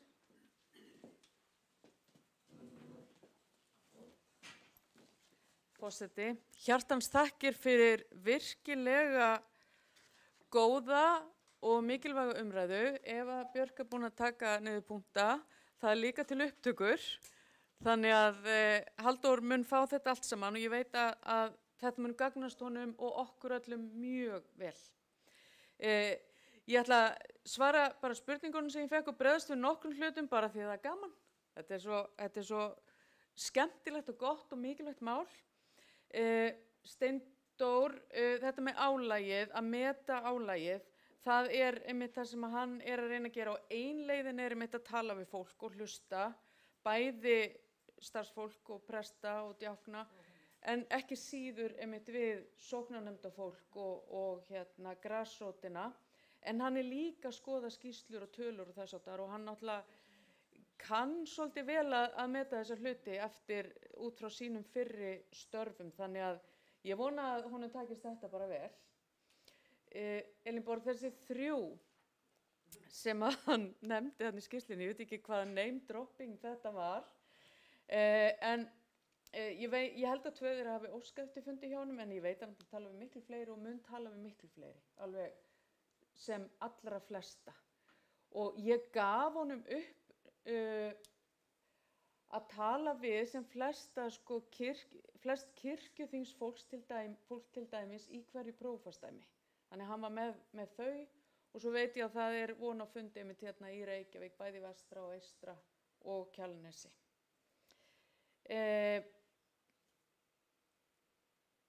Já, Birgir, þú varst að tala þetta með einmitt að það vantar prestaskortinn. Og þar held ég að sé, eitt sem ég er að gera, ég er bara að reyna að sækja þessa guðfræðinga sem við eigum sem er ekki í vinnu. Þeir eru alveg nokkrir sem eru búin að læra, kannski fengi ekki störfi einhver tíma og er topp fólk og við þurfum bara að fá þau í þjónustu kirkjunni. Ég er jafnvel fann að hringja til Noregs og reyna að sækja heim nokkur sem ég veit að eru bara mjög góðir prestar og þau eiga að vera hérna á Íslandi en ekki í Noregi. Þannig ég reyna að vinna í þessu, ég er jafnvel að reyna að fá fjölskyldumeðlimi til að fara í nám, bara ég er að sækja presta. En annað að þessi vinna með samfélagsmiðlana, ein af ástæðan fyrir því að það er verið að taka til þessi viðtöl við presta og fólki í kirkjunni, það er líka til þess að reyna að vekja svolítið athygli á hvaða er gaman að vera prestur og hvaða er gaman og gefandi að vinna í kirkjunni. Þannig að þetta er svona hluti af því. Stefán, hann er ekki hér. Þá ætla ég ekkert að segja við hann. Jó, ég ætlaði bara að þakka honum fyrir þessa ábendingu eða hvatningu varðandi sameiningu sókna. Það er heilmikið talað um það á mörgum stöðum og eitthvað sem þarf virkilega að vinna með. Og Óskar er ekki heldur hérna, er það? Nei, ekkert vera því. Ég held að þeir þurfi ekkert að heyra þetta,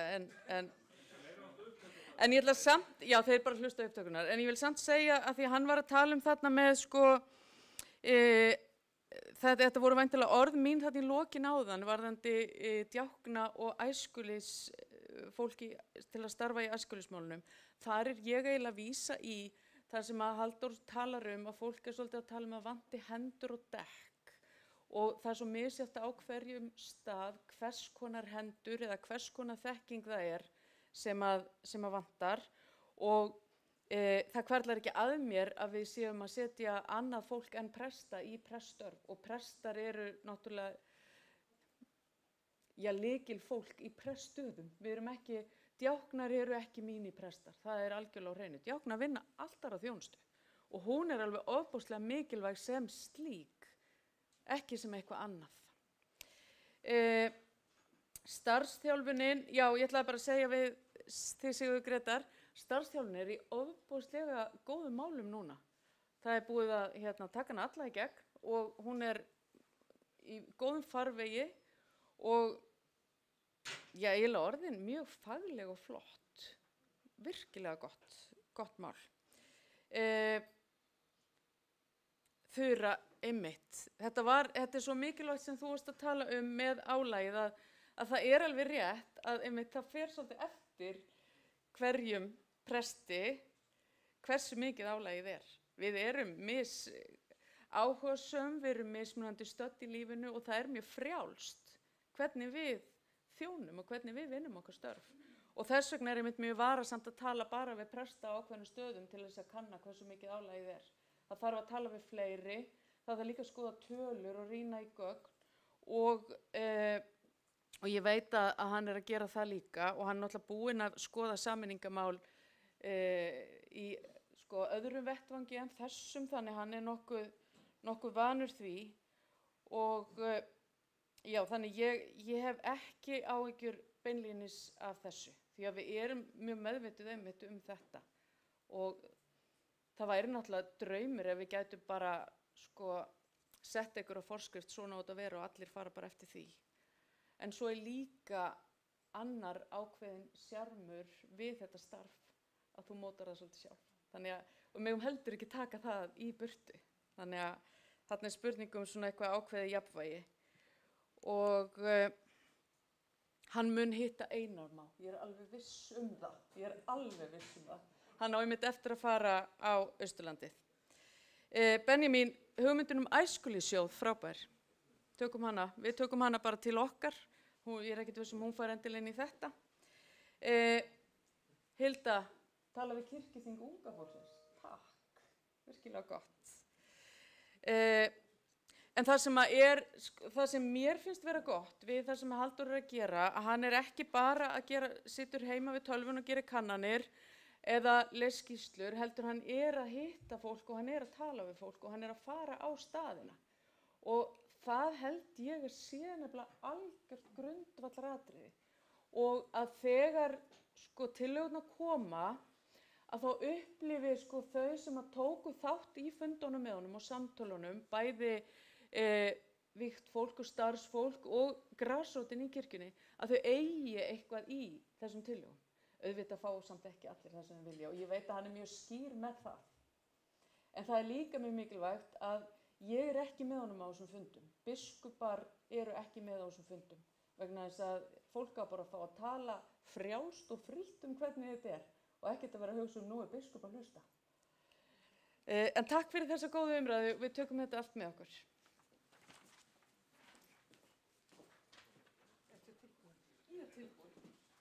Þá tökum við fyrir 38. mál. Nú ég að pína biskupinn alveg. Það tillaga breytingum á starfsreglum prófasta, númer 7 frá 2023 til 2024 og flutningsmaður biskups Íslands og tekur hún nú til máls.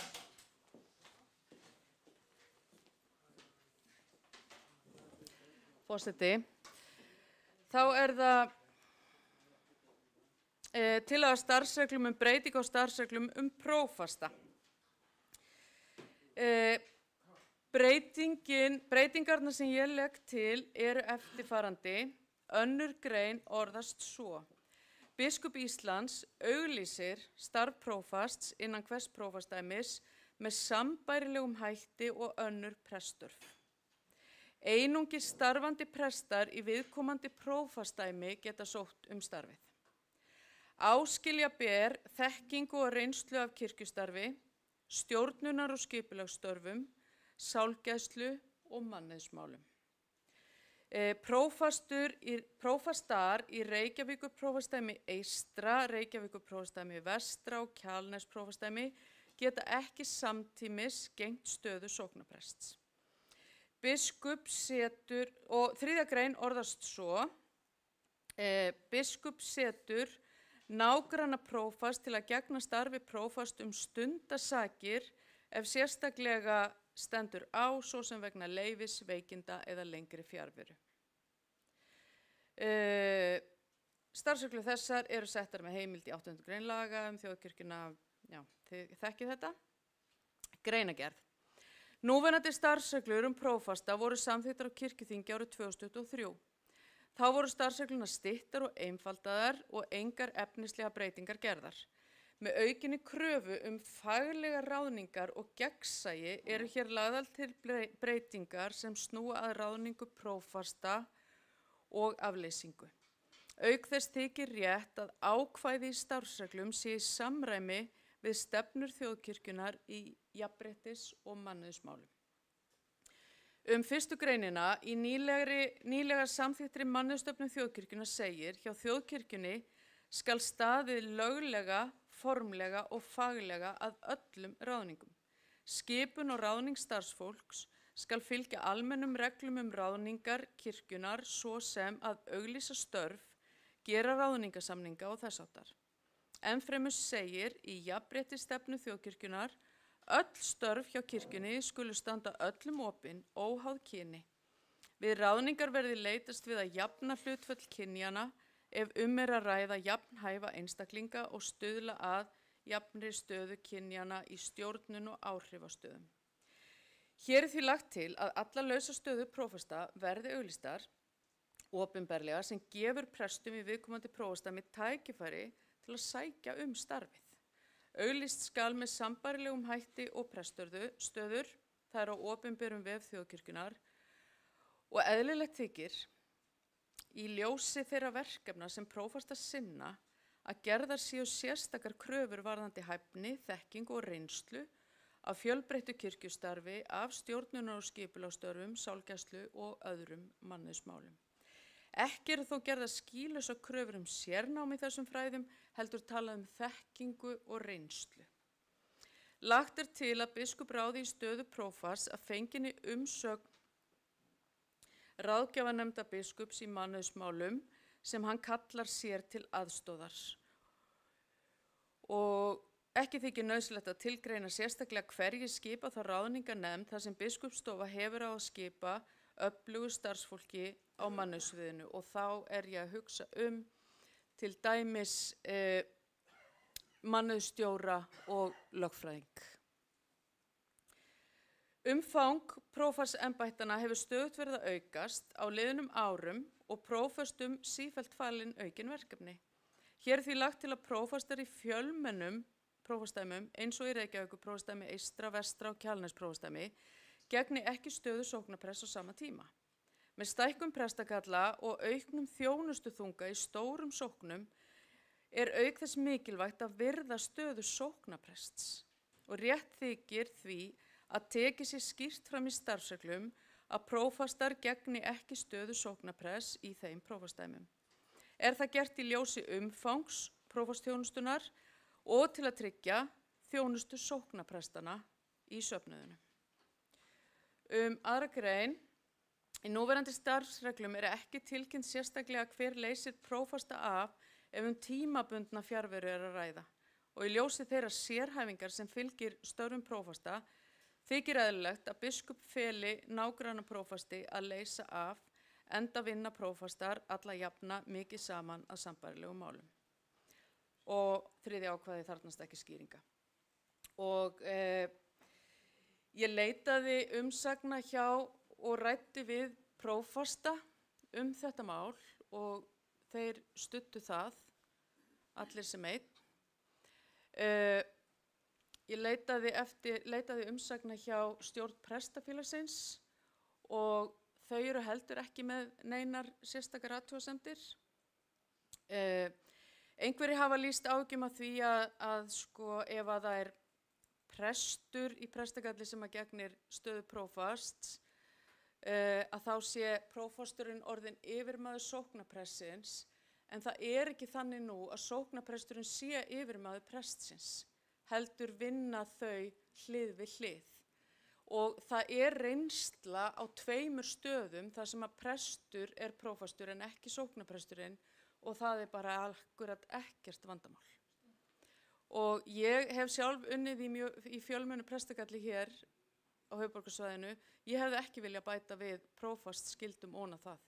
Ég gerði mér einhvern tíma einhverja grillum að það gengi, en það gengur ekki. Þetta er bara of mikið, og ég held að verður nefnilega líka, eins og kemur hérna fram, að bera virðingu fyrir sóknarpreststöðunum. Það er gríðarlega mikil vinna að vera sóknarprestur í prestagalli, þar sem eru kannski nokkri prestar og djáknar og mikið af starfsfólki. Það er framkvæmdanefnd, 1 til 2 sóknarnefndir. Þetta er mjög mikil vinna, og því langar mig að við svona berum virðingu fyrir því með því að setja þessar starfsreglur. Það hefur líka verið nefnt um mig hvort að þurfi nokkuð að hafa þetta í starfsreglum með að sóknarprestar á höfuðborgarsvæðinu sé ekki prófastar, hvort að biskup geti ekki bara ákveðið það í hvert sinn. En ég vil helst ekki þurfa að taka einhverja ákvarðanir sem að geta litið út sem geðþótta ákvarðanir, heldur vil geta byggt á starfsreglum. Og eins og kerfið er núna, þá hefur það skapað tortryggni þegar fólk kemur með tilnefning eða ábendingar til biskups, og svo biskup að velja einhvern, og enginn veit raunverulega hversu margar bárust og allt þetta. Þannig að mér finnst að kirkjan eigi alltaf að stefna því að vera faglegri og gegnsærri, og þess vegna vil ég endilega biðja ykkur um að samþykkja að þetta verði auglýst.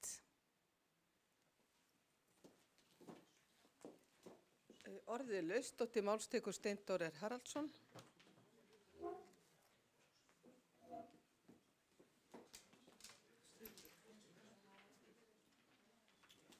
Forseti, þetta komið svolítið spánst fyrir sjónir, þetta frumvarp, en allt í lagi, það gerist nú oft. En ég verði að skoða það hvort að þetta samræmist öllum jafnræðisreglum, og ég nú reyndar á þeirri skoðun að það eigi bara allir að vera sóknarprestar sem starfi í íslensku þjóðkirkjunni. Það eiga bara að vera bara ein lína á presta, og svo eiga þeir bara að skipta með sér verkum ef að svo ber undir. Og þá þetta ekkert vandamál hvort þeir eru prestar eða ekki prestar. En varðandi það að það sé aukast álag á prófastum, það bara eðlilegt. Þannig bara virkar Parkinsons lögmálið. Ég var að segja þetta hérna í morgun. Það stækkar allt. Það er þannig. Og hvað sem okkur líkar það betur að vera, þá það bara allstaðar þróun í öllu. Og það kemur ekkert óvart vegna þess að störf leitast við að fylla út í það rými sem þeir hafa. Það sem að biskup var að segja hérna á hann hljóðar ágætlega, og að reyna að gera hlutina eins faglega og mögulegt er, og vera hafið yfir allan vafa. Ég algjörlega sammála í því. Ég hef ekki sérstaklega svona skoðun á þessu, ég get ekki metið þetta, en að hafa eina reglu hér í Reykjavík og aðra út á landi heldur ekki gott, held ég. Ég ætla að hugsa þetta mál vel, sjá hvernig við getum lent því vel. Takk fyrir. Til máls tekur Sigurður Grétar Sigurðsson, og eftir honum talar Elínborg Sturludóttir og síðan Auður Jónasdóttir Torberg.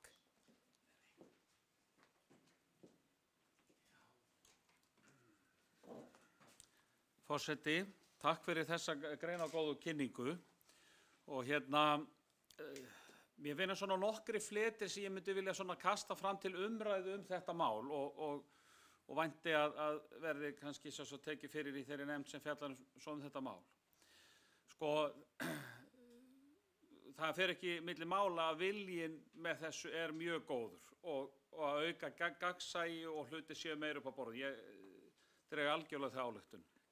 Kannski er ég svo gamaldags eða íhaldssamur að ég hef sjálfur verið þeirra skoðunar að mér finnist að biskup eigi bara einfaldlega að velja prófast, punktur. Og á þeim forsendum að prófastur er sérstakur trúnaðarmaður biskups í héraði og tengiliður og svona og það eigi ekkert að þurfa að vera leiðindi í kringu svoleiðis að prófastur er fulltrúi biskups úti í héraði. Og það myndi þá líka þýða mínum mati að því að nú komi kjörtímabila á biskup, að við biskupaskipti til dæmis, að þá myndi bara einfaldlega prófastskipan falla niður nema kannski að nýr biskup staðfesti fyrir prófastskipan innan 6 mánaða eitthvað svoleiðis. Það er bara svona útfærsluatriði.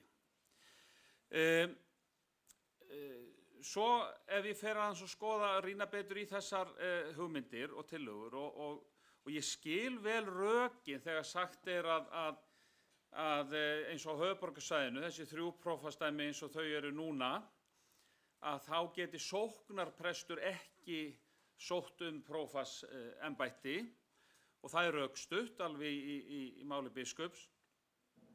En þá er náttúrulega strax farið að þrengja hópinn allverulega, þrengja hóp þeirra sem gætu hugsanlega sótt og líka þegar þetta er bundið bara við viðkomandi prófastdæmi. Þetta er orðið mjög þröngur hópur.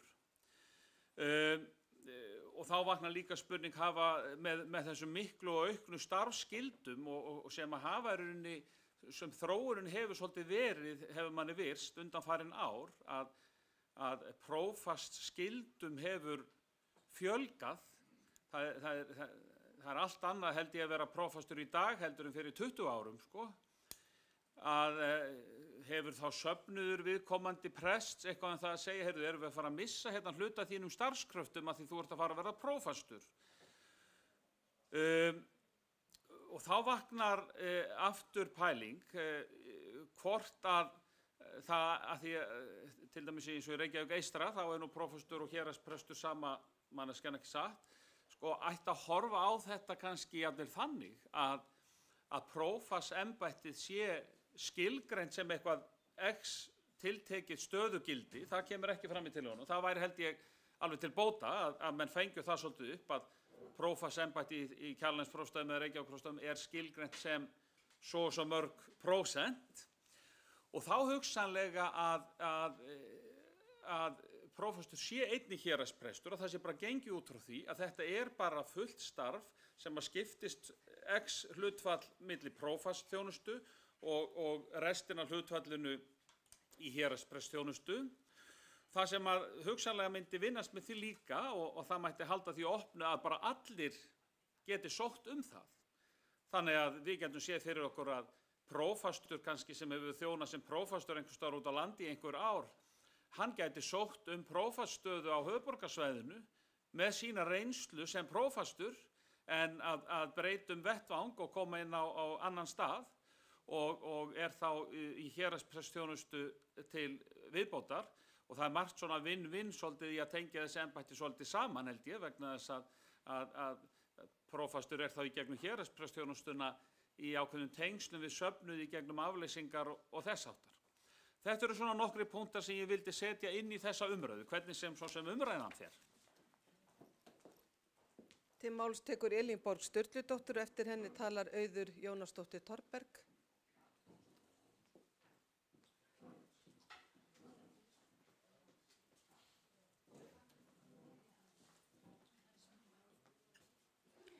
Forseti, ég ætti að sjálfsögðu að fagna þessari tillögu biskups af einlægni vegna þess að það eykur verulega möguleika mín á því að verða prófastur í Reykjavíkurprófastsdæmi vestra.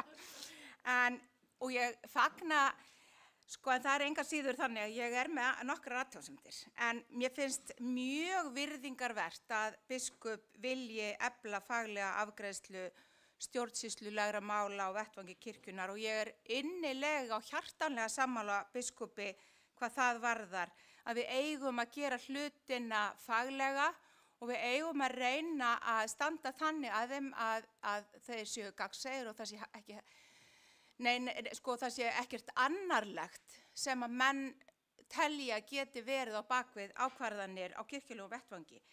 En eins og ég sagði, ég enga síður með ákveðnar svona athugasemdir og svona efasemdir sumt. Og þar get ég tekið undir með Steindóri, mér finnst svona umhugsunarefni, ég með efasemdir það hvort að það sé réttlætanlegt einhvern veginn að taka höfuðborgarsvæðið svona út úr, undanskilja það frá öðrum í raun og veru svæðum landsins. Allavega finnst mér við þurfum að ígrunda það mjög vel og líka í raun og veru það sem að Steindór nefndi tæpti aðeins á að við þurfum að ganga algjörlega úr skuggum það að þetta standist jafnræðisreglu stjórnarskrár. Að það sé hægt að taka, ég ekki löglærð og hef ekki mikið vit á lögum, en mér finnst að það þurfum við líka að vera algjörlega hafið yfir allan vafa. Og hér erum við með góðan mann hér í dyragættinni sem gæti kannski hjálpa okkur við að finna út því, ríkur hann braut. En það er líka annað sem að ég velti vöngum yfir. Vitaskuld álag á prestum á höfuðborgarsvæðinu og embættisannir oft miklar. Ég veit ekki hvort að það svo mikill reginmunur á álagi á milli presta og sóknarpresta. Ég með ákveðnar efasemdir hvað það áhrærir. En það eitthvað sem við þyrftum kannski líka aðeins að staldra við og velta vöngum yfir. Munurinn á starfsálagi sóknarpresta og presta það mikill að við eigum að einhvern veginn virkilega að hafa þessi meginreglu að sóknarprestar megi alls ekki. Það það sem ég á við. Það þetta kannski svolítið, þetta svona, það svona ákveðin móðurleg umhyggjusemi sem fylgir þessari tillögu það að hlífa sóknarprestunum og það þetta fallegt að vilja hafa vit fyrir sóknarprestunum að ofreyna sig ekki vegna þess að kulnun í okkar kirkju orðið verulegt vandamál, þannig að við þurfum auðvitað að taka það alvarlega að menn keyri sig ekki í þrot. En ég velti því til dæmis fyrir mér, bara ef maður tekur svona annað dæmi sem svona kannski sambærilegt, ætti til dæmis kirkjuþing að hafa á því skoðun eða að setja til dæmis einhverja hámarks, segja sem svo, já, sóknarprestar á höfuðborgarsvæðinu, þeir mega ekki jarða nema 25 manns á ári, eitthvað svona. Skiljið hvað ég að fara? Að kirkjuþingið sé að setja í raunveru vinnuálagi sóknarpresta á höfuðborgarsvæðinu einhverjar sérstakar skorður. Ég með svona efasemdir þetta. En allavega svona, þú veist að auðvitað það mikilvægt að þeir sinni embættisskyldum sínum, en það spurning hvort að við eigum einhvern veginn að vera að setja þeim skorður með þessum hætti. En ég líka velta vöngum hvort að það sé einhvern veginn hægt að stíga kannski aðeins annað skref í þetta með umsagnarferlið. Að mér finnst eiginlega svolítið synd að taka umsagnarferlið algjörlega í burtu. Það að segja að sóknarnefndarformenn og prestar hafi ekkert þetta að segja, vegna þess að ég held að það gæti verið möguleika að samræma þetta kannski, að það væri þannig að biskup Íslands leitaði kannski eftir umsögnum vígðra þjóna, getur hvað bara sagt þessu, það ekki þannig í reglunum í dag, vígðir þjónar, að þeir geti haft á því skoðun og formenn sóknarnefnda og síðan leggist biskup Íslands yfir það með sínu mannusteymi, þegar öllu þessu steypt saman, hver þá heppilegasti kosturinn hér á þessum stað. En auðvitað það auðvitað á endanum, eins og kollegi minn Sigurður Greta var að benda á, auðvitað það á endanum þannig að biskup Íslands þarf vitaskuld að geta hugsa sér að vinna með viðkomandi einstaklingi sem prófasti, vegna þess að prófastarnir jú augu og eyra biskups í héraði. Fleira var það ekki. Takk. Til máls tekur Auður Jónasdóttir Torberg og eftir henni tala Bryndís Malla Elídóttir, síðan á mælendaskrá Arna Gretarsdóttir og Stefán Magnússon. Forseti. Það er nú búið að impra á mörg af því sem ég ætlaði að segja. Ég ætlaði samt svona að taka landsbyggðar túttuna á það að ég get alveg sér rök fyrir því að auglýsa störfin og ég get alveg sér rök fyrir því að núverandi kerfi þurfi að aðlaga og gera betra en það er. En ég ætla að vera ósammála Sigurði að ég sjái rök fyrir því að það þurfa að vera aðra reglur en landsbyggðin og höfuðborgarsvæðið. Ég er ekki, og þó að þau séu kannski mjög fjölmenn prófastdæmin hér, þá eru þau lítil. Suðurland er náttúrulega til dæmis risastórt og önnur prófastdæmi líka mjög stór. Þannig að, og það er talað sko að bera myrðingu fyrir sóknarpreststarfinu. Mér finnst það eigi alveg eins við á landsbyggðinni eins og höfuðborgarsvæðinu. Ég held að sóknarprestsstörfin á landsbyggðinni séu ekkert minnar virðingarverð heldur en á höfuðborgarsvæðinu. Og svona fljótt á litið að það vorum við enda við að tala að við þyrftum fleira fólk til að vinna verkin en ekki fleiri millistjórnendur. Þannig að þetta er svona, já.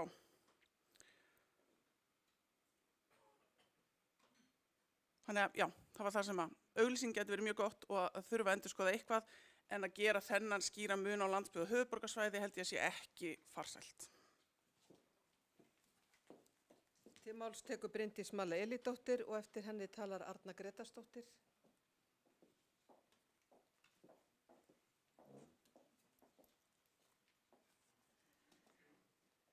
Forseti, ég þakka biskupi fyrir að leggja þetta mál hérna fram og fagna því. Mér finnst mjög jákvætt að það eigi að auglýsa öll störf og í þessu tilfelli sé horft til menntunar og reynslu. Ég vil aðeins fá að koma inn á nokkur atriði sem hér hafa verið nefnd til umræðu og svona við erum að velta vöngum yfir. Og ég sé þetta til dæmis ekki neitt í því að það sé verið að þrengja hópinn þegar talað er að eins og staðan í tillögunni núna að sóknarprestar á höfuðborgarsvæðinu gegn ekki stöðu eða þjónustu prófasts leið. Af því í auglýsingunni það er opið fyrir öllum að sækja Það er opið fyrir sóknarpresta og presta og héraðspresta að sækja Vegna þess að þá bara geturðu óskað eftir því að færast í stöðu prests ef þú tekur að þér þessa þjónustu prófasts. Það er heldur ekki verið að bæta neinum millistjórnendum við. Það er ekki verið að tala að fjölga prófastum, það er ekki verið að tala það eins og ég hef aðeins heyrt sem misskilningur að gera prófaststörfin hérna á höfuðborgarsvæðinu sem fullt embætti. Það er ekki verið að tala það. Prófastar eru ennþá prestar og sinna prestþjónustu, hvort sem eru þá prestar eða héraðsprestar. Og að því það var nefnt einmitt að ég þjóna sem héraðsprestur í mínu prófastdæmi, þá vil ég bara geta þess hér að það kemur mjög vel út og mér finnst að styrkja prófastþjónustuna og vera bara mjög jákvætt að vera héraðsprestur leið og virkilega skemmtilegt því þá fær maður tækifæri til að fara svo víða prófastdæmið og hitta alla.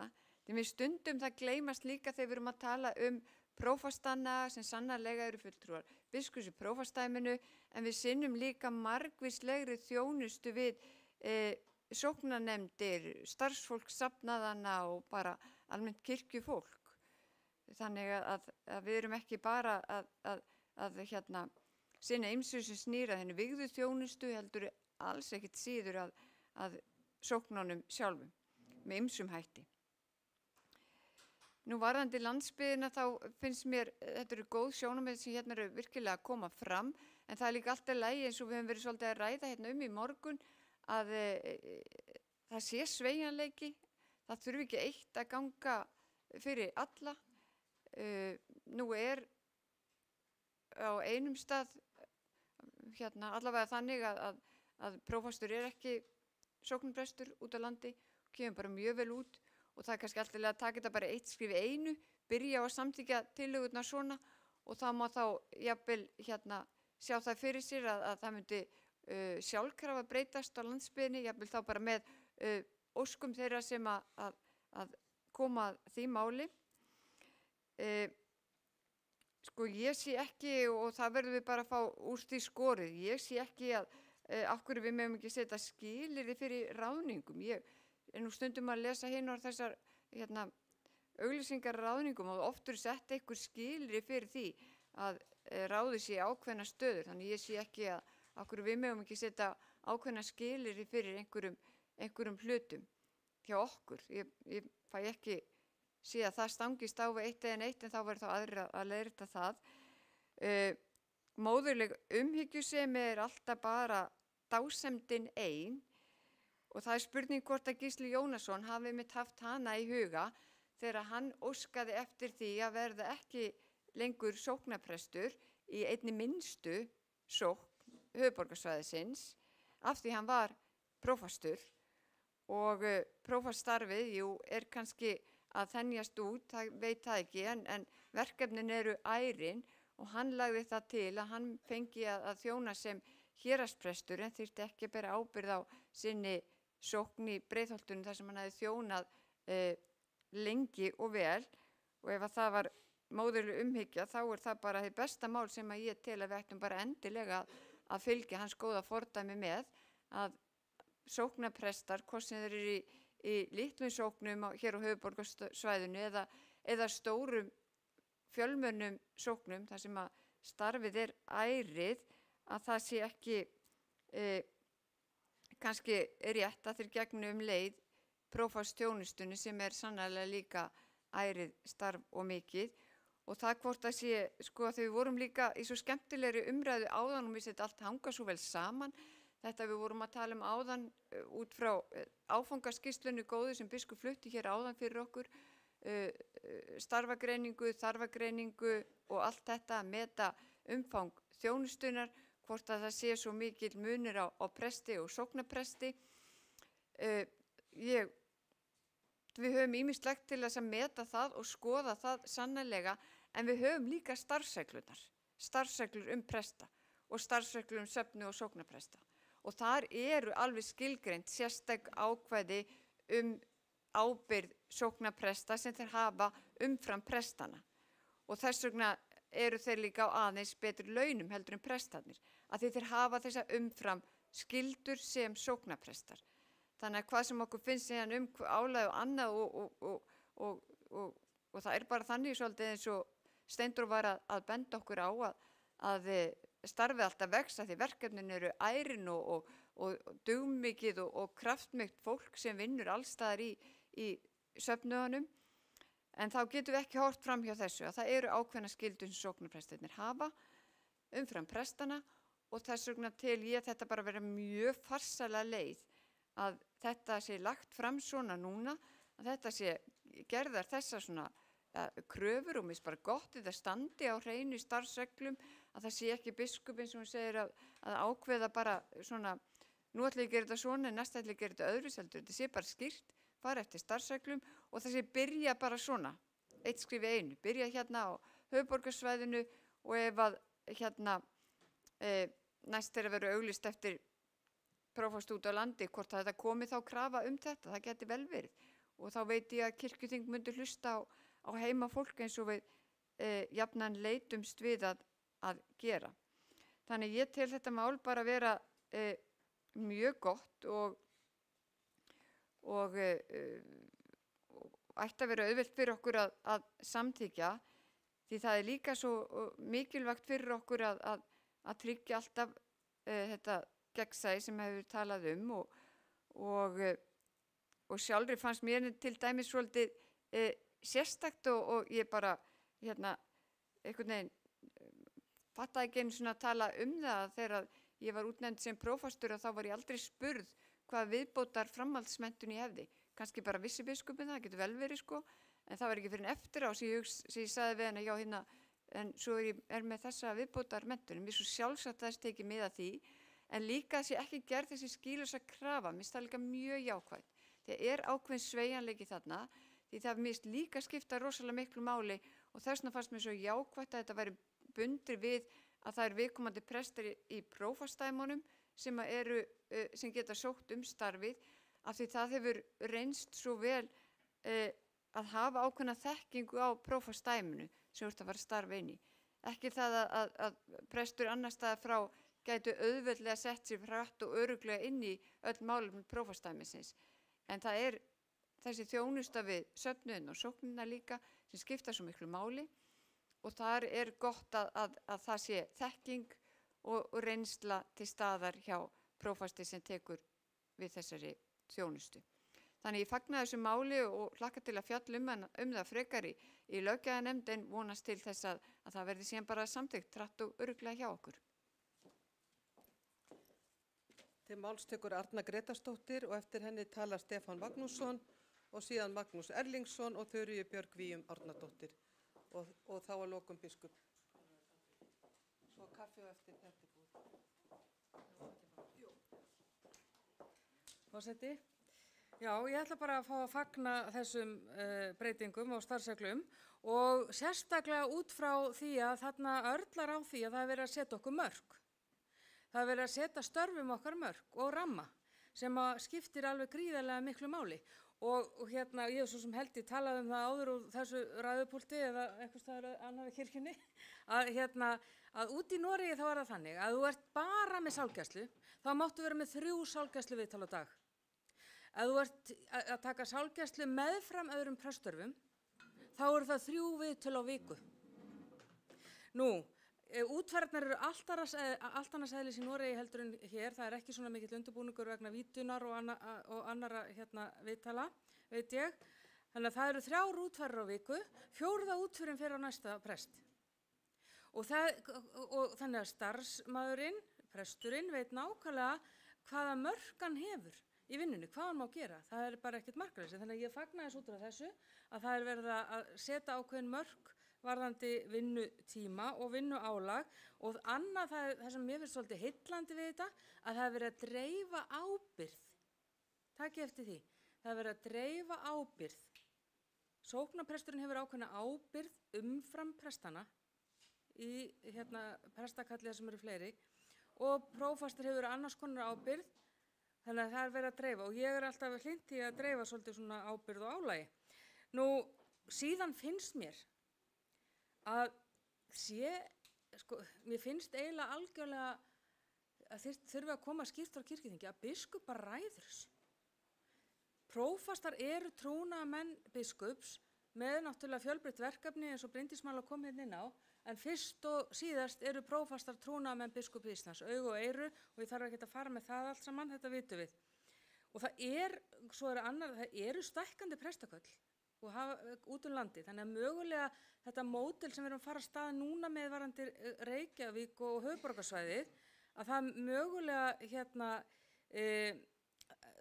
svo verður síðan bara þróunin út á landi að þetta bara gerist, að fólki finnur það út á landi að þetta er bara réttlátt og dreifir álagi og allir sáttir, held ég að þetta verði þannig allavega. Nú, mér finnst síðan að prófastarnir, og það er bara mín skoðun og kannski, það er hluti af þessu máli þó að sé ekki akkurat þarna, að prófastar í þessum 3 stærstu prófastæmum ættu bara allir að vera héraðsprestar. Þeir ættu hvorki að vera sóknarprestar eða prestar í sóknum. Það er bara mín einlega skoðun. Og þanga held ég að við ættum að reyna að stefna og aftur ætla ég að segja það, ég tel það vera í höndu biskups, þó það standi ekki hérna í þessum starfsreglum og þá er það lokapunkturinn, að ég ætla ekki að vera lengi, að önnur greinin sem er 3. greinin sem á orðast svo, biskup setur nágranna prófasti og svo víðari, þið sjáu þetta, finnst hún algjörlega óþörf.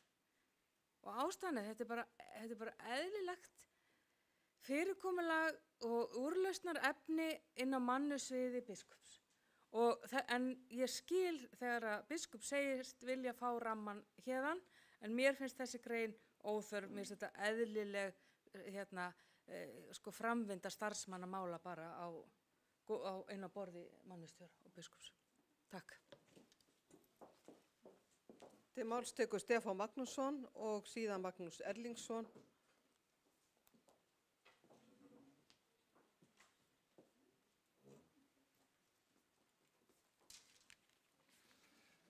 Forseti, ég hef aðeins athugasemdir við þetta mál. Mér sýnist að við séum að fara úr prófastarfi sem þá viðbótar skyldur við starf press yfir í það að fara í sérstakt starf. Það svo sem ekki orðað nákvæmlega þannig þarna. En það með því að auglýsa starf prófasts eins og það væri pressstarf, þá segir það mér það að við erum að fara í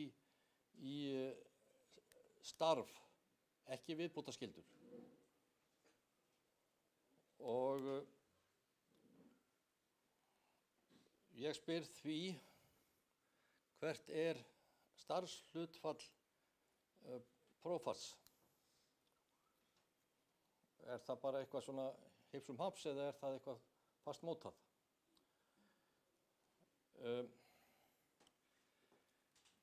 Ég velti fyrir mér hvort að það sé einhver formgalli að ráðgjafanefnd biskups sem er á mannusviði og starfsmannasviði sé ráðgefandi í þessu og jafnframt síðan í framhaldinu að taka á starfsmannamálum viðkomandi einstaklinga. Ég bara velti fyrir mér hvort að þetta sé eigi að vera svoleiðis, það getur vel verið.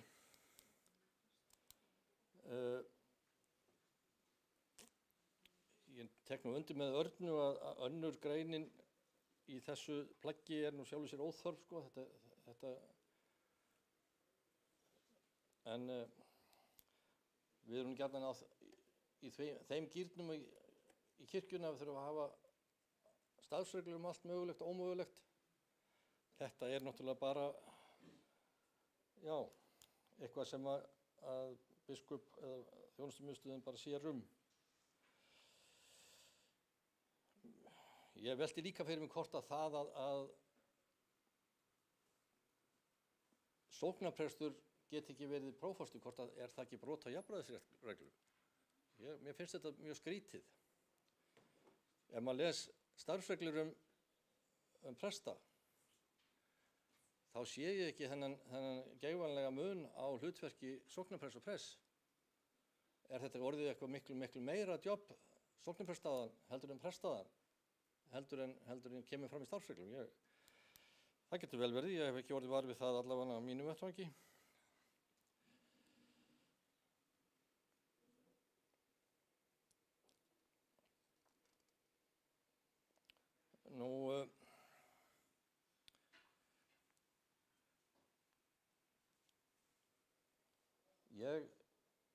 Ég sakna þess mjög ef það á að fara að taka það af sóknarnefndarformönnum og þá prestum að tilnefna eða hafa einhverja skoðun á því hver er ráðinn. Ég sé ekki að það skaði neitt þó að menn hefðu þarna opinn möguleika á að segja skoðun sína. Það er svo aftur og annar mál hvort það sé farið eftir henni. Það er bara aukatriði í sjálfu sér, en að geta komið sinni skoðun á framfæri. Prófastur er að sinna hlutum sem að koma að starfi sóknarnefndar. Bara héraðsfundur til dæmis, Og þess vegna finnst mér ekkert óeðlilegt að maður geti haft eitthvað það að segja. Lagt fram sitt álit, en síðan er það annar að meta hver niðurstaðan eigi að vera.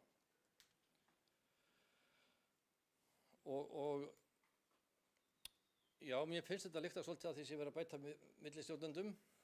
Það er að segja auka vægið þeirra í starfshlutfallinu.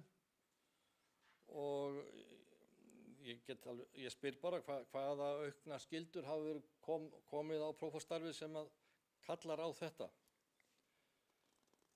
En ég vildi allavega ef við förum eitthvað að nálgast þetta mál til endanlegrar afgreiðslu, þá vildi ég allavega leggja mitt á vogarskálan til þess að prestar og sóknarnefndarfólk eða sóknarnefndarformenn í öllu falli hafi eitthvað þetta að segja. Svo er reyndar svo því sé til haga haldið, það hér mál á þinginu nr. 28, starfsreglunum prófasta, sem varða prófasta, sem bara ágætis mál, sem að ég hefði gjarnan vilja, styðja. Til máls tekur Magnús Erlingsson og eftir honum talar Þuríður Björg Víum Árnadóttir.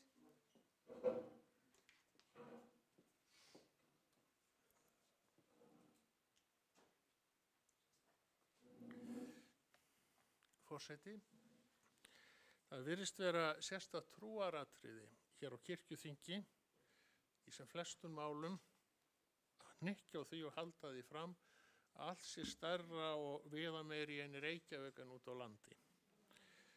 Og nú skal þeirri skoðun andmælt og einhverjum strokin og ranghæris mér það. Hér stendur í starfsreglum sóknarprest í 6. grein sóknarpresta. Í hverju prestakalli skal vera einn sóknarprestur er leiðtogi safnaðarins og starfi við hlið sóknarnefndar, þetta er 6. grein. 7. grein, sóknarprestur er í fyrirsvari kirkjuleg starfi sóknum prestakallsins og er forunstu mótum þessu skipulag. Hvort skildi nú vera meira mál ef vera sóknarprestur í prestakalli þar sem eru 3 sóknir eða 12? Þú starfar með 3 sóknarnefndum eða þú starfar með 12 sóknarnefndum. Ég er í prestakalli þar sem eru 12 sóknarnefndir og það er bara rosalega mikið mál ef einn aðili á að starfa með þeim öllum. Þannig að við ákváðum að gera sem Steindór Runibjörg stakk upp á og sagðum bara við erum öll sóknarprestar og við skulum bara halda áfram að vera sóknarprestar og á því hvað stendur í vitleysislegum starfsreglum. Ég óskaði eftir því við fyrirverandi biskupum myndi bara vera sett á jafnaðarlaun. Og ef þetta þyrfti endilega að vera á einhvern hátt, þá getum við bara látið þetta rótera á milli. Skipst á að vera sóknarprestar í bókhaldinu fyrir sunnan. En auðvitað erum við öll sóknarprestar, þessi 3 sem erum að starfa fyrir vestan. Þyrftum við raun að vera 4, því að við höfum bara skipt sóknunum á milli okkar. Því það er bara miklu eðlilegra. Og mér bara, þó ég hef ekkert sjálfsögur út á þessar starfsreglur að setja, en þá finnst mér þetta stingum í stundum að því það er bara horft á mannfjölda. En í raun ef maður skoða hverja skyldur sóknarprest eru, þá eru þær fyrst og fremst það fyrir utan það að færa kirkjubækurnar, þá er það að starfa með sóknarnefndinni og það hlýtur að vera meira starf að starfa með 12 stjórnum en 3. En ég væri gaman að heyra ykkur rökstyðja það, af hverju það er meira starffólki því að starfa með 3 stjórnum heldur en 12. Þá tekur til máls Þuríður Björg Víum Árnadóttir.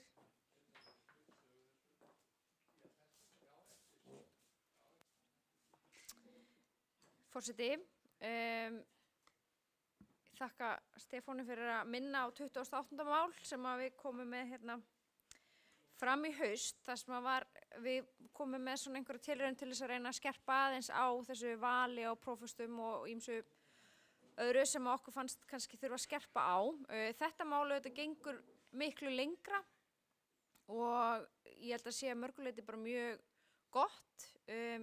Við vorum samt svona ekki alveg sammála öll og höfum fengið svona hvatningu til þess að draga hitt ekki alveg tilbaka vegna þess að það er kannski eitthvað inn í því sem er ekki inn í þessu. Þannig ég hefði bara viljað að löggjafarnefnd myndi taka þessi mál, horfa á það aðeins saman og kannski sjá hvort það væri eitthvað hérna í hinum málinu sem ætti taka til greina þarna. Og það er kannski, og svona af umræðunum að dæma, þá er það kannski aðalega þetta með umsagnirnar sem að einhverju virðast svona sakna og ekki alveg vera tilbúin að taka út umsagnir frá vígðum þjónum og sóknarnefndar formunum sem hafa verið. Ég held að þær séu mikilvægar þar sem prófastur er auðvitað leiðtogi vígðra þjóna í prófastaminu og þarf að hljóta traust frá þeim. Varðandi þetta með sóknarprestana, ég ætla að taka undir með landsbyggðartútunni þarna auði. Ég held að þetta þarf jafnt yfir alla ganga á hvort sem það er af eða á að það sé samt ekki höfuðborgarsvæðið sé ekki tekið út fyrir svega vegna þess að starf prófasta út á landi er líka gríðarlega mikið og í þessum saminu stóru prestaköllum með miklu fleiri sóknir heldur en prófastarnir hér hafa undir, þannig að ég held að það sé mikilvægt að það sé jafnt yfir alla ganga. Takk. Þá tekur biskup Íslands til mál, Guðrún Karls Helgudóttir. Forseti, takk fyrir þessar góðu umræður, virkilega flott að fá þetta allt saman fram og þetta mál ég myndi vilja því því vísa til löggjafarnefndar og ég sannarlega tilbúin að koma á fund nefndarinnar og ræða þetta, enda þetta náttúrulega snýst þetta samstarfsfólk biskups meðal annars og því mikilvægt að ég fái að hafa einhver áhrif á þetta. Þetta snýst ekki að það sé verið að metast hvort merkilegra að vera sóknarprestur á höfuðborgarsvæðinu eða landsbyggðinni. Ekki fara þangað. Þetta snýst ekki það.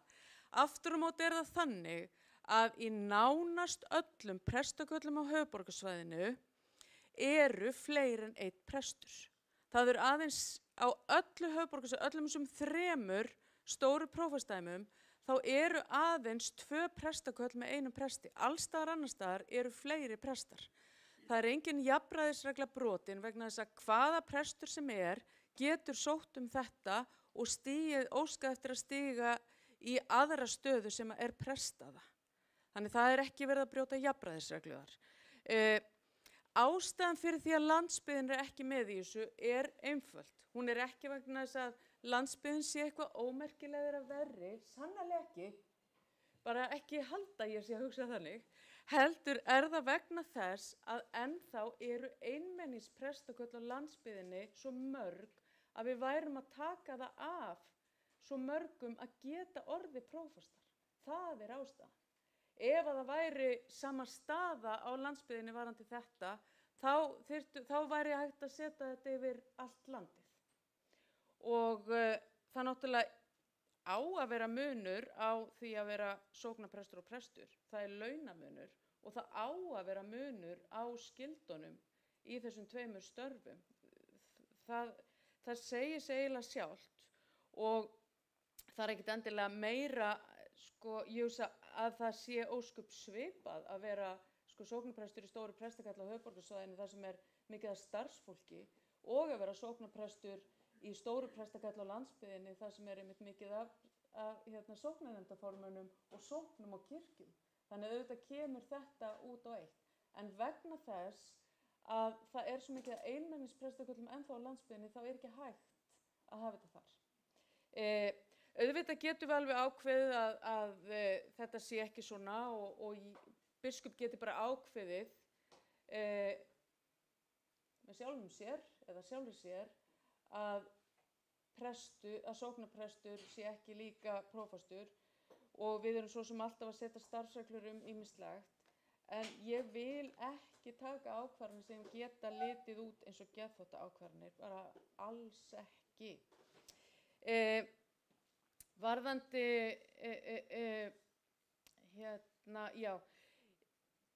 ég held að það væri meira að segja langbest að prófastur sé héraðsprestur. Og það komið mjög góð reynsla á það, til dæmis í Reykjavík prófastsdæmi Eystra, vegna þess að þar prófasturinn í svo góðum tengslum þar af leiðandi við alla söfnuðina, vegna þess að prófasturinn að leysa af í öllum söfnuðunum og fær þess vegna enn frekar það tækifæri til þess að kynnast öllu fólkinu í söfnuðunum. Og ég vil ekki gera lítið úr því að prófastar séu gegni ákaflega mikilvæg hlutverki og eiginlega lykilhlutverki þegar kemur að sóknarnefndum. Og þess vegna skil ég vel að það skiptir sóknarnefndir miklu máli hver prófastur. Og ef þið viljið bæta inn í einhverju með að sóknarnefndir fá að koma með hafa einhver áhrif þá bara endilega. Það mér svo sannarlega meinalaus og það bara alls ekkert verra. En það sem ég finnst mikilvægast að ég myndi helst vilja að þetta sé sem allra faglegast. Og svo það sé alveg á hreinu þá ekki verið að bæta við milli stjórnendum. Við erum ekki að bæta neinu við. Þetta bara alveg eins og þetta hefur alltaf verið. En aftur á móti þá miklu frekar verið að dreifa ábyrgð. Þannig að ég held að sé heldur ekki gott að þú sért einhvern veginn í öllum hlutverkunum og með allar launauppbótirnar, með alla ábyrgðina og öll völdin og áhrifin. Ég held að sé einmitt betra að við dreifum þessu, að þetta sé jafnara yfir landið. Og ef til vill það móðurlegt og ég bara fagna því, ég er ekki oft talin vera með móðurlega umhyggju, en það er gott að það er hér. Takk fyrir, þakka innilega fyrir það. Já, ég held að þetta sé nú svona flest komið að því sem að var nefnt, já. En ég treysti löggjafarnefndinni fyllilega til að finna út úr þessu fyrir okkur öll og er sem sagt tilbúin til að koma á fundin og endilega setja saman bæði málin. Það er bara virkilega flott og vinnum þetta sem best saman. Þá er fyrri umræðu lokinni 38. mál. Lagt er til að máli fari í síðar umræðu sem getur samþykkt. Það gjör svo vel að gefa merki. Takk fyrir. Lagt er til að máli fari í löggjafarnefnd til sem getur samþykkt það. Gjör svo vel að gefa merki. Takk fyrir. Því ég er vísað til löggjafarnefndar og þá tökum við kaffihlé.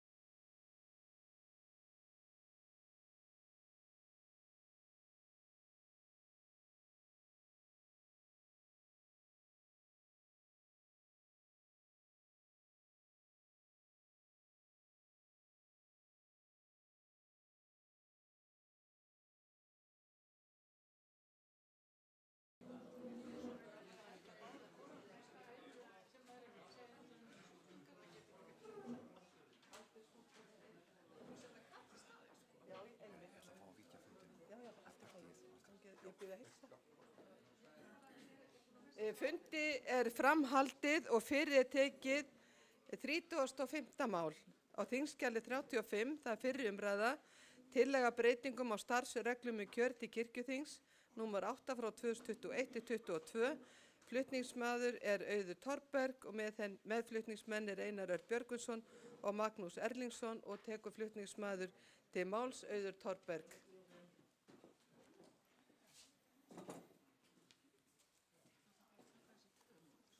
Forseti, ég flyt hérna tillögu að starfsreglum breytingu á starfsreglum kjör til kirkjuþings, númer bla bla, númer 8, 2021-2022. Fyrsta grein, önnur málsgrein fyrstu greinar orðist svo: á kirkjuþingi eiga sæti 29 fulltrúar, 20 leikmenn og 9 vígðir. Önnur grein orðast svo: kjördæmaskipan er eftirfarandi. Reykjavíkurprófastsdæmi vestra, fyrsta kjördæmi, 4 fulltrúar og 4 til vara. Reykjavíkurprófastsdæmi eystra, annað kjördæmi, 4 fulltrúar og 4 til vara. Kjalarnesprófastsdæmi, þriðja kjördæmi, 4 fulltrúar og 4 til vara. Vesturlandsprófastsdæmi, 4. kjördæmi, 1 fulltrúi og 2 til vara. Vestfjarðaprófastsdæmi, 5. kjördæmi, 1 fulltrúi og 2 til vara. Húnavarsdæmi og Skagafjarðarprófastsdæmi, 7. kjördæmi, 1 fulltrúi og 2 til vara. Eyjafjarðar- og Þingeyjaprófastsdæmi, 7. kjördæmi, 2 fulltrúar og 2 til vara. Austurlandsprófastsdæmi, 8. kjördæmi, 1 fulltrúi og 2 til vara. Suðurprófastsdæmi, 9. kjördæmi, 2 fulltrúar og 2 til vara. Að auki er kosin 1 vígður fulltrúi og 2 vígðir varamenn hans í hverju framangreindra kjördæma. Varamenn taka sæti í þeirri röð sem þeir kosnir eru til. 3. grein starfsreglna fellur brott. 4. grein starfsreglna orðast svo: kosningaréttur, kosningarétti kirkjuþings á hver sá sem þann 1. apríl á kosningaári a. uppfyllir skilyrði til að taka sæti í sóknarnefnd, b. hefur tekið vígslu til djákna eða prests og er skráður í þjóðkirkjuna. 5. og 6. grein falla brott. 7. grein orðast svo: kjörgengi, kjörgengur til kirkjuþings er hver sá leikmaður sem þann 1. apríl á kosningaári hefur kosningarétt samkvæmt A-lið 4. greinar, er 18 ára og hefur óflekka mannorð. Óflekka mannorð telst enginn hafa sem hlotið hefur dóm fyrir refsivert brot og refsing er óskilorðsbundið fangelsi frá þeim degi sem dómur er uppkveðinn og þar til afplánun er að fullu lokið. Kjörgengur sem vígður fulltrúi er hver sá sem uppfyllir skilyrði í 1. málsgrein og sem er a. vígður þjónn íslensku þjóðkirkjunar eða hjá íslenskum söfnuði þjóðkirkjunar erlendis og í föstu og launuðu starfi sem slíkur, eða b. vígður þjónn sem lítur til sjónar biskups Íslands og í föstu og launuðu starfi sem slíkur á vegum stofnunar og eða félagasamtaka hér á landi.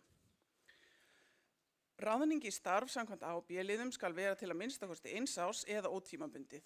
Vígður þjónn í tímabundin leyfi frá starfi samkvæmt A- eða B-lið alltaf 2 árum er kjörgengur. 8. grein orðast svo: hvar kosningaréttur og kjörgengis skuli notið.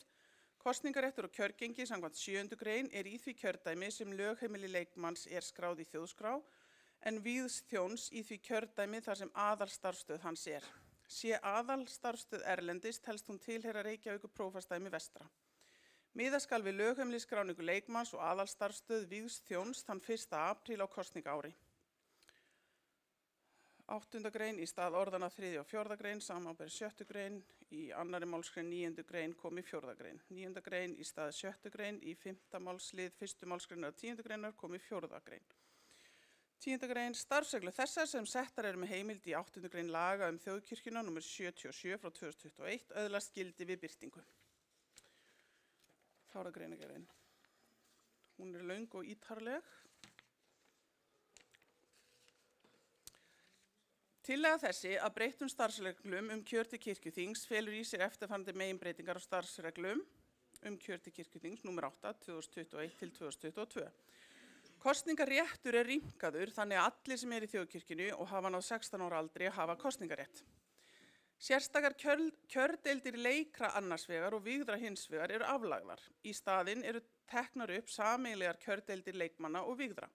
Allir kjósendur kjördæmis kjósa þannig alla þingfulltrúa kjördæmisins.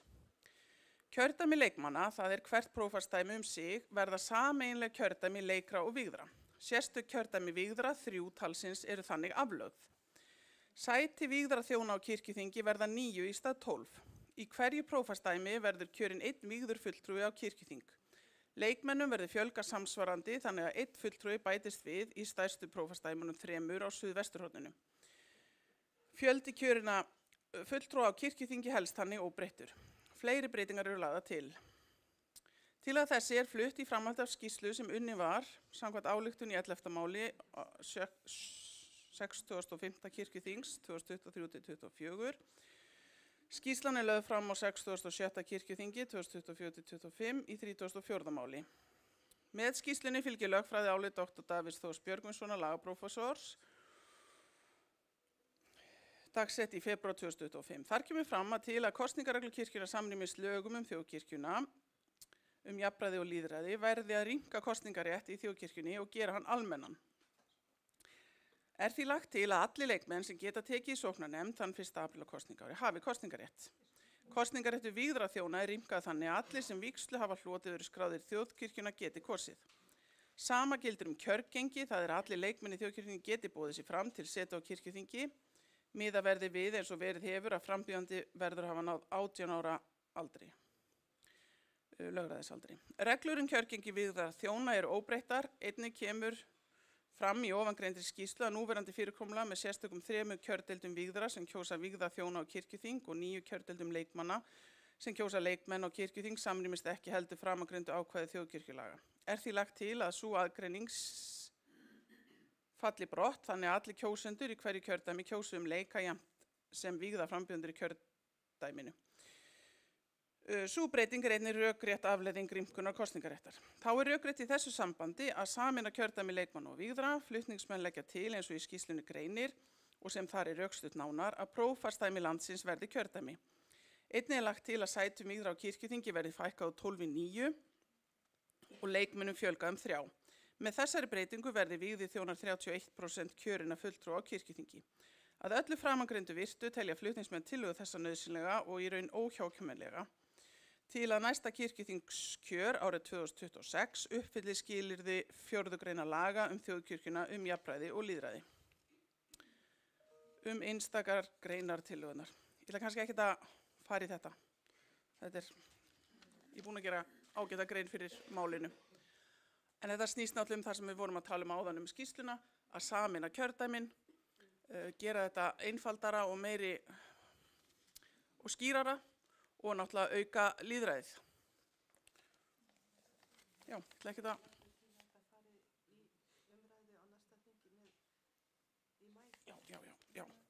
Já, ég legg til að á þessi verði, ég ætla ekki að tala núna. Já, ég ætla ekki að vísa þessu í nefnd strax, heldur að vísa þessu á þingdaginn sem yrði haldinn í maí til að fjalla þetta. Þannig að þetta væri opið mál þangað til. Nei. Sko, já, að því að við ætlum að taka þennan þingdag í maí til að ræða þetta og þetta fylgir. Þetta fylgir í skýrslunni í rauninni.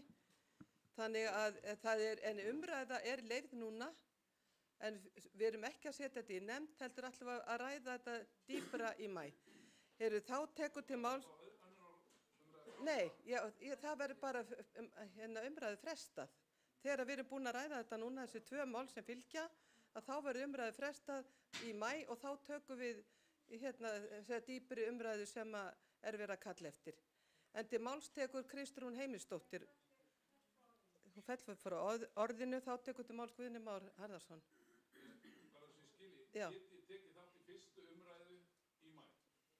Algjörlega, og þá verður, já, og í rauninni hef ég hugsað þannig að þegar við förum að ræða þetta í maí, að þá gefum við okkur góðan tíma, jafnvel 2-falda ræðutíma, bara eins og við þurfum, og við bara ræðum þetta þannig að við séum sátt og málið verði okkur ekki til skammar. Og fellur þið þá frá orðinu núna, Guðni? Já. Þá það Þuríður Björg Víum.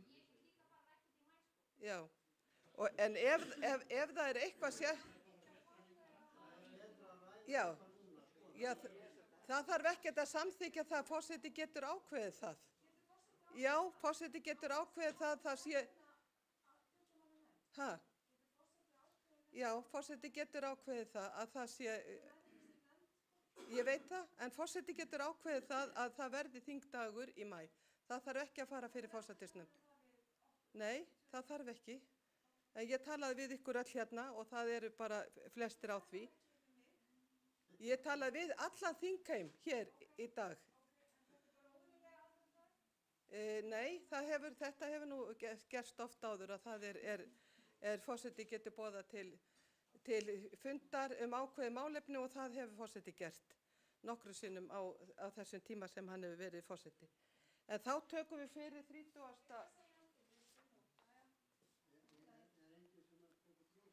Nei, en ef það er einhver, þau ætla bara að bíða með það fram í maí.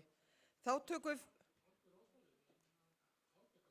Það væri líka gott að fá ef það er einhverju punktar sem fólk vill koma á framfæri núna eins og Kristrún.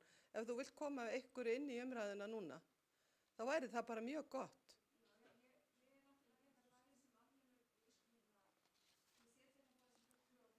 Já.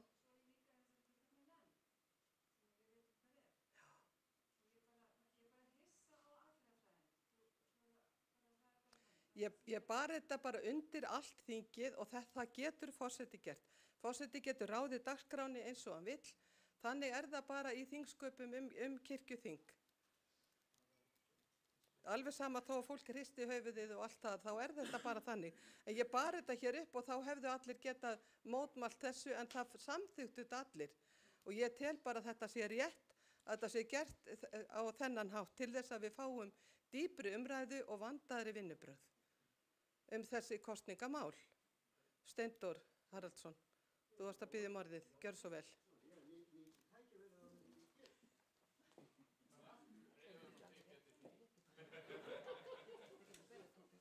Forseti, já ég ætla bara að lýsa ánægju minni með þetta frumvarp og ég held að við séum að stíga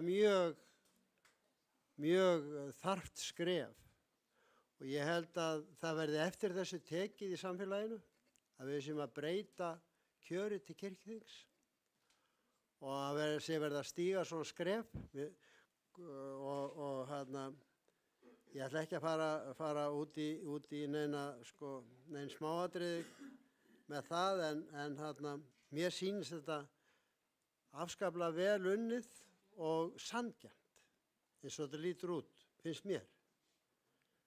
Og ég hef ekki svo mikið meira en það að segja en ég vildi bara að koma hérna upp til þess að umræðin væri hafin. Takk fyrir.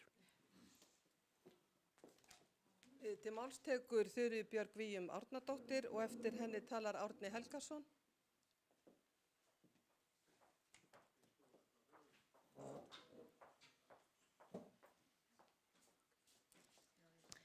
Forseti, ég fagna því að við ætlum að ræða þetta mál betur í maí, taka heilan dag í það, nóg að ræða. Ég vona við verðum ekki búin að gleyma öllu því sem við erum að ræða samt hér núna þegar að því kemur. Mér langaði til þess að benda þess á 27. mál sem að liggur fyrir þinginu. Ég saknaði smá að sjá að það sé ekki tekið tillit til þess í þessari tillögu þar sem að við vorum að leggja til að ungt fólk fengi þarna 2 sæti sem væri kosið af kirkjuþingi unga fólksins og mér langaði bara svona að minna á þetta til þess að núna höfum við smá tíma og kannski fáið einhverju hugmyndir hvernig er hægt að koma þessu unga fólki fyrir í þessari tillögu af því ég held að sé mjög brýnt að við gerum það því þarna er einhvern veginn hvergi tryggð þessi jafnræðisregla sem við erum alltaf að tala varðandi kynin og unga fólkið. Þannig að mér langaði bara svona nefna þetta hér, nú hafið þið smá tíma til þess að hugsa það, endilega skrifið þetta hjá okkur svo við erum ekki búin að gleyma því. Til máls tekur Árni Helgason.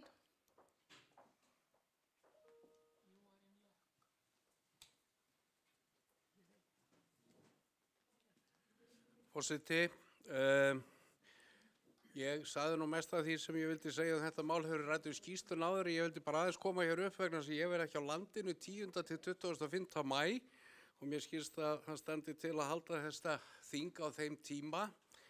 Þannig að ég vildi bara ítrekka það sem ég sagði áðan að mér líst mjög vel á þessa breytingu og útvíkkun á kosningarétti en ég geld nokkuð varhug við þessum hugmyndum kjörgengi. Ég held að menn þurfa að fara mjög varlega í það og hugsa það til enda.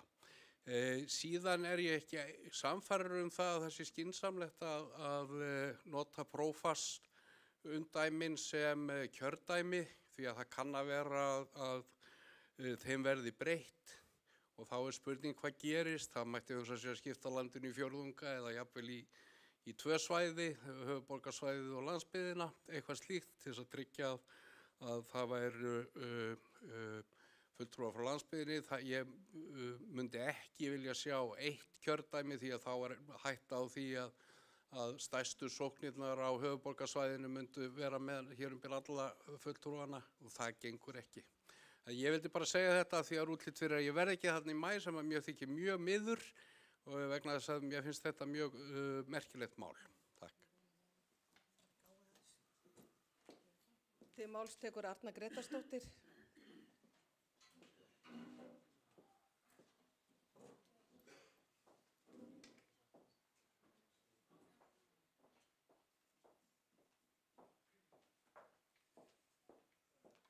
Forseti.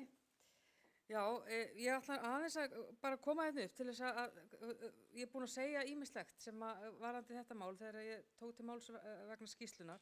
En það sem ég langar til þess að við skoðum vel fram í maí, eða allavega ætla ég að gera það, er allar starfsreglur sem lúta að því að við séum með þessa skiptingu milli vígðra og óvígðra, að við tökum allt það orðalag, að þetta sé fyrsta skrefið í því að við bara útreymum þessum mun hér á þessum kirkjuþingi.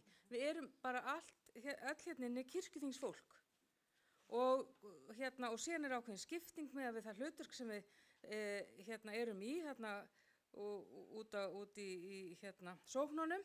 Við erum mismunandi hlutverkum þar en þegar við komum hingað þá erum við bara kirkjuþingsfólk þannig að það er fullt af starfsreglum sem að fjalla að leikmenn eiga að geta gert þetta og vígðir gera þetta og ég þarf að búa til yfirlit svo við vitum hvað það er sem við þurfum að breyta. Vegna þess að þetta held ég sé fyrsta skrefið, að þegar við erum kosin inn, þá erum við kosin inn í sömu kjördeildinni. Ef það hefði ekki verið svona, þá hefði við algjörlega mótið að fækka vígðum. Takk, ég ætla ekki að segja meira. Fleiri hafa ekki hvatt sér hljóðs. Jú, Stefán Magnússon og Guðni Már Harðarson.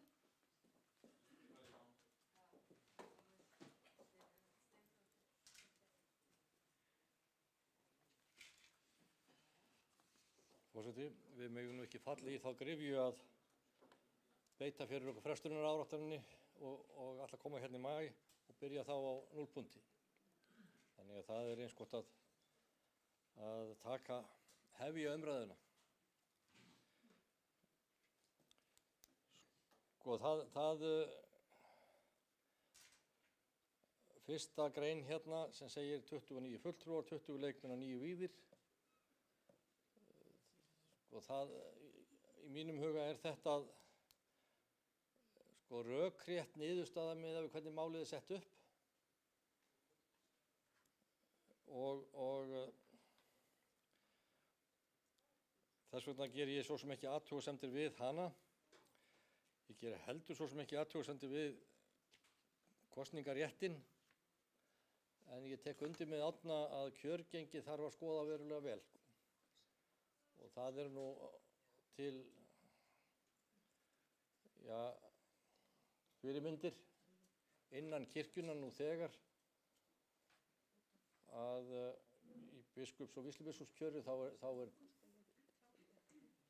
ekki hver sem er í boði heldur er búið að velja handa okkur einhverja sem við megum fá og það gefur okkur svona einhverja þannig eru einhverjir möguleikar sem við gætum hugsanlega nýtt okkur. Ég hef ekki mótaða skoðun á því hvernig við gerum þetta en þetta getur líka orðið einhver tímabundin þröskuldur eða tímabundið, já, vegna þess að við þurfum kannski aðeins að gæta að því að þetta fari ekki úr böndunum og þá eðlilegt að við tökum kjörgengishlutann svona í allavega einhverju skrefum.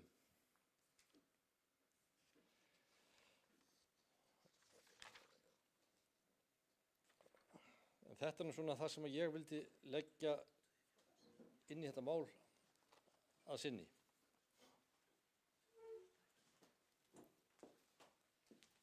Til máls tekur Guðni Már Harðarson og eftir honum talar, Helga María Sigurðardóttir. Hilda María.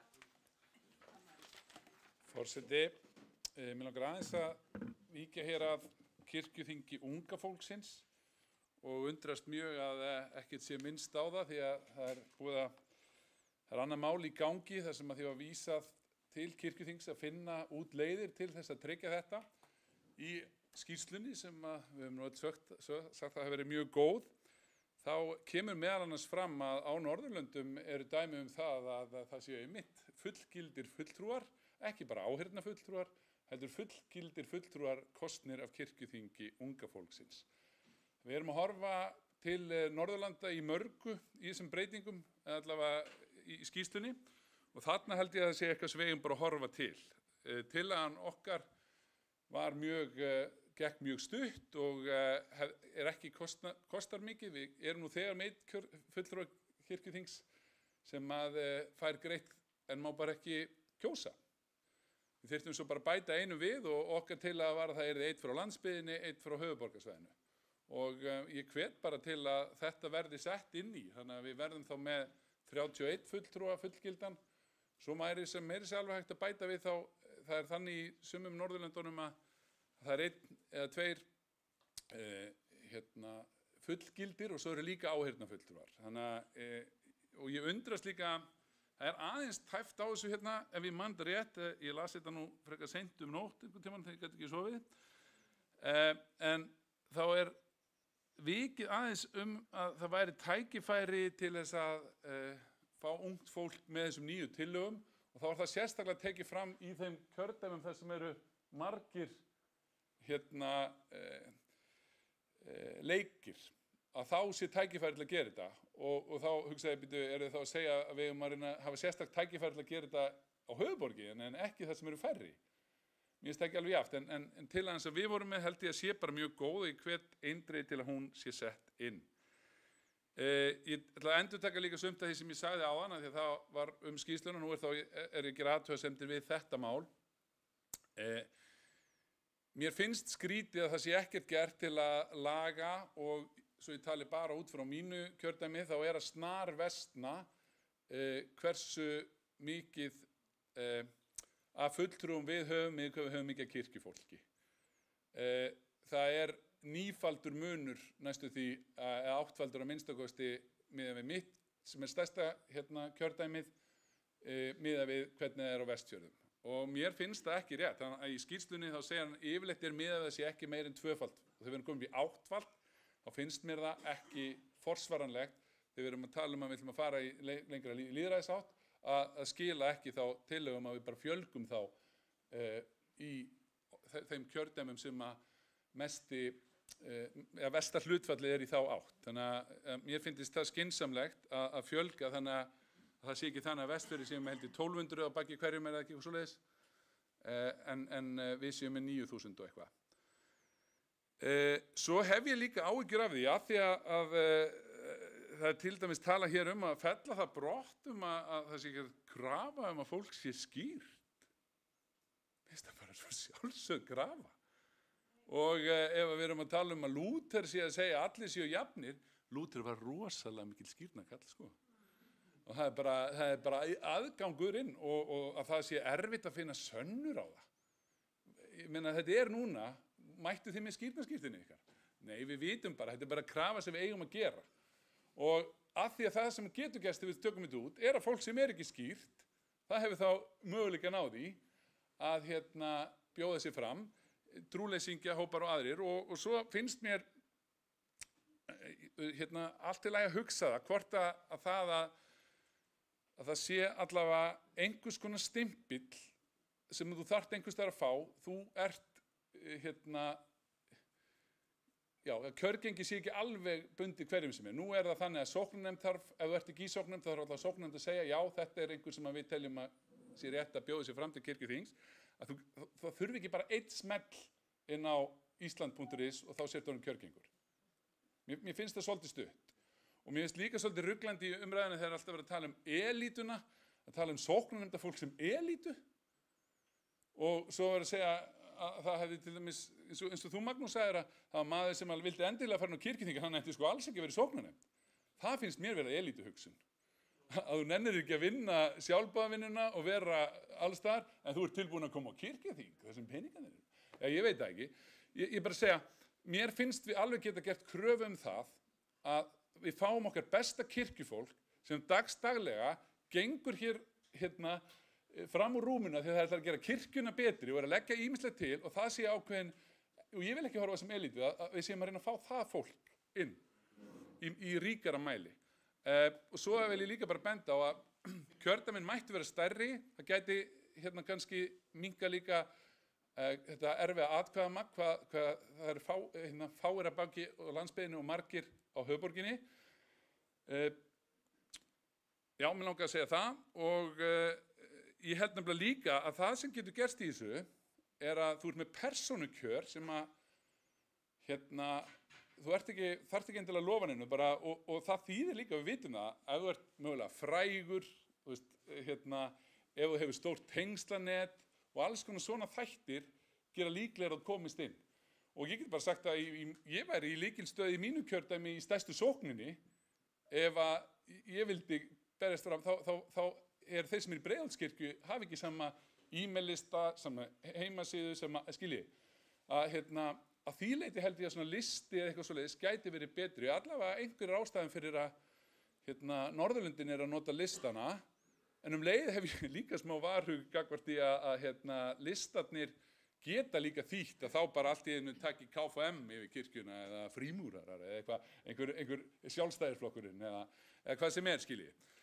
Þú gætir einhvern veginn verið með þannig lista, en í grunninn finnst mér þetta nefnilega frekar gott. Ég myndi helst eins og ég sagði á hann, bara vilja að við værum bara, það er núna á héraðsfundinum eða kringum hann sem að við finnum gott fólk þaðan sem að er nestað af héraðsfundinum og er svo lyft upp og kosið inn á kirkjuþing. Mér finnst þetta ekki vera elitismi, mér finnst þetta vera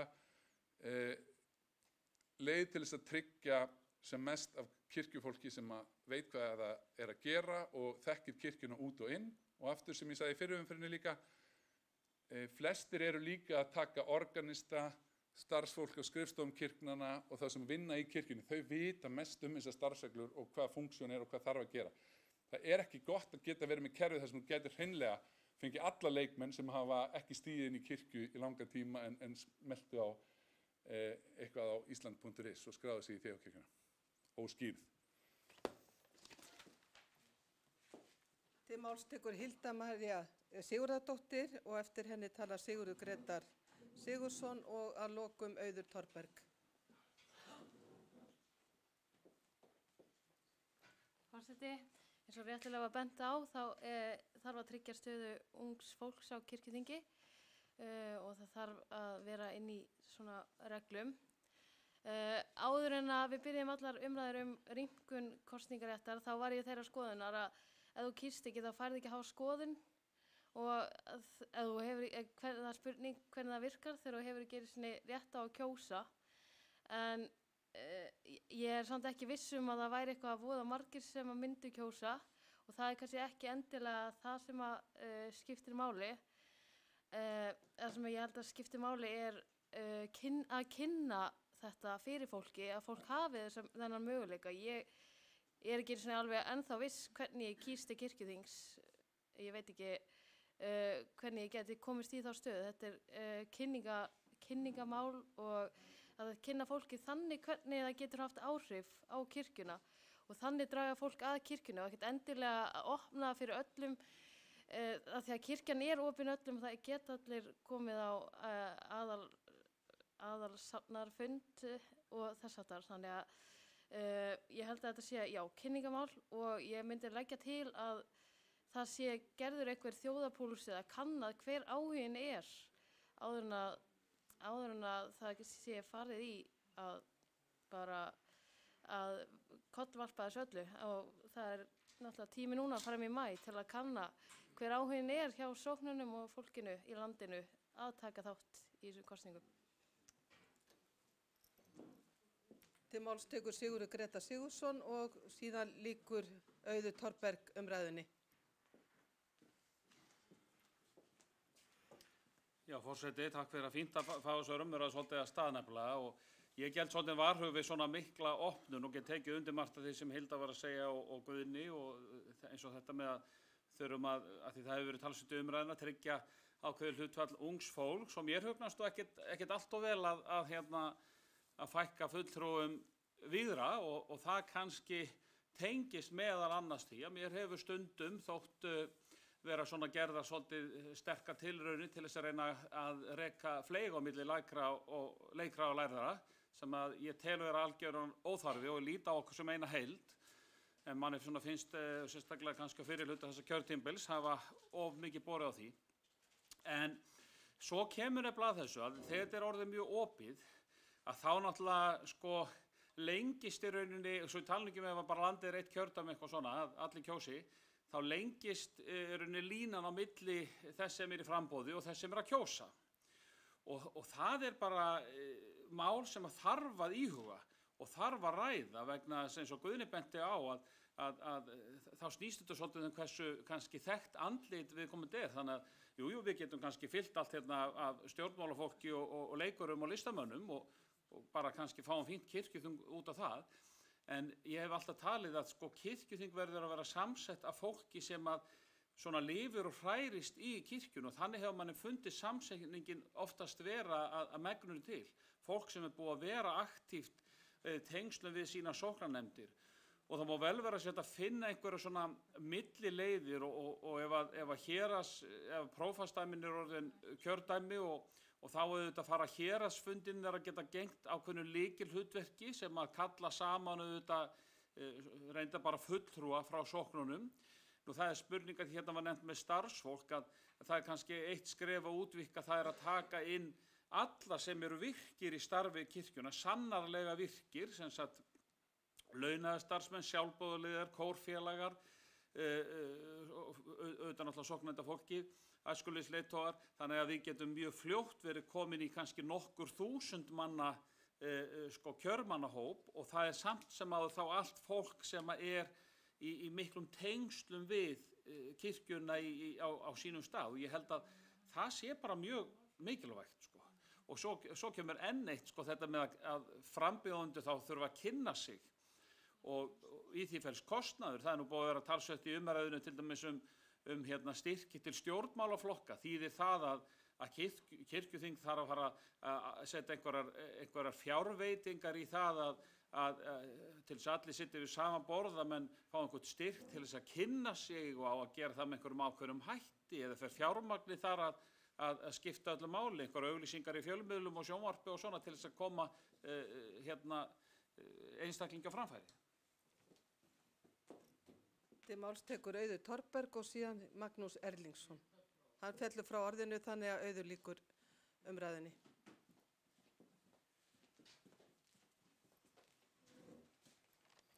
Forseti, takk fyrir umræðunar og ég hlakka ótrúlega mikið til að tala um þetta í maí. Varðandi að festa sætin, þá ræddum við þetta og við ræddum þetta slatta, það kannski kemur ekki nógu vel fram í skýrslunni, en við vorum svolítið lituð af því að lögfræðingurinn og þessi lýðræðis-jafnræðis-vinkill, að það að festa sæti einhverjum sérstökum er mjög ólýðræðislegt. Þú veist, það er ekki, þó það þurfi vissulega, ég er ekki að gera lítið úr því, en við svona notum það ekki og eins og þú nefndi Guðni, að það er auðveldara kannski að hugsa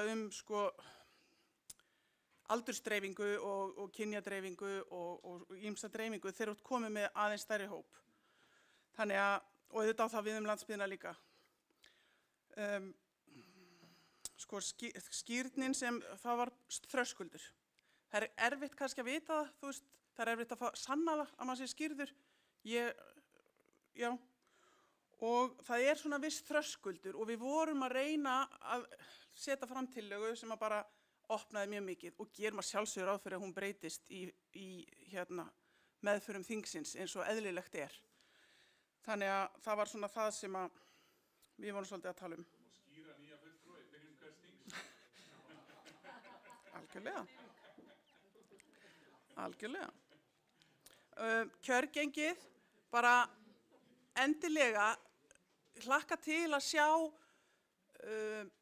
efnislegar tillögur hvernig kjörgengið eigi að vera í meðförunum og í umræðunum og þegar við veltum þessu fyrir okkur.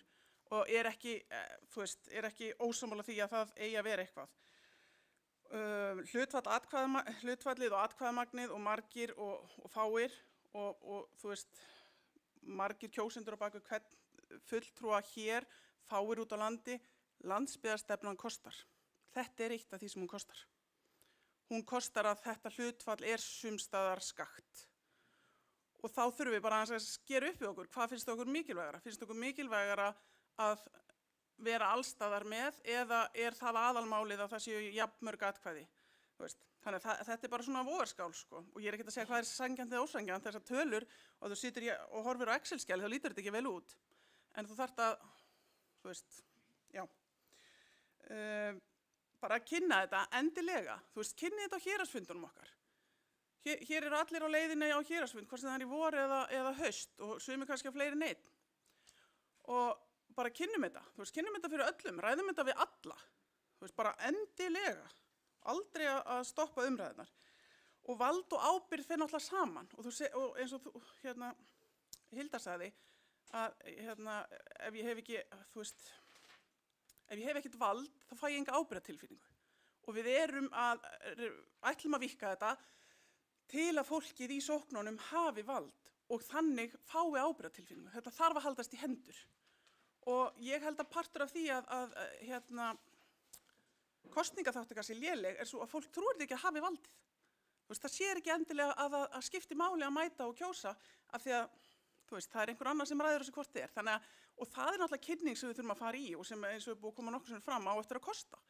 Og ég held að það sé gott og ég held að við eigum að kynna hana og við erum stolt af kirkjunni og þeim skrefum sem við erum að taka í lýðræðisátt og við eigum að vera bara hugrökk og við eigum að vera meira hugrökk heldur en hrædd við þessar næstu breytingar sem við tökum í kirkjunni og hugsa hvert við viljum fara og hvernig við viljum að hún sé en ekki að hugsa eitthvað, það er alltaf hætt á einhverju hræðilegu, bara allstaðar.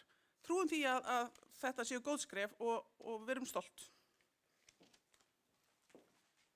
Þá er fyrri umræðu þessari lokið og þá tökum við fyrir 37. mál og fyrir því máli talar Einar Örn Björgvinsson og það er bara sama meiði. Jú, fresta fram í maí, það er ekki lokið, bara í lokið núna í þessum kafla. En Einar Örn, gjör svo vel.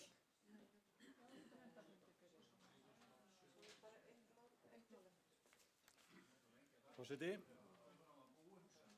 ég mæli fyrir 37. máli tillaga að starfsreglum breytingu af starfsreglum kosningu biskups Íslands og vígslu biskupa nr. 9/2021-22 með síðari breytingum. Fyrsta málsgrein. Önnur grein starfsreglna orðast svo. Kjörtímabil biskups Íslands og vígslu biskupa skal vera 5 ár.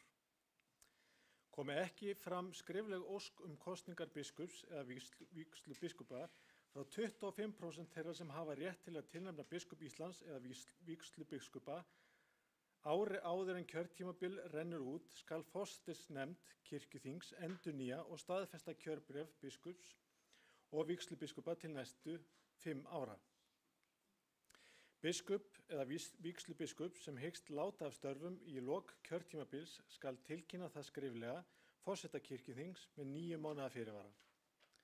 Þegar tilkynning hefur borist skal forsætisnefnd fela kjörstjórn þjóðkirkjunnar að undirbúa kosningar. Biskup eða vígslu biskup skal láta af embætti eigi síðar en í lok þess mánaðar hann verður 70 ára gamall. Önnur grein. Fjórða grein starfsreglna orðast svo. Kosningarétt eiga aðal- og varamenn í sóknarnefnd og allir sem í launuðu starfi hjá sóknarnefnd. Kosningarétt eiga þjónandi prestar og djáknar þjóðkirkjunnar sem í föstu og launuðu starfi í sóknum landsins eða á stofnunum á Íslandi eða hjá íslenskum söfnuði þjóðkirkjunnar erlendis og sem lúta tilsjón biskup Íslands. Biskup Íslands og vígslubiskupar eiga kosningarétt við biskupskjör. Auk þeirra eiga kosningarétt starfsmenn á skrifstofu þjóðkirkjunnar. 3. grein. 5. grein starfsreglna orðast svo. Kosningarétt við vígslubiskupskjör eiga þeir sömu og réttin eiga samkvæmt 1. málsgrein og 2. málsgrein 4. greinar og eiga lögheimili í prófastsdæmi sem eru í því umdæmi vígslubiskups sem kosið í. Þjónandi prestur eða djákni hjá íslensku söfnuði þjóðkirkjunnar erlendis, samanber 2. málsgrein 4. greinar, nýtur kosningaréttar í umdæmi vígslubiskups í Skálholti.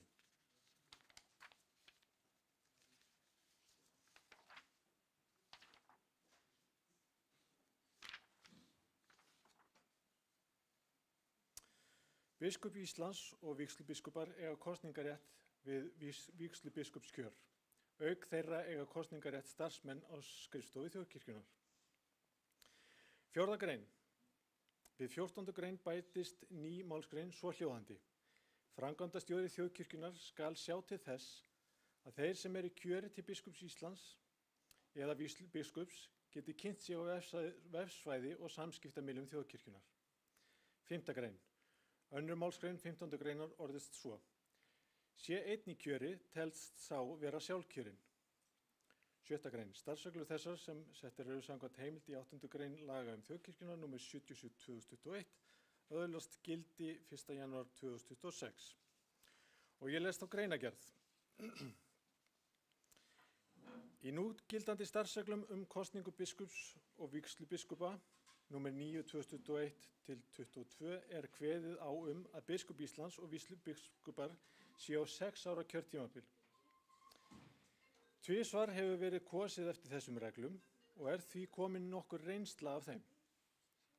Reglunar kveða á að kosið sé milli þeirra sem sækjast eftir embætti biskups eða vígslubiskups, þar sem hér 3 embætti að ræða, hvert með 6 ára kjörtíma, þá þýðir þetta fyrirkomulag að hugsanlega sé verið að kjósa að jafnaði annarkvort ár biskup Íslands eða vígslubiskup. Svo örar kosningar eru bæði kostnaðarsamar fyrir þjóðkirkjuna og þá getur kosningabarátta milli einstaklinga valdið óróa og særindum.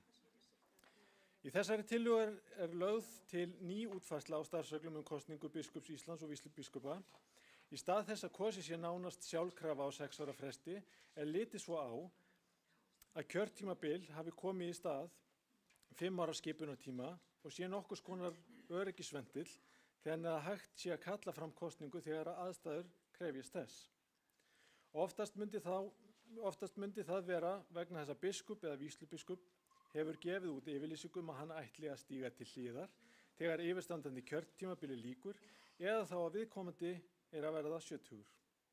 Við sérstakar aðstæður í kirkjunni eins og til dæmis vegna ólgu, deilna eða óeiningar kann það vera nauðsynlegt að hægt sé að kalla fram biskupskosningu. Slíkt geti til dæmis gerst ef trúnaðarmenn kirkjunnar álítu að biskup væri lítt hæfur til þess að gegna embætti sínu eða áframhaldandi þjónustu hans skaðaði orðspor kirkjunnar. Dæmi eru til það. Hér það lagt til að fjórðungur eða 25% þjónandi presta og djákna geti með undirskriftalista kalla fram kosningu embætti biskups eða vígslubiskups á 5 ára fresti. Samkvæmt núgildandi starfsreglum tilnefna þjónandi prestar og djáknar frambjóðendur til biskups og vígslubiskups. Vígðir þjónar kirkjunnar starfa iðulega saman og þekkja hver til annars.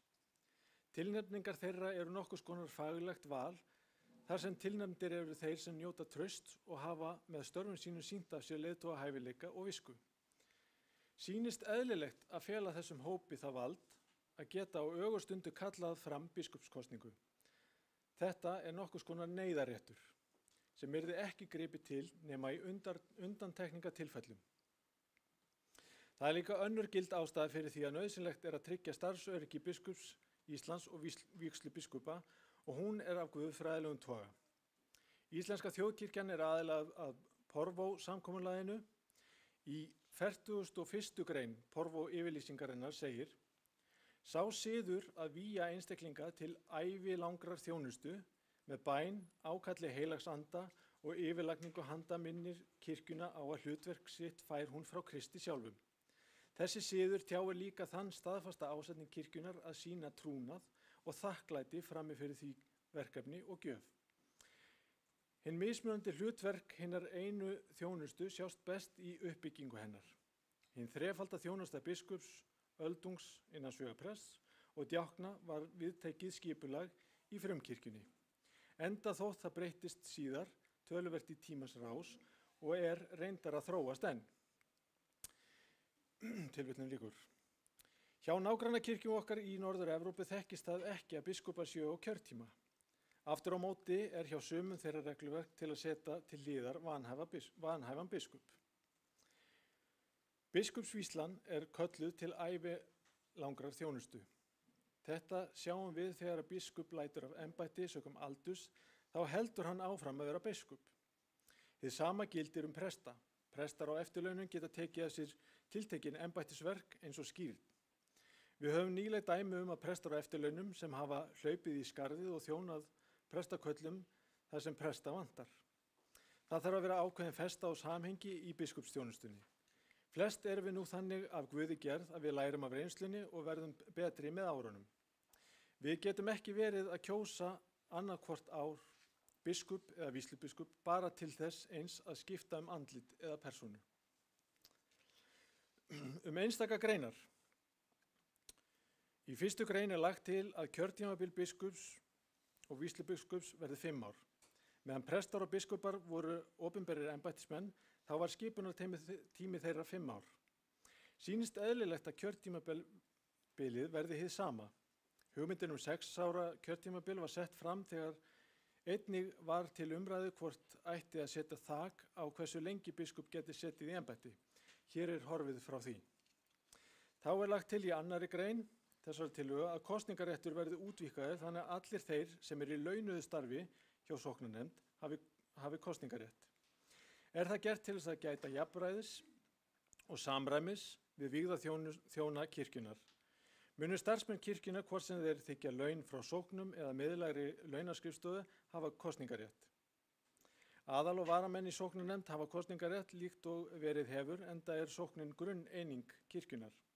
Hins vegar er horfið frá því að sóknarnefnd í hverju prestakalli útnefni 7 auka kjörmenn fyrir hvert prestakall enda engin rök fyrir hvað ætti að ráða slíku vali.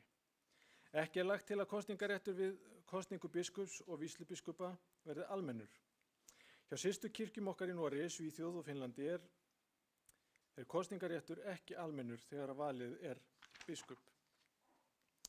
Í 3. grein er lagt til að sóknarnefndafólk, starfsmenn sókna, prestar og djáknar hafi kosningarétt við víslubiskupskjör svo framalega að þeir eigi lögheimili í prófastdæmi sem er í því umdæmi víslubiskup sem kosið er í. Djáknar og prestar sem starfa hjá íslenskum söfnuðum erlendis njóta kosningaréttar í umdæmi víslubiskups í Skálholti. Er þetta líkt og verið hefur? Í núgildandi starfsreglum segir að vígðir starfsmenn á þjónustumiðstöð þjóðkirkjunnar hafi kosningarétt við víslubiskupskjör hvort sem kosið er embættis víslubiskups á Hólum eða í Skálholti. Til að gæta jafnræðis þá er lögð til sú breytinga að allir starfsmenn á þjónustumiðstöð þjóðkirkjunnar njóti kosningaréttar. Og til að taka af öll tvímæli, þá er mælt fyrir kosningarétt biskups Íslands og víslubiskupa. Í 4. grein er lagt til að bætt verði við 14. grein núgildandi starfsregla nýrri málsgrein þar sem hnykkt er á því að frambjóðendum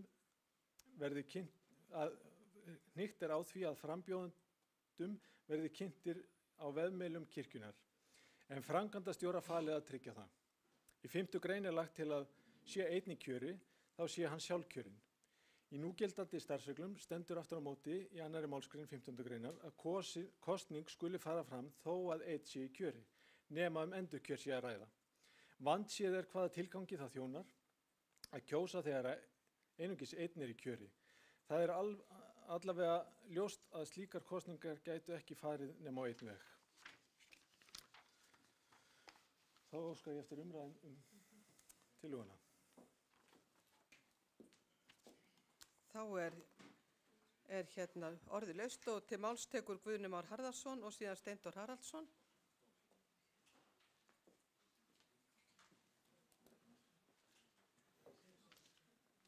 Forseti, takk fyrir þetta mál. Mér finnst gott að það sé ekki gert ráð fyrir sjálfkrafa kosningu. Ég held að það sé ágætt og mér finnst það líka bara svona maklegur þröskuldur. 25% presta eða þeirra sem að hafa tilnefningarrétt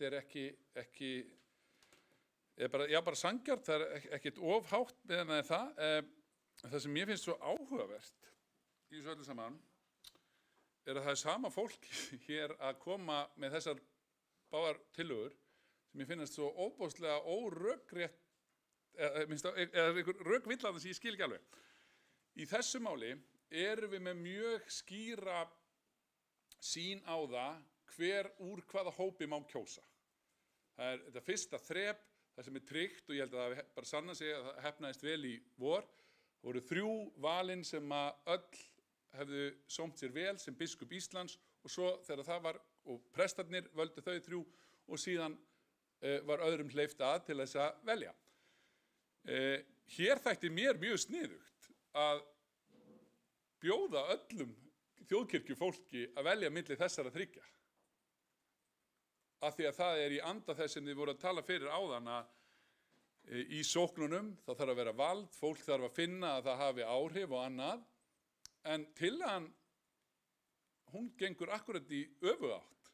Þá þarf að segja, þar sem við skilgreinum frekar illa, hverjir er í frambóði eða gefum ekki neina gæðastimpla, heldur má bara hver sem er fara fram, þar mega allir kjósa, en þegar við erum búin að ákveða, það er komin einhver gæðastimpil, þá er bara mjög þröngur hópur sem má kjósa og þetta var alveg gagnrýni, ég held að við höfum fundið það, voru margir sem vildu kjósa til biskup Íslands, en eins og ég tek undir með Stefáni Magnússyni, það er ekki heyrt marga segja ég verð að fara að fá að kjósa til kirkjuþings. Meira segja af þeim sem er í sóknarnefnd þá er stundum bara 20% sem að kjósa að gera það.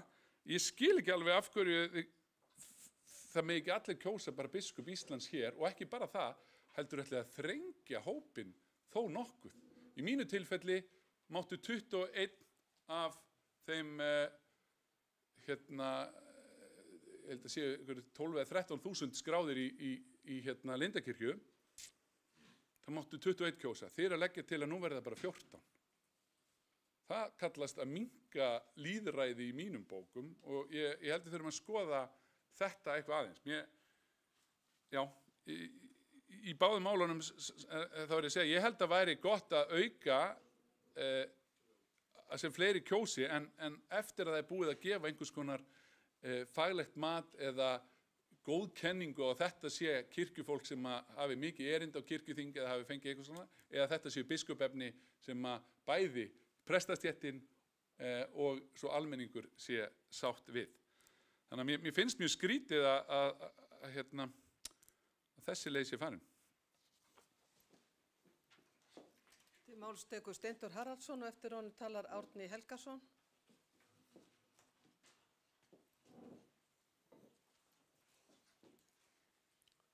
Forseti, það er margt gott í þessum tillögum, en þannig ég er svolítið hissa samt og ekki, veit ég þó hvort ég er nokkuð hissa. En mál sem koma fram á hausti, þau hafa þann kost að það er vanlega hægt að láta þau þroskast fram að þessum tíma sem við erum á núna. En það er hins vegar ekkert að því að við höfum áður tekið það fyrir hér á þinginu fyrir nokkrum árum að það er leyfilegt að færa mál á milli þinga án þess að leggja það fram aftur. Þannig að það væri út af fyrir sig ekkert athugavert við það þó að fyrir umræða færi fram núna og seinni í haust. Þetta er eitt af þessum málum sem þarf yfirlegu og þarf að vinnast vel. Að mínu mati. Það getur vel verið að þessi hafa engin sömu skoðun og ég. Það hefur nú gert svo sem. En ég er á þeirri skoðun að það er að breyta þessum 70 árum og fara upp í 72. bæði hjá prestum og öllum vígðum í kirkjunni. Þá bara, við erum í standandi vandræðum með að ráða fólk í vinnu. Og samt erum við að láta fólk í fullu fjöri fara. Bara hendum út úr gluggan. Og þetta, mér finnst þetta bara fíflaskapur. En þetta hefur svo breyst ástand fólks á þessum aldri. Það er ekkert líkt og það var fyrir 20 árum, þetta vitum við öll. Þannig að við skulum hækka þetta upp í 72 ár. Þá leysum við smá vanda. Og svo finnst mér annað sem ætti að gera líka, að það ætti að kjósa á 5 ára fresti 1. júní alla biskupana. Og það er bara einfaldar málið. Það er bara kosið 1. júní á 5 ára fresti alla biskup á Hólum og Skálholti og við biskup Íslands. Einfalt mál. Og er miklu betra. Og þá leyfa fleirum að kjósa, svo hann sagði hann, Guðni, ég er á þeirri skoðun. Takk fyrir. Til máls tekur Árni Helgason og eftir honum talar Arna Gretarsdóttir.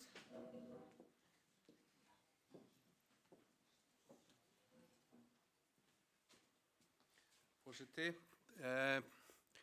ég velti því fyrir mér varðandi þetta mál að ég er hlynntur því að fækka þessum kosningum, en ég velti því fyrir mér af hverju við kjósum vígslubiskupa.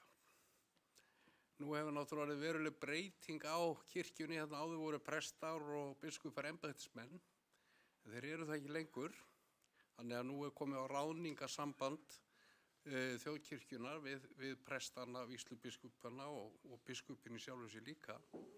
Þannig að ég vildi nú bara velta því upp að menn skoðuðu það, er nauðsynlegt að kjósa vígslubiskupana, er ekki hægt að velja þá með svipuðum hætti eins og prófasta.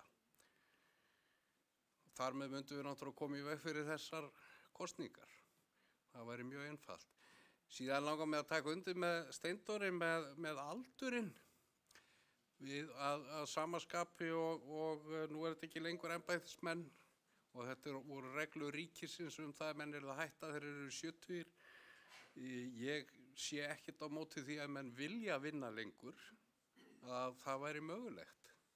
Ef þeir eru í fullu fjöri og sóknarnefndir og biskup er tilbúin að hafa það áfram í starfi, hvað mælir þá á móti því?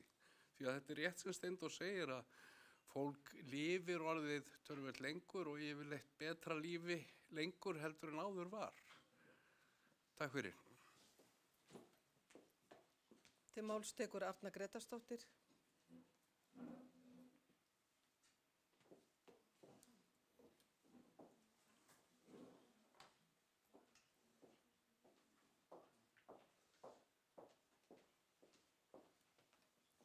Forseti, ég er afskaplega hlynnt þessu máli sem er framkomið. Það er eins og ég hefði skrifað þetta sjálf.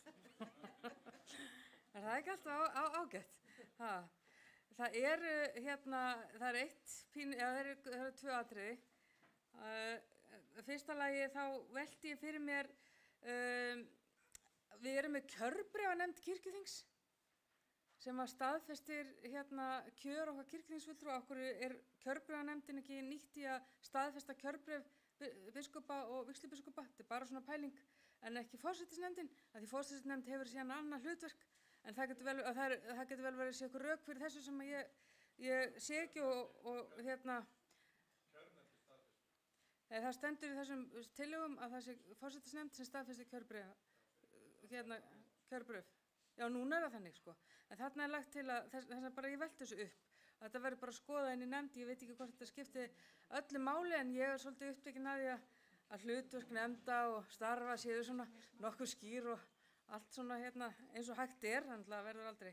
Síðan er annað sem við vorum bent á að þessar starfsreglur myndi öðlast gildi 1. janúar 2026 sem myndi til dæmis þýða það að biskup okkar sem var kjörinn til 6 ára síðasta vor, það myndi vera tekið af henni hann á nokkri mánuðir en hún var kosin til 6 ára. Þannig að við þurfum að skoða hvaða áhrif hefur þetta svo við lendum ekki aftur í einhverju tæknilegu vitleysu varðandi það hvað gerist. Þarf bráðabirgða ákvæði á eiga þessar starfsreglur við sitjandi biskup Íslands og sá vígslubiskupa eða hvernig viljum við sjá þetta taka gildi fyrir þau sem sitja núna í þessum embættum. Þetta verður að vera á hreinu. Við getum ekki samþykkt einhverjar reglur sem að setja þetta allt upp í háloft. Og svo verð ég að segja það var, sko, talandi það að tekið þátt í vígslubiskupskosningum, það var bara svo gaman. Og það var svo dásanlegt líka eftir ég tapaði. Þannig að það er að því þetta er bara tækifæri til þess að kynna hvað kirkjan er að gera og boða fagnaðarerindi. Og þannig held ég að þetta hafi verið í vori í biskupskosningunum, ekki óskaplega fekk kirkjan fallega kynningu á kirkjunni og flottir fulltrúar prestastéttarnir sem voru þar. Takk. Til máls tekur Auður Jónasdóttir Torberg og engir fleiri hafa kvatt sér ljós.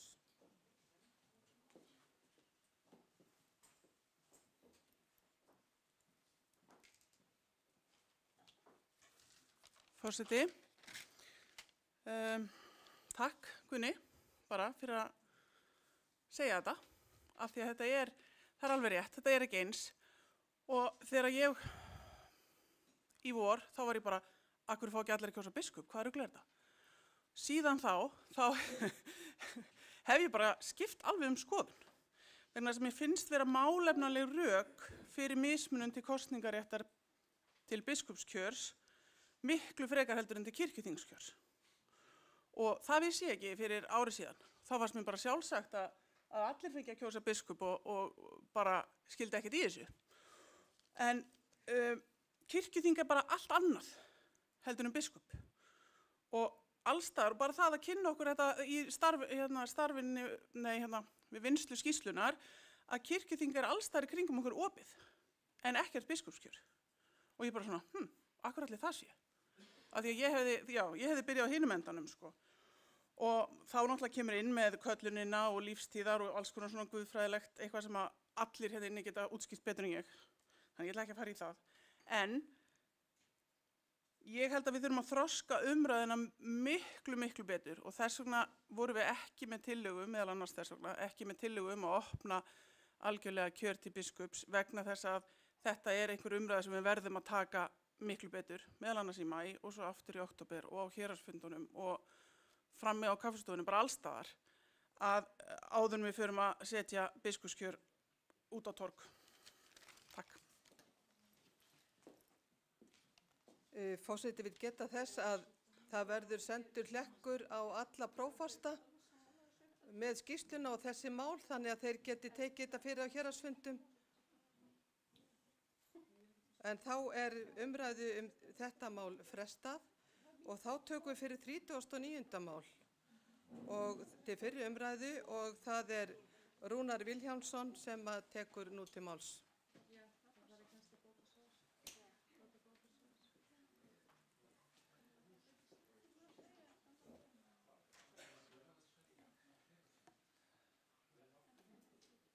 Já, forseti.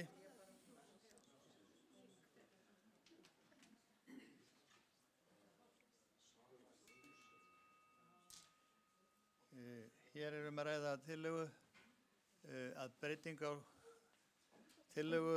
starfsreglum, breyting á starfsreglum, kosningu, fyrirgefið, þarna er ég á vitlausu skjali, fyrirgefiði.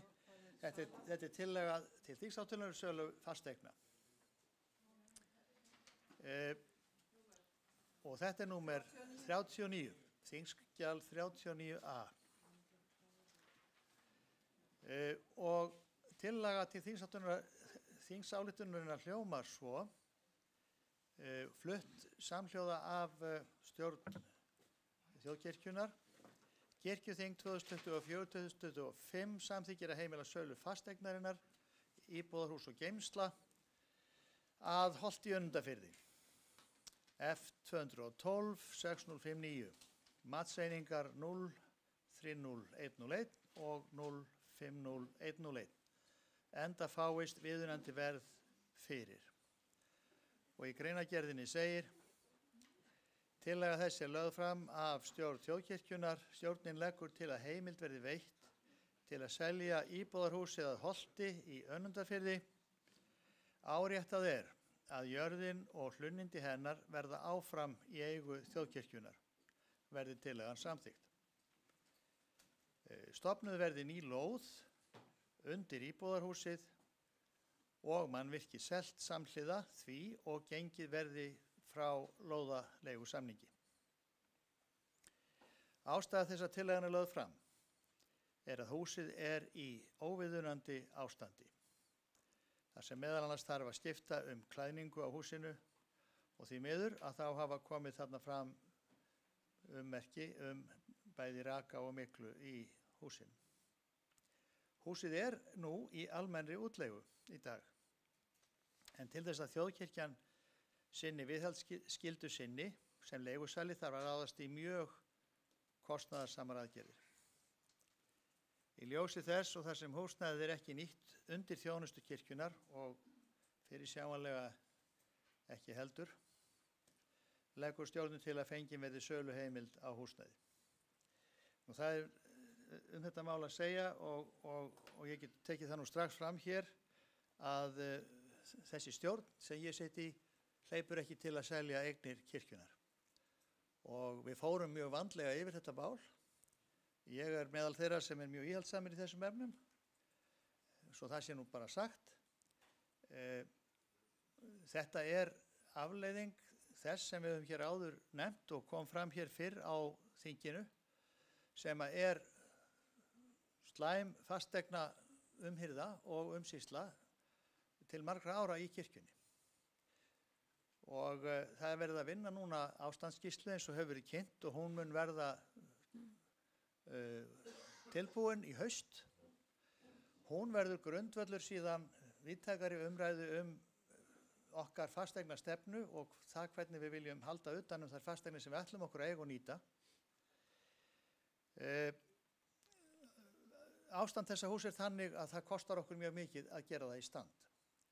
Og í ljósi þess verðmats sem á húsinu er að þá er sú niðurstaða mjög óhagstæð kirkjunni.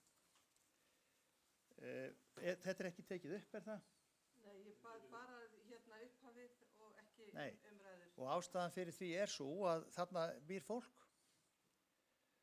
sem að reyndar er tilbúið að, og ekki tilbúið heldur og hefur óskað eftir því að fá að kaupa húsnæði, það verður auðvitað ekki neitt loforð gefið slíkt verði þessi tillaga samþykkt, heldur yrði húsnæði einfaldlega auglýst og þessu fólki þá eins og öðrum gefin kostur á að bjóða í húsið og kirkjan, og við höfum rætt það í stjórninni líka að við myndum hafa forkaupsrétt síðan á þessari fasteign ef hún yrði seld. Þetta er spurning lóð þá í kringum þessi eign en landareignin er að sjálfsögðu áfram í eigu kirkjunar. Við sjáum líka fyrir okkur þessi landareign geti orðið okkur verðmæti í framtíðinni og það kæmi aldrei til greina að selja þessa landareign. Nú varðandi ástandið á húsinu á öðru leyti getur framkvæmdastjóri gert betri grein fyrir því máli og ég myndi nú kannski vilja óska með leyfi forseta að hann fengi að greina aðeins betur frá fasteigninni okkur kirkjuþingsfulltrúum öllum til frekari skýringar. Slökkva. Til máls tekur